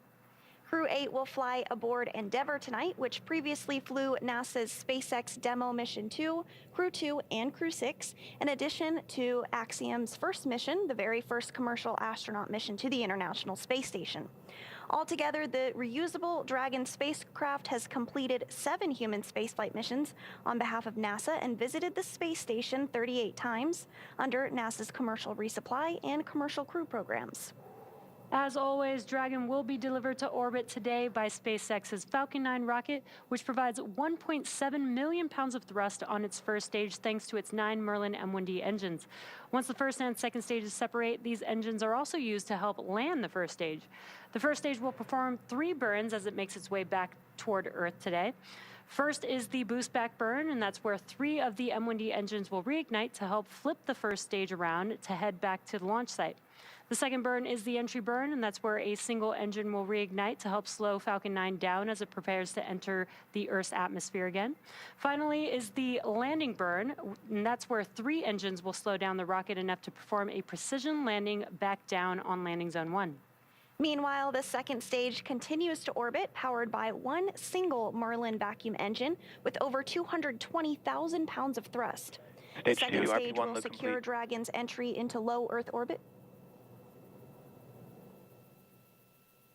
And we did just hear that call out that stage 1 RP1 load is complete. That's great. We're continuing to check through these milestones. Now almost less than 20 minutes until tonight's launch. So again, the second stage will continue to secure Dragon's entry into low Earth orbit before separating, leaving Dragon to continue its journey to the space station on its own thrusters. About 40 seconds after separation, Dragon's nose cone deploy sequence will begin, which exposes its guidance navigation controls that help Dragon autonomously fly to the space station. With T0 coming up in just about 19 minutes and 30 seconds, our teams at the Cape and Hangar X are doing a series of system checks to ensure Dragon and Falcon 9 are ready. Let's check in with Ronnie for a quick status update. Ronnie? Thanks, Jesse. We are still looking good for an on-time launch about 19 minutes from now, and we'll keep monitoring all the vehicle systems as we get closer to liftoff. Both Dragon and Falcon 9 continue to be healthy. So as we continue to listen and watch the countdown, our teams are continuing to prep the vehicle for flight, and propellant loading of both RP1 and liquid oxygen began at T-minus 35 minutes. We also heard the call out a few minutes ago that the launch escape system is now armed. The range, which is monitoring keep-out zones, among other key flight requirements, also continues to report no issues, as they are go to support tonight's launch. Weather also looks good, and we are still tracking less than a 10% chance of violation at our target liftoff time. As a reminder, today we do have an instantaneous launch window, driven by the orbital mechanics constraints of 2 spacecraft meeting in orbit. The technical term for that meeting is called a rendezvous. The reason we need to launch at a specific time is because Dragon is basically trying to catch up to the ISS, which as we speak is orbiting the Earth at more than 17,000 miles per hour. That means we have to deliver Dragon to the correct orbit, and we also need to time its trajectory relative to the orbiting laboratory so that they are in the same place in orbit at the same time. A precise liftoff is crucial for achieving a timely rendezvous between Dragon and the space station. So at this point, if we hear a hold called for any reason, we will have to stand down and target our backup launch opportunity, which is tomorrow at 10:31 p.m. Eastern. So with all systems go, I'm going to turn it over to Rebecca for a status update from Houston. Thanks, Ronnie. The flight controllers here in Mission Control Houston are ensuring the space station is ready to receive Dragon. They're also checking that all the communication links between the station, Dragon, and the ground are working properly. Right now, everything is proceeding as planned. The teams here in Mission Control Houston, the team in Hawthorne, and the astronauts aboard the space station will monitor the autonomous docking of Dragon on Tuesday when they enter joint operations, which happens when the spacecraft enters the approach ellipsoid, which is an invisible boundary that helps us monitor spacecrafts arriving and departing. After docking, the crews will perform a series of leak checks and then work to... Working. Expect more words here in a few minutes, shooting for T minus 10 minutes to get you a brief. And we just received an update that we are proceeding towards launch. Once the crews perform those series of leak checks on board, they will work to open the hatches both on the Dragon side and inside the station's pressurized mating adapter.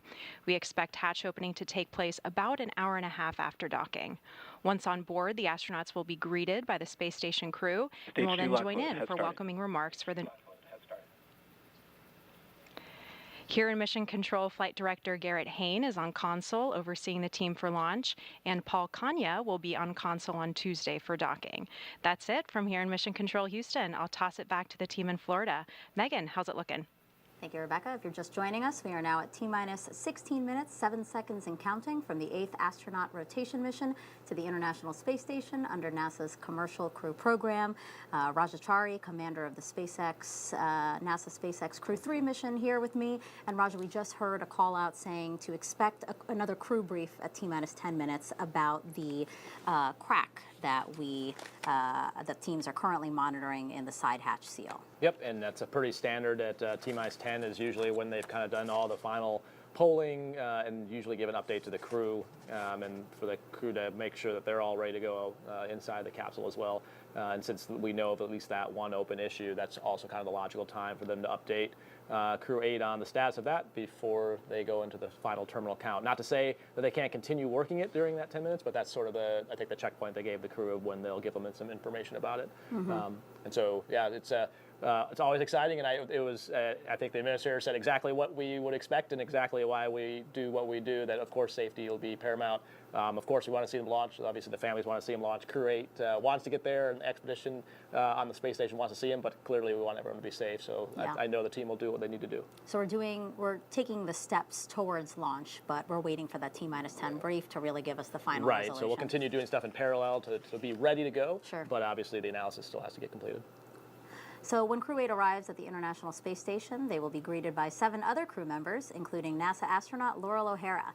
She's been on board since last September and delivered this personal message to her soon-to-be new crewmates. Hey, Crew-8. I'm so stoked for your launch and to welcome you on board the International Space Station. I very vividly remember my first few days on Space Station, so I'm looking forward to getting to relive those days through your eyes, and I'll try not to laugh too much. Matt, it's been an amazing 7 years so far. It's going to be really special to get to fly with you, such a good friend, and I know this is going to be one of our craziest adventures together yet. Mike, can't wait to share this boat with you. Jeanette, looking forward to continuing the good times that we had in Star City together. Sasha, there's no ice rink on board, but we have some other games planned up here. I hope you guys have a beautiful launch. I hope you enjoy the special time that you're going to get to have in Dragon together orbiting Earth. And we'll be on board waiting with a big meal prepared with all the foods that we don't like. So with that, safe travels, and I'll see you on the other side of the hatch on Space Station. I like that she said she'll try not to laugh so much as we're inviting 3 new first-time flyers onto the space station. Yeah, Laurel is infamous for easily getting cases of the giggle, so it's awesome to see her. It's been so fun to watch her and the current ISS expedition crew loving working in space, and so I know she's excited as well as the rest of Crew 7 to see Crew-8 and Laurel's time, but she'll eventually get replaced by TC, who will be launching later in March from Star City on the next Soyuz up to replace Laurel. So we'll be tuning into that just a few weeks from now on March 21st. T-minus 12 minutes, 48 seconds and counting. We are counting down really to a T-minus 10 brief with the crew to talk an issue that the team is working. Roger, can you talk to us about that? What are your final thoughts as we approach that? Yeah, so I mean, we got to see, I think we kind of had an inkling just watching, you even brought it up as we were watching the hatch close out, just a lot more time taking pictures. And as we talked about at the time, the reason we do that, and they mentioned even back then, they said they maybe saw a hair. And so as they go through and analyze those pictures, it sounds like, at least from what we could hear on the loops we can hear, and there's probably a whole bunch more going on in the background, that they're doing some analysis to see that a crack they saw in one of the photos, it sounds like. Whether that case and the analysis shows that we have what's called margin, meaning there's not any concerns for the worst case scenario of a reentry, as it sounds like what they're calling the bounding case. So that analysis I expect will be ongoing. It would not be unusual for them to tell the crew, even at T-minus 10, like, hey, we're still working it. We'll get you an update prior to launch. Because again, the more time you buy the team to do the analysis, the more conclusive of a recommendation they can come to. So I would expect them to be poring over that data, and like we talked about earlier in the show, that's why that's why we have all these teams here looking at the data. Sure. There's no more important thing than the human and human space flight, and so we want to be absolutely sure that they are good to go on their way to the space station. And when we take that wide shot of Falcon 9 on the pad, we see a lot of venting happening. Again, propellant loading continues. Dragon SpaceX for a follow-up. Go ahead. All right. We are confident that we understand the issue and we can still fly the whole mission safely. We're comfortable proceeding because the condition is bounding by existing analysis, as already mentioned. Additionally, we expect the gap created by this crack in the seal to close as the material will swell with reentry heating. And finally, it's on the lower heating side of the vehicle during reentry. The engineering team here is comfortable proceeding. How copy? Dragon copy. Okay, Okay. so with that. With that, Crew-8, confirmed displays are configured for launch. All right, so with that, it seems like we are go for launch. The team telling the crew they are confident. SpaceX Dragon, displays are configured for launch. Crew-7, this is Crew-8, we're coming for you.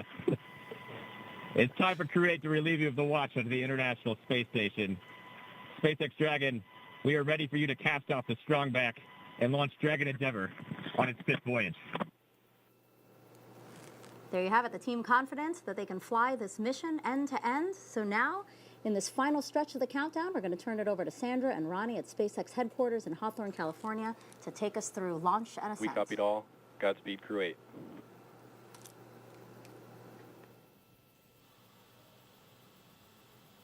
Thanks so much. So with that and Crew-8 sounding excited for liftoff, our next major countdown event will be around the T-minus 9.5 minute mark when the Falcon 9 launch commit criteria get checked by computers. So right now we're listening in for that call. The launch commit criteria are specific thresholds and pieces of information about the entire Falcon 9 system needed to make sure that the rocket is healthy. Of course, we have many systems in place to ensure that the rocket and crew are both safe leading up to liftoff and during flight, now that we're approaching terminal count. Our teams are performing all those final checks before launch.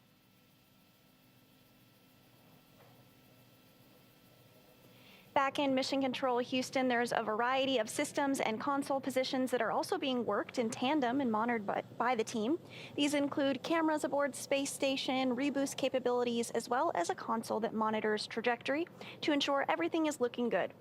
It'll be about a 9-minute ride to orbit today, and that's about the time that we'll see second stage cut off. A few minutes after that is when we'll see Crew Dragon separate from the second stage.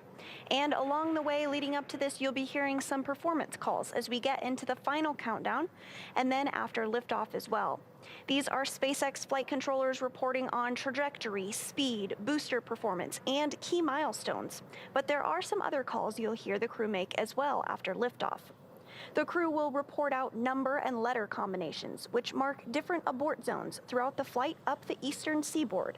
The first two, 1A and 1B, have that name because they're in the first stage, and that will last until they're up to the very north of North Carolina. The next are 2A through 2E. Those will come into play once the second stage kicks in. That takes us from the top of North Carolina all the way to the tip of Newfoundland in the northern Atlantic.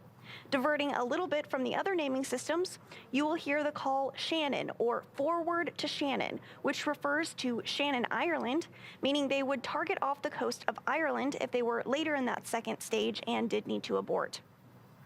So again, you'll hear these different callouts throughout the flight uphill, along with key performance callouts from guidance, navigation, and control officers, and you can expect to hear from them on calls on trajectory and propulsion as well. So one of the next callouts we're listening for is the announcement that Stage 1 engine chill has started, which is one of the key processes that prepares the engines for flight.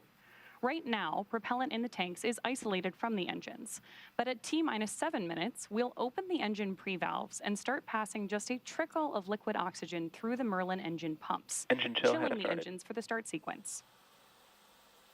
There we go, right on time. Now we do this because the super chilled and densified liquid oxygen is really, really cold, and we use this process to bring the engine hardware down to a cooler temperature before flowing all of the LOX and propellant into it during flight. At liftoff, Falcon 9 is consuming 700 gallons of fuel per second, so engine chill helps us to prevent thermal shock and ensures nominal engine performance. So again, now that we've got that good engine chill call out, shortly after that, we should be looking for that Stage 1 RP1 load complete call.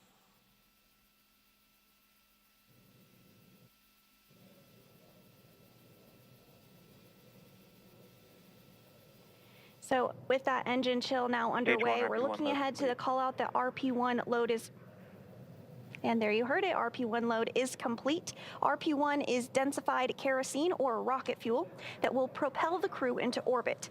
All of that RP1 is now loaded into the first stage, and we did hear that the second stage was completed a short time ago as well. We're still loading liquid oxygen on the first and second stages. This is the oxidizer needed to combine with the densified kerosene that just finished up loading. Coming up, we'll hear the call for Dragon to configure for terminal count and then transition over to internal power. Then we'll hear the propellant tanks on Falcon 9 are getting ready to pressurize, adding some additional rigidity and structural support as we get ready for the strong back to retract. At first, it will move just a couple of degrees, and then we'll see it swing open completely the moment of liftoff. That strong back provides access to Falcon 9's fueling lines and umbilicals for both prop load and the different gases being loaded on board.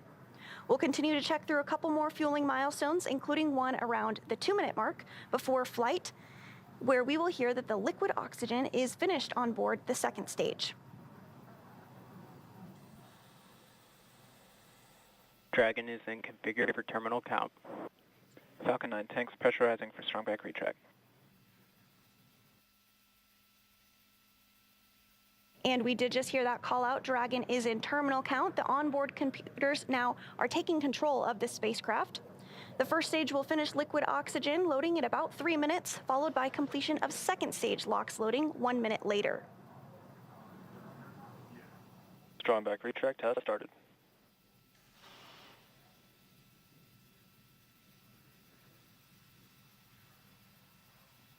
There's a call out over the nets that we are moving forward into strong back retract. The next thing you might be able to see on your screen is actually going to be the clamp arms opening up around the base of this second stage. That will allow the strong back to recline about 2 degrees away from the vehicle. And because we've now begun pressurizing Falcon 9, we know that it's strong enough to stand on its own. That TE will throw back all the way to 45 degrees at liftoff. The strong back is part of the transporter erector, which provides liquids, gases, and electrical connections to the vehicle. Here you can see those clamp arms have fully opened around the base of just the trunk of Dragon on stage 2. And so the next major milestone that we're tracking today is stage 1 LOX load being complete. We expect that call out at about 3 minutes when that first stage LOX load will be completely finished. So all those white clouds of vapor you see on your screen right now are normal, and we'll continue to see them build up as we get even closer to launch. Because liquid oxygen is super chilled, it boils off a little bit in the warm Florida air. In for the call out that stage 1 LOX load is complete. Stage 1 LOX load complete. There's the confirmation that we have completed loading liquid oxygen on board stage 1, but LOX will still be loading for about another minute on board stage 2. Then we'll prepare to vent down the TE, which is going to produce another white Dragon cloud. is in terminal count and is on internal You may also power. hear. There's confirmation that Dragon is on internal power. You may also hear an announcement to the crew about that venting procedure.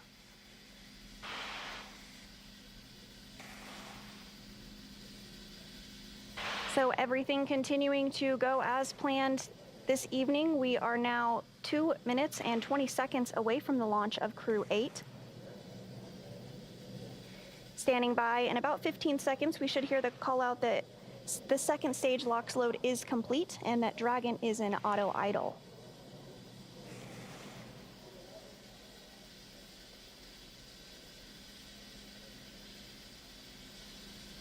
Stage 2 LOX load complete.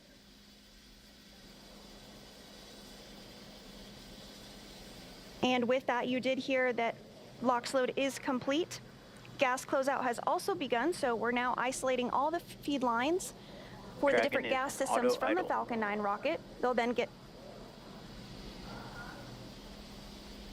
great news continuing to move towards launch, and you Ground could gas even hear closeout, some of expect those loud gases venting. being vented over just shortly. And you can hear it even better now.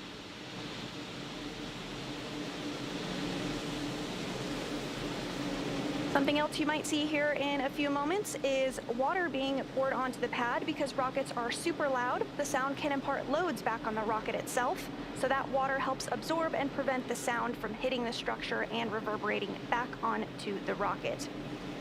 FTS Coming is up armed. on 1 Falcon minute 9 is in until startup launch. and is now controlling. Dragon is in countdown.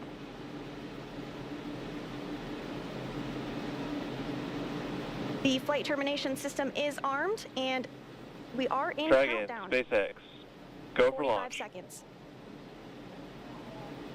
Dragon copies. Go for launch.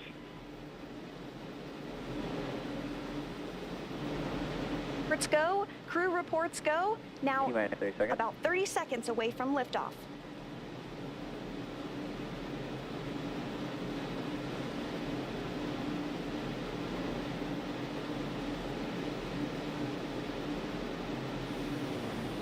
Seconds.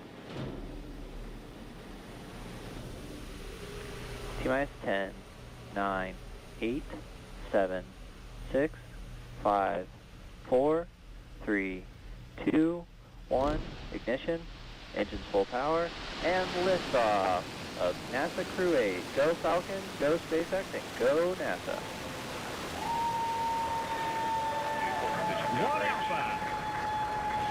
Endeavour ascends, a beacon one of Alpha. human ambition. 1.7 million pounds of thrust now propelling Falcon 9 and Crew-8.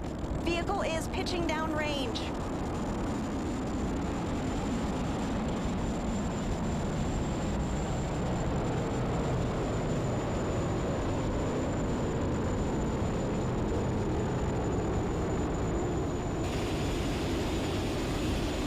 Nominal power and telemetry.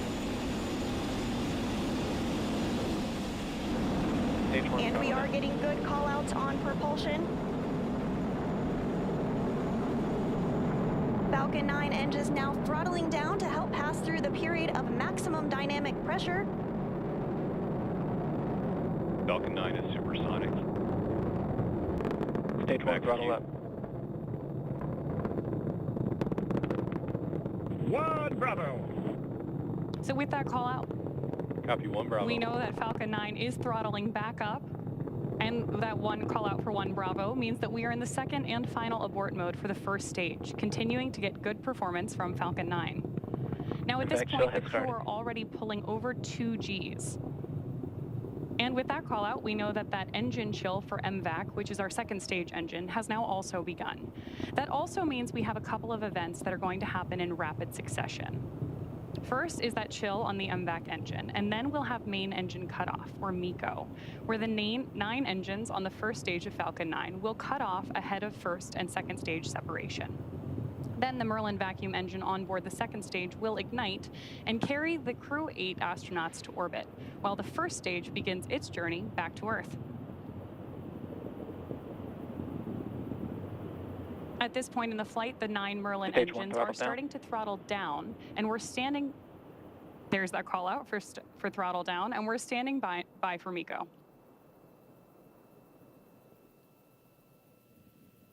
MECO. Stage separation confirmed. MVAC ignition. 2 Alpha. Copy 2 Alpha.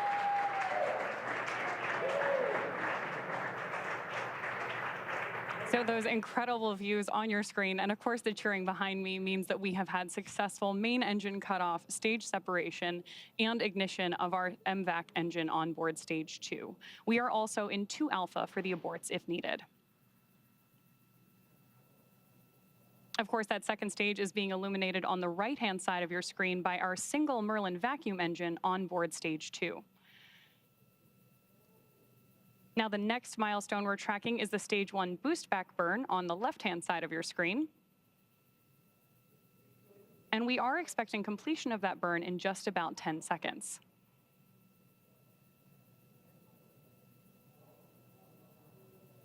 And so Crew-8 is now traveling at over 4,000 miles per hour. We're continuing to get good call outs, everything going really smoothly today. That second stage will continue firing until we reach about 8 minutes into the flight. Dragon SpaceX, trajectory nominal.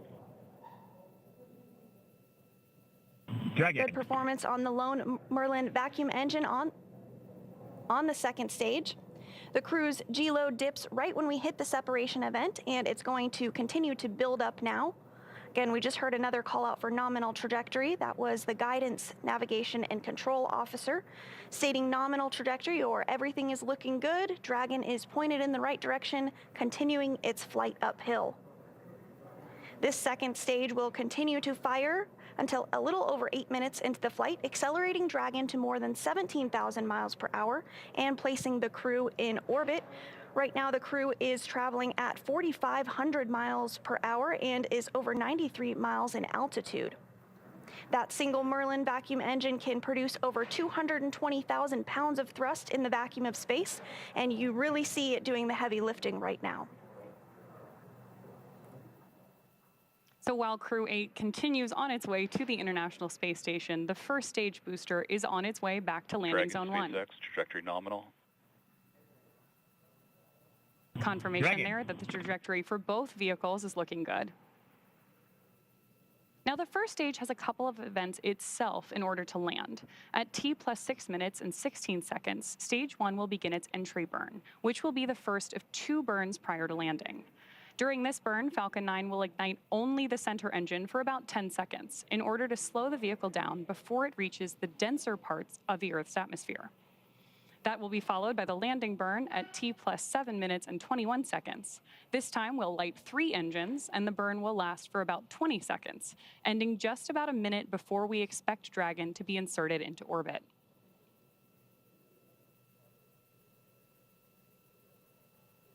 And so we did also hear a couple of different ground station call outs like Bermuda. That is one of the ground stations that we're receiving telemetry from, and everything continues to look really good with the trajectory. The crew now traveling over 6,000 miles per hour.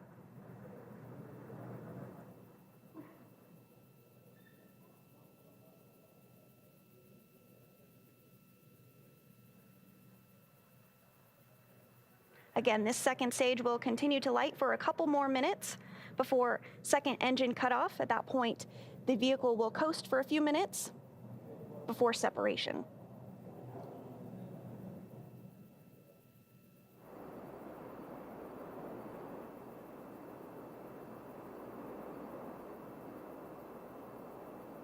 It looks like we're starting to get some views of the Florida coast there on the first stage as it continues to make its way back to Earth. Dragon SpaceX, trajectory nominal.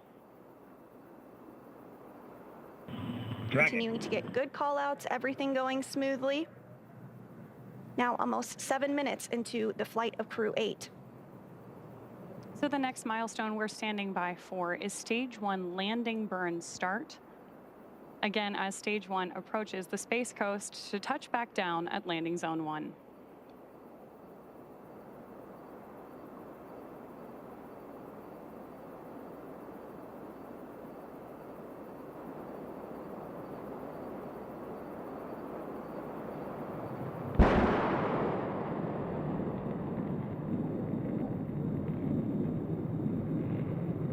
Stage 2 FTS is safed.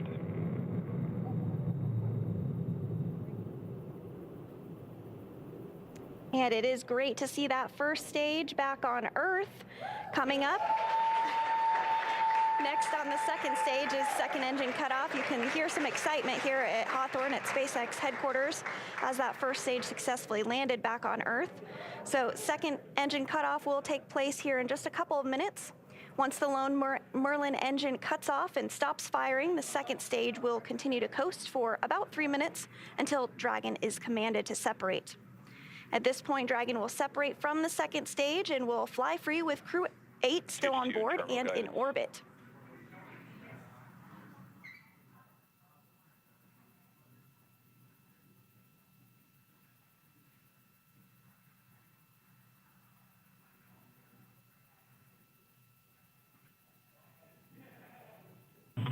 Shannon! Copy, Shannon.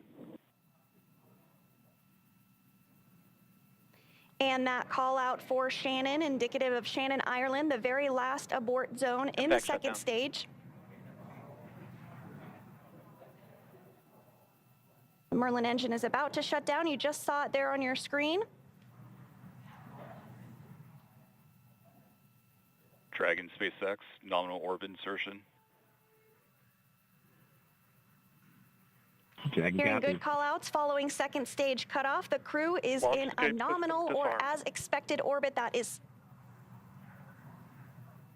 great news. That launch escape system, and we are getting our first view of Crew-8 inside Endeavour, 3 of them in space for the very first time. So again, we'll continue to coast for these few minutes after that second stage just shut down. This helps to allow rates and motion to settle out. There are actually small reaction thrusters on the upper part of the second stage that can be used to counteract any residual motion, basically making sure that we're in a stable coast before Dragon separates from Falcon. We expect that separation here to occur at about the 12-minute mark into the flight. So again, we did hear that the crew has been successfully inserted into a good orbit. This is the crew in microgravity, 3 of them for the very first time, all good call-outs.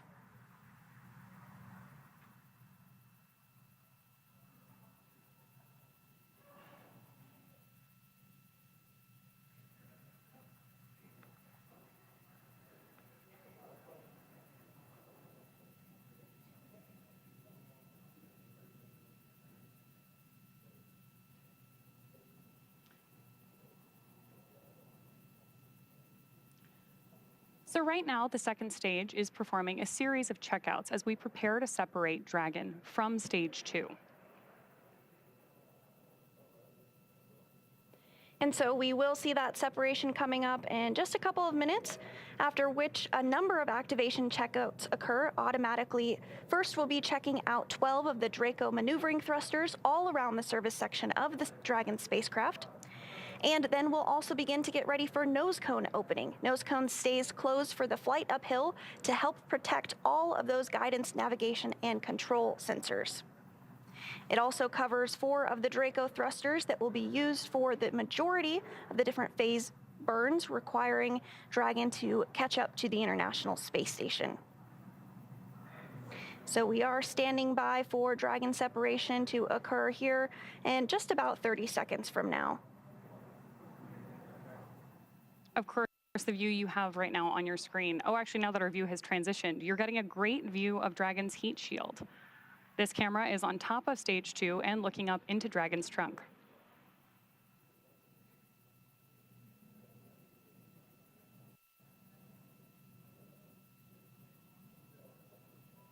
So if you're just joining us this evening, we had a successful launch of Crew-8. They're on their way to the International Space Station. The first stage has already returned to Earth and landed successfully, and the second stage has shut down, and we're awaiting separation, and you see it on your screen right there.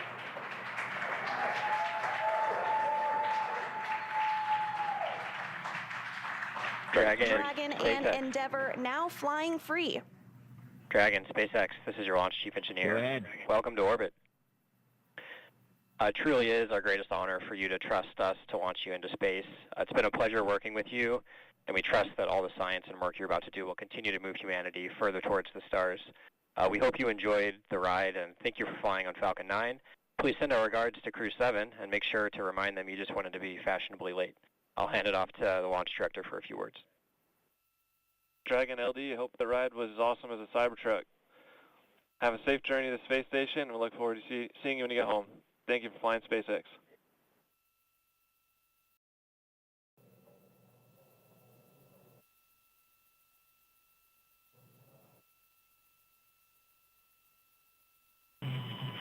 SpaceX, oh my goodness, what an incredible ride to orbit. I'm both glad and not glad that you don't have a copy of our ICS. The cheers the whole way up were incredible.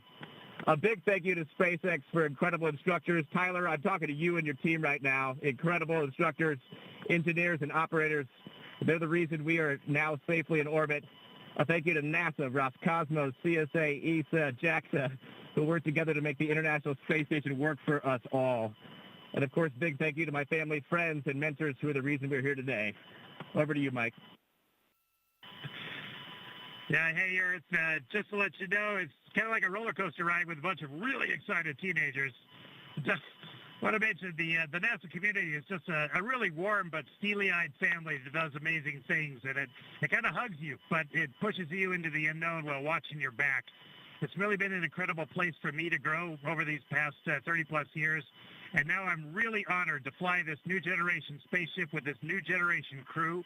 Thanks to my own family for tolerating my otherworldly habits. Thanks to NASA for being the backbone of exploration that we are. And just thanks so much to our friends and colleagues at SpaceX for the awesome ride. It's great to be back in space again. And I would like to second Mike and Matt's words. I'm super excited to be here. And, I need here, and the words that come to my mind is that I'm so grateful and I'm thankful for everyone who got us to this point. There's no way we would have been able to do this without all the people, from all the instructors, from all the people supporting on the ground, to the folks in the kitchen who kept us fed, and moves out at SpaceX. I'm so grateful for everyone, and I just want to give a big thanks to my family and friends who came from all over the world to see this. Thank you for supporting me through all the days of waiting to get to this point. Thank you for everything, and I want to give a quick shout out to my sisters who couldn't make it, Brenda and Patty, and then I'd also want to give a nod to Syracuse, who supported me through everything, and I am in a New York state of mind right now. It is amazing. Thank you for everything.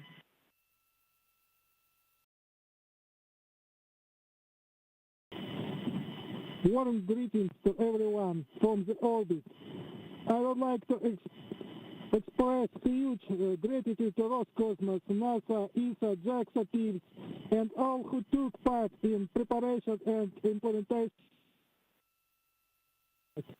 A separate shout out to my family and friends. Thank you for your support. My son, Serежа, Vlad, Sasha, be good. Кузбасс от Москвы. See you soon. Всех тепло приветствую с орбиты. Выражаю огромную благодарность коллективу Роскосмоса, НАСА, ИСА, JAXA и всем без исключения причастным к подготовке и реализации нашего полета. Отдельный привет передаю своей семье и близким. Спасибо вам за поддержку. Сыновьям Сережа, Влад, Саша, будьте молодцами. Кузбасс, Москвы, до встречи.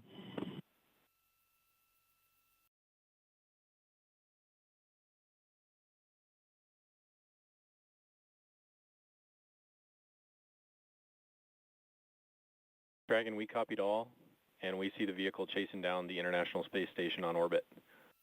Nose cone opening is in progress. We saw nominal dehumidifier activation and service section Draco checkouts. With that, your go to raise visors. And I've got one final note.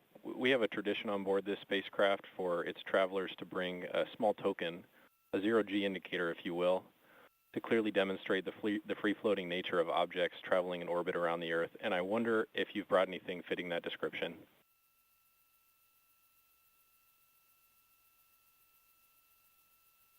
Well, you should ask. Oh, man. So per tradition, we, of course, have a zero-G indicator who's already been deployed. The significance of our zero-G indicator is not actually what it is, but who chose it. Many parents around the world have jobs that take them away from their children and families for long periods of time to serve their communities, their country, and the world. Military families are a prime example, but many jobs, including our own, share this trait. The choice of the zero-G indicator was given to my daughters to represent the sacrifice that children everywhere make while their parents are serving away from home. We chose a stuffed family dog, and she is free-floating here today.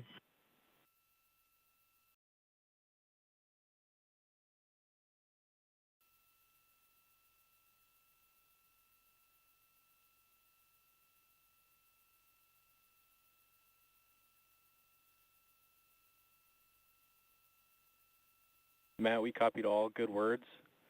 I think we don't have video inside the capsule. We'll have to come back with you in a minute for a video of that stuffed dog. No worries, Big.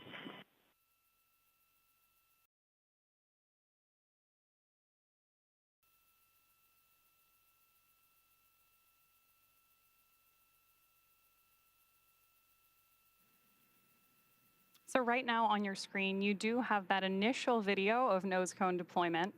And again, the nose cone is opening to expose those two sets of hooks that Dragon will use to autonomously dock with the International Space Station.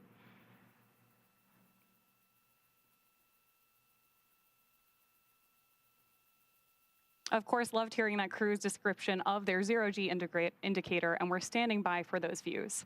Zero-G indicators really do become an important symbol of microgravity flight and the communities behind each mission. So for those of you following along, you'll know that our first zero-G passenger was Little Earth on demonstration Mission 1.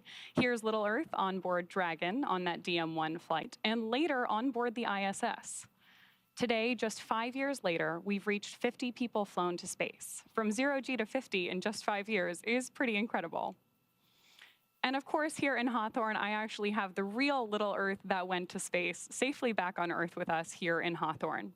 Little Earth is a celebration of zero gravity indicators, an essential component of space missions that help mark the transition into 0G. From Yuri Gagarin's famous pencil to modern indicators like Little Earth and demonstration missions to Tremor the sequin dinosaur, zero gravity indicators have become a way for all of us to connect with and celebrate human spaceflight. Human spaceflight has come so far in the last 5 years. SpaceX has launched 9 human spaceflight missions on behalf of NASA and 4 commercial astronaut missions. That's a total of 50 crew members to space since 2020, 34 on behalf of NASA and their partners, and 16 commercial astronauts, including the first all-civilian mission to space and the first all-private passenger mission to the International Space Station. In addition to flying people, SpaceX also enables researchers the opportunity to fly critical science to orbit. SpaceX and Dragon carried over 1,000 research experiments to and from low Earth orbit and the International Space Station and transported over 300,000 pounds to and from the station since 2012.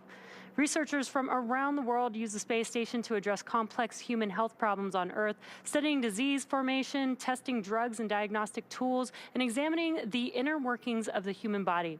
At any one time, the station hosts hundreds of investigations spanning every major scientific discipline from physics to microbiology. Every mission yields critical research and learnings that help make life both on Earth and in space better. From DNA sequencing to 3D printing, studies on the space station test a variety of technologies, systems, and materials that will benefit life on Earth and be needed for future long-duration exploration missions. PCS and forward bulkhead Draco checkouts, and we see an upcoming burn in 23 minutes, 2-3.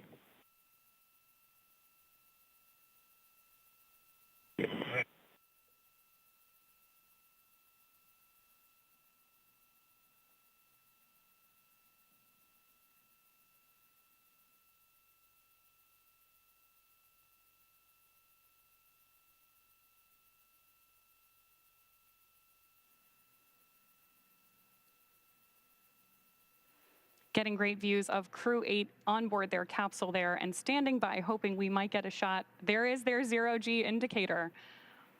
Loved hearing the crew's description of who chose this animal and why, and everything that it means to them, to their mission, and obviously the community standing behind each of these 4 astronauts.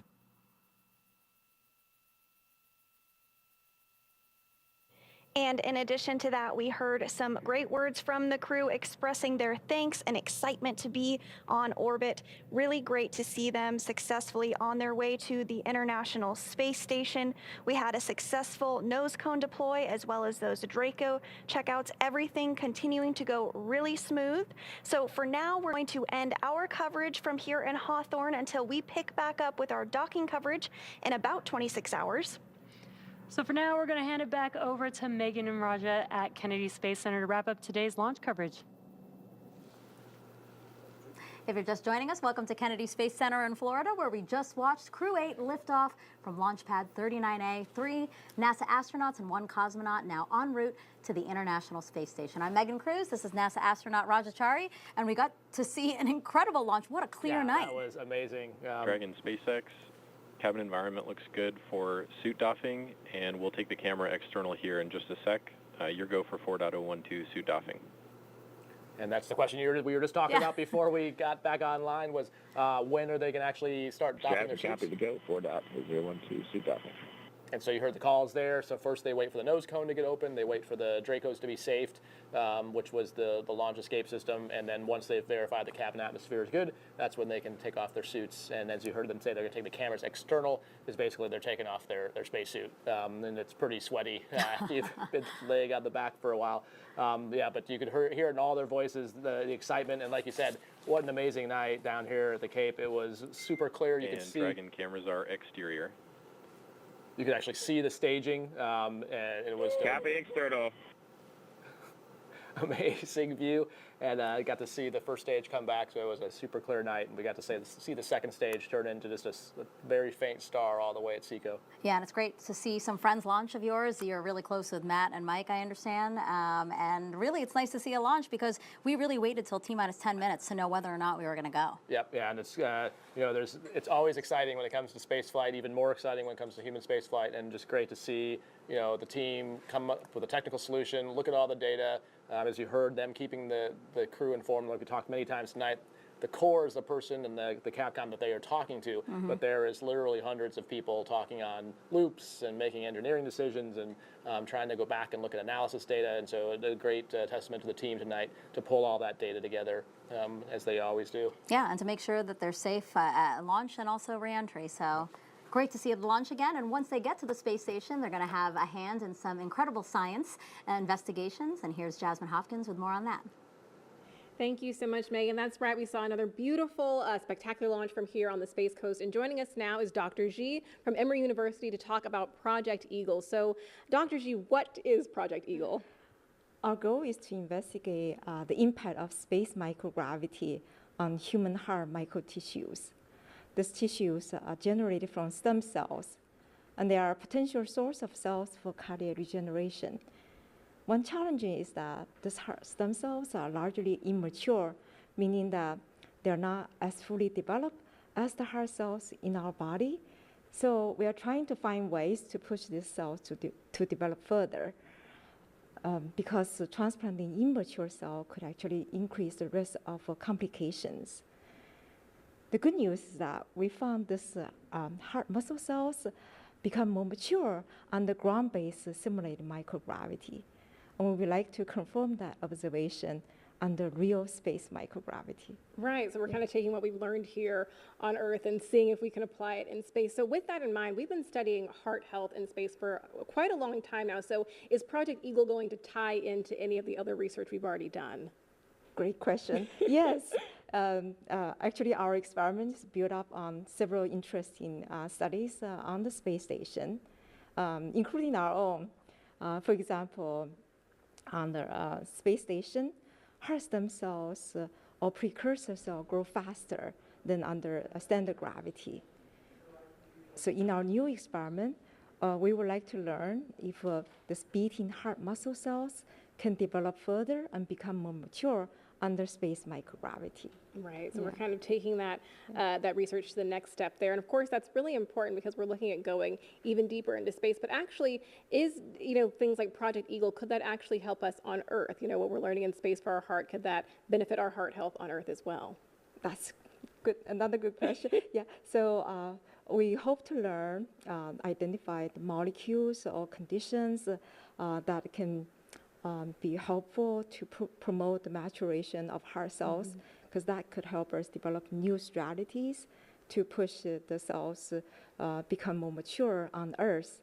More mature heart cells are more reliable for repairing damaged heart, and those more mature heart cells are also useful for develop new medications to treat patients with heart disease. Right. Yeah. So it's great to see, we're taking it in space, also benefiting our life here on Earth. Thank you so much, Dr. G. We really appreciate you being here. Thank you. Of course. All right, Megan and Raja, back to you.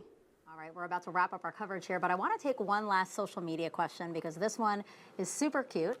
This one is from a 4-year-old, Robbie, and he wants to know, what will the crew do to pass the time on the way to the space station? Well, Robbie, hopefully your parents are typing for you and you don't have your own social media account as a 4-year-old. But it's actually probably the best time, both at the beginning of the mission and at the end of the mission, because on the ISS, your timeline down to 5-minute increments.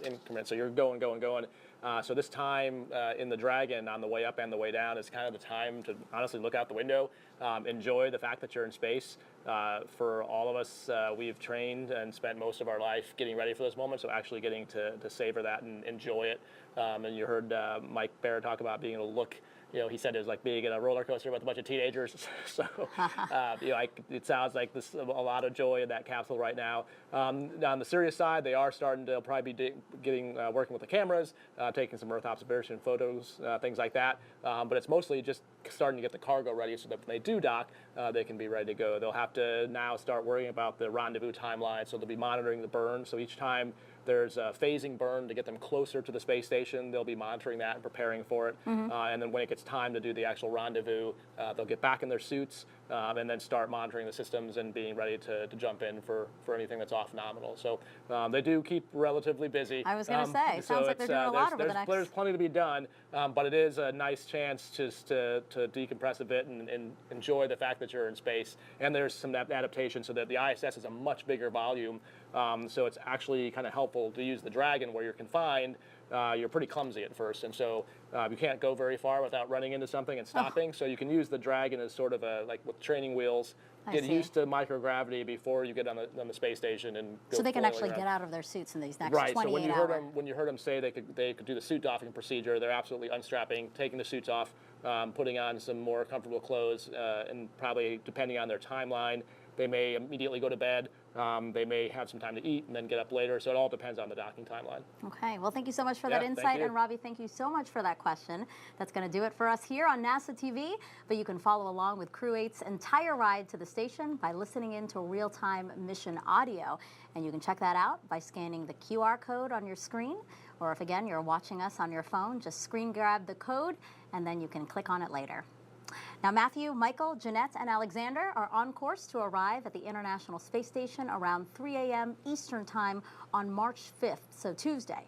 On-camera coverage of docking and arrival will resume about 2 hours before on NASA TV. And that's really always fun to watch, Raja. Yeah, absolutely. Just the faces of the crew. I mean, I think we showed some clips from earlier before, but it's both exciting because they're coming onto the space station. It's so bizarre to have trained so much at Johnson Space Center in the mock-ups and then see the real thing, and it's upside down or sideways, and just your mind trying to take that all in. And I guarantee the smiles are going to be huge. As you saw, Laurel's excited to see him. Everyone's excited to see everyone. It's a really weird family reunion when it happens in space, but it's probably one of the most fun ones to have. Well, and of course, before we sign off from Kennedy, I want to thank Raja Chari for joining us, co-hosting his second launch with us. I hope you had a good time. I did, yeah. Okay. I outwore the jinx this time, so I Thank finally you. got. I appreciate that. What we're going to do is sign you up for Crew-9. That's right. You heard it here, folks. Crew-9, Raja Chari co-host. And a huge thanks to all of our guests for joining us today, but most importantly, thank you all for watching. And you can keep up with any updates on this mission using the online resources we're going to put on your screen right now. For everyone here at NASA and SpaceX, have a great morning or evening. It's still 11:25, and we'll leave you now with a look back at highlights from suit up to liftoff. Inside the suit up room, where we see our 3 astronauts and 1 cosmonaut. And the point of this card game is so that the commander loses, to use up his bad luck. Here they come, Crew-8, taking their first steps outside before their journey to the International Space Station. Crew is departing from the Operations and Checkout Building across Kennedy Space Center to Launch Pad 39A. Walking over to get a good look at their ride to space. Commander Matt Dominick, pilot Michael Barratt walking down the crew access arm. See, the techs are making sure their helmet is protected on the way in. Jeanette Epps, Alexander Grebenkin, our 2 mission specialists for Crew-8, walking on that sticky tape to grab anything before they ingress as well. We see 4 seats in the launch position. They're closing the hatch now. Full power and liftoff of NASA Crew-8. Go Falcon, go SpaceX, and go NASA.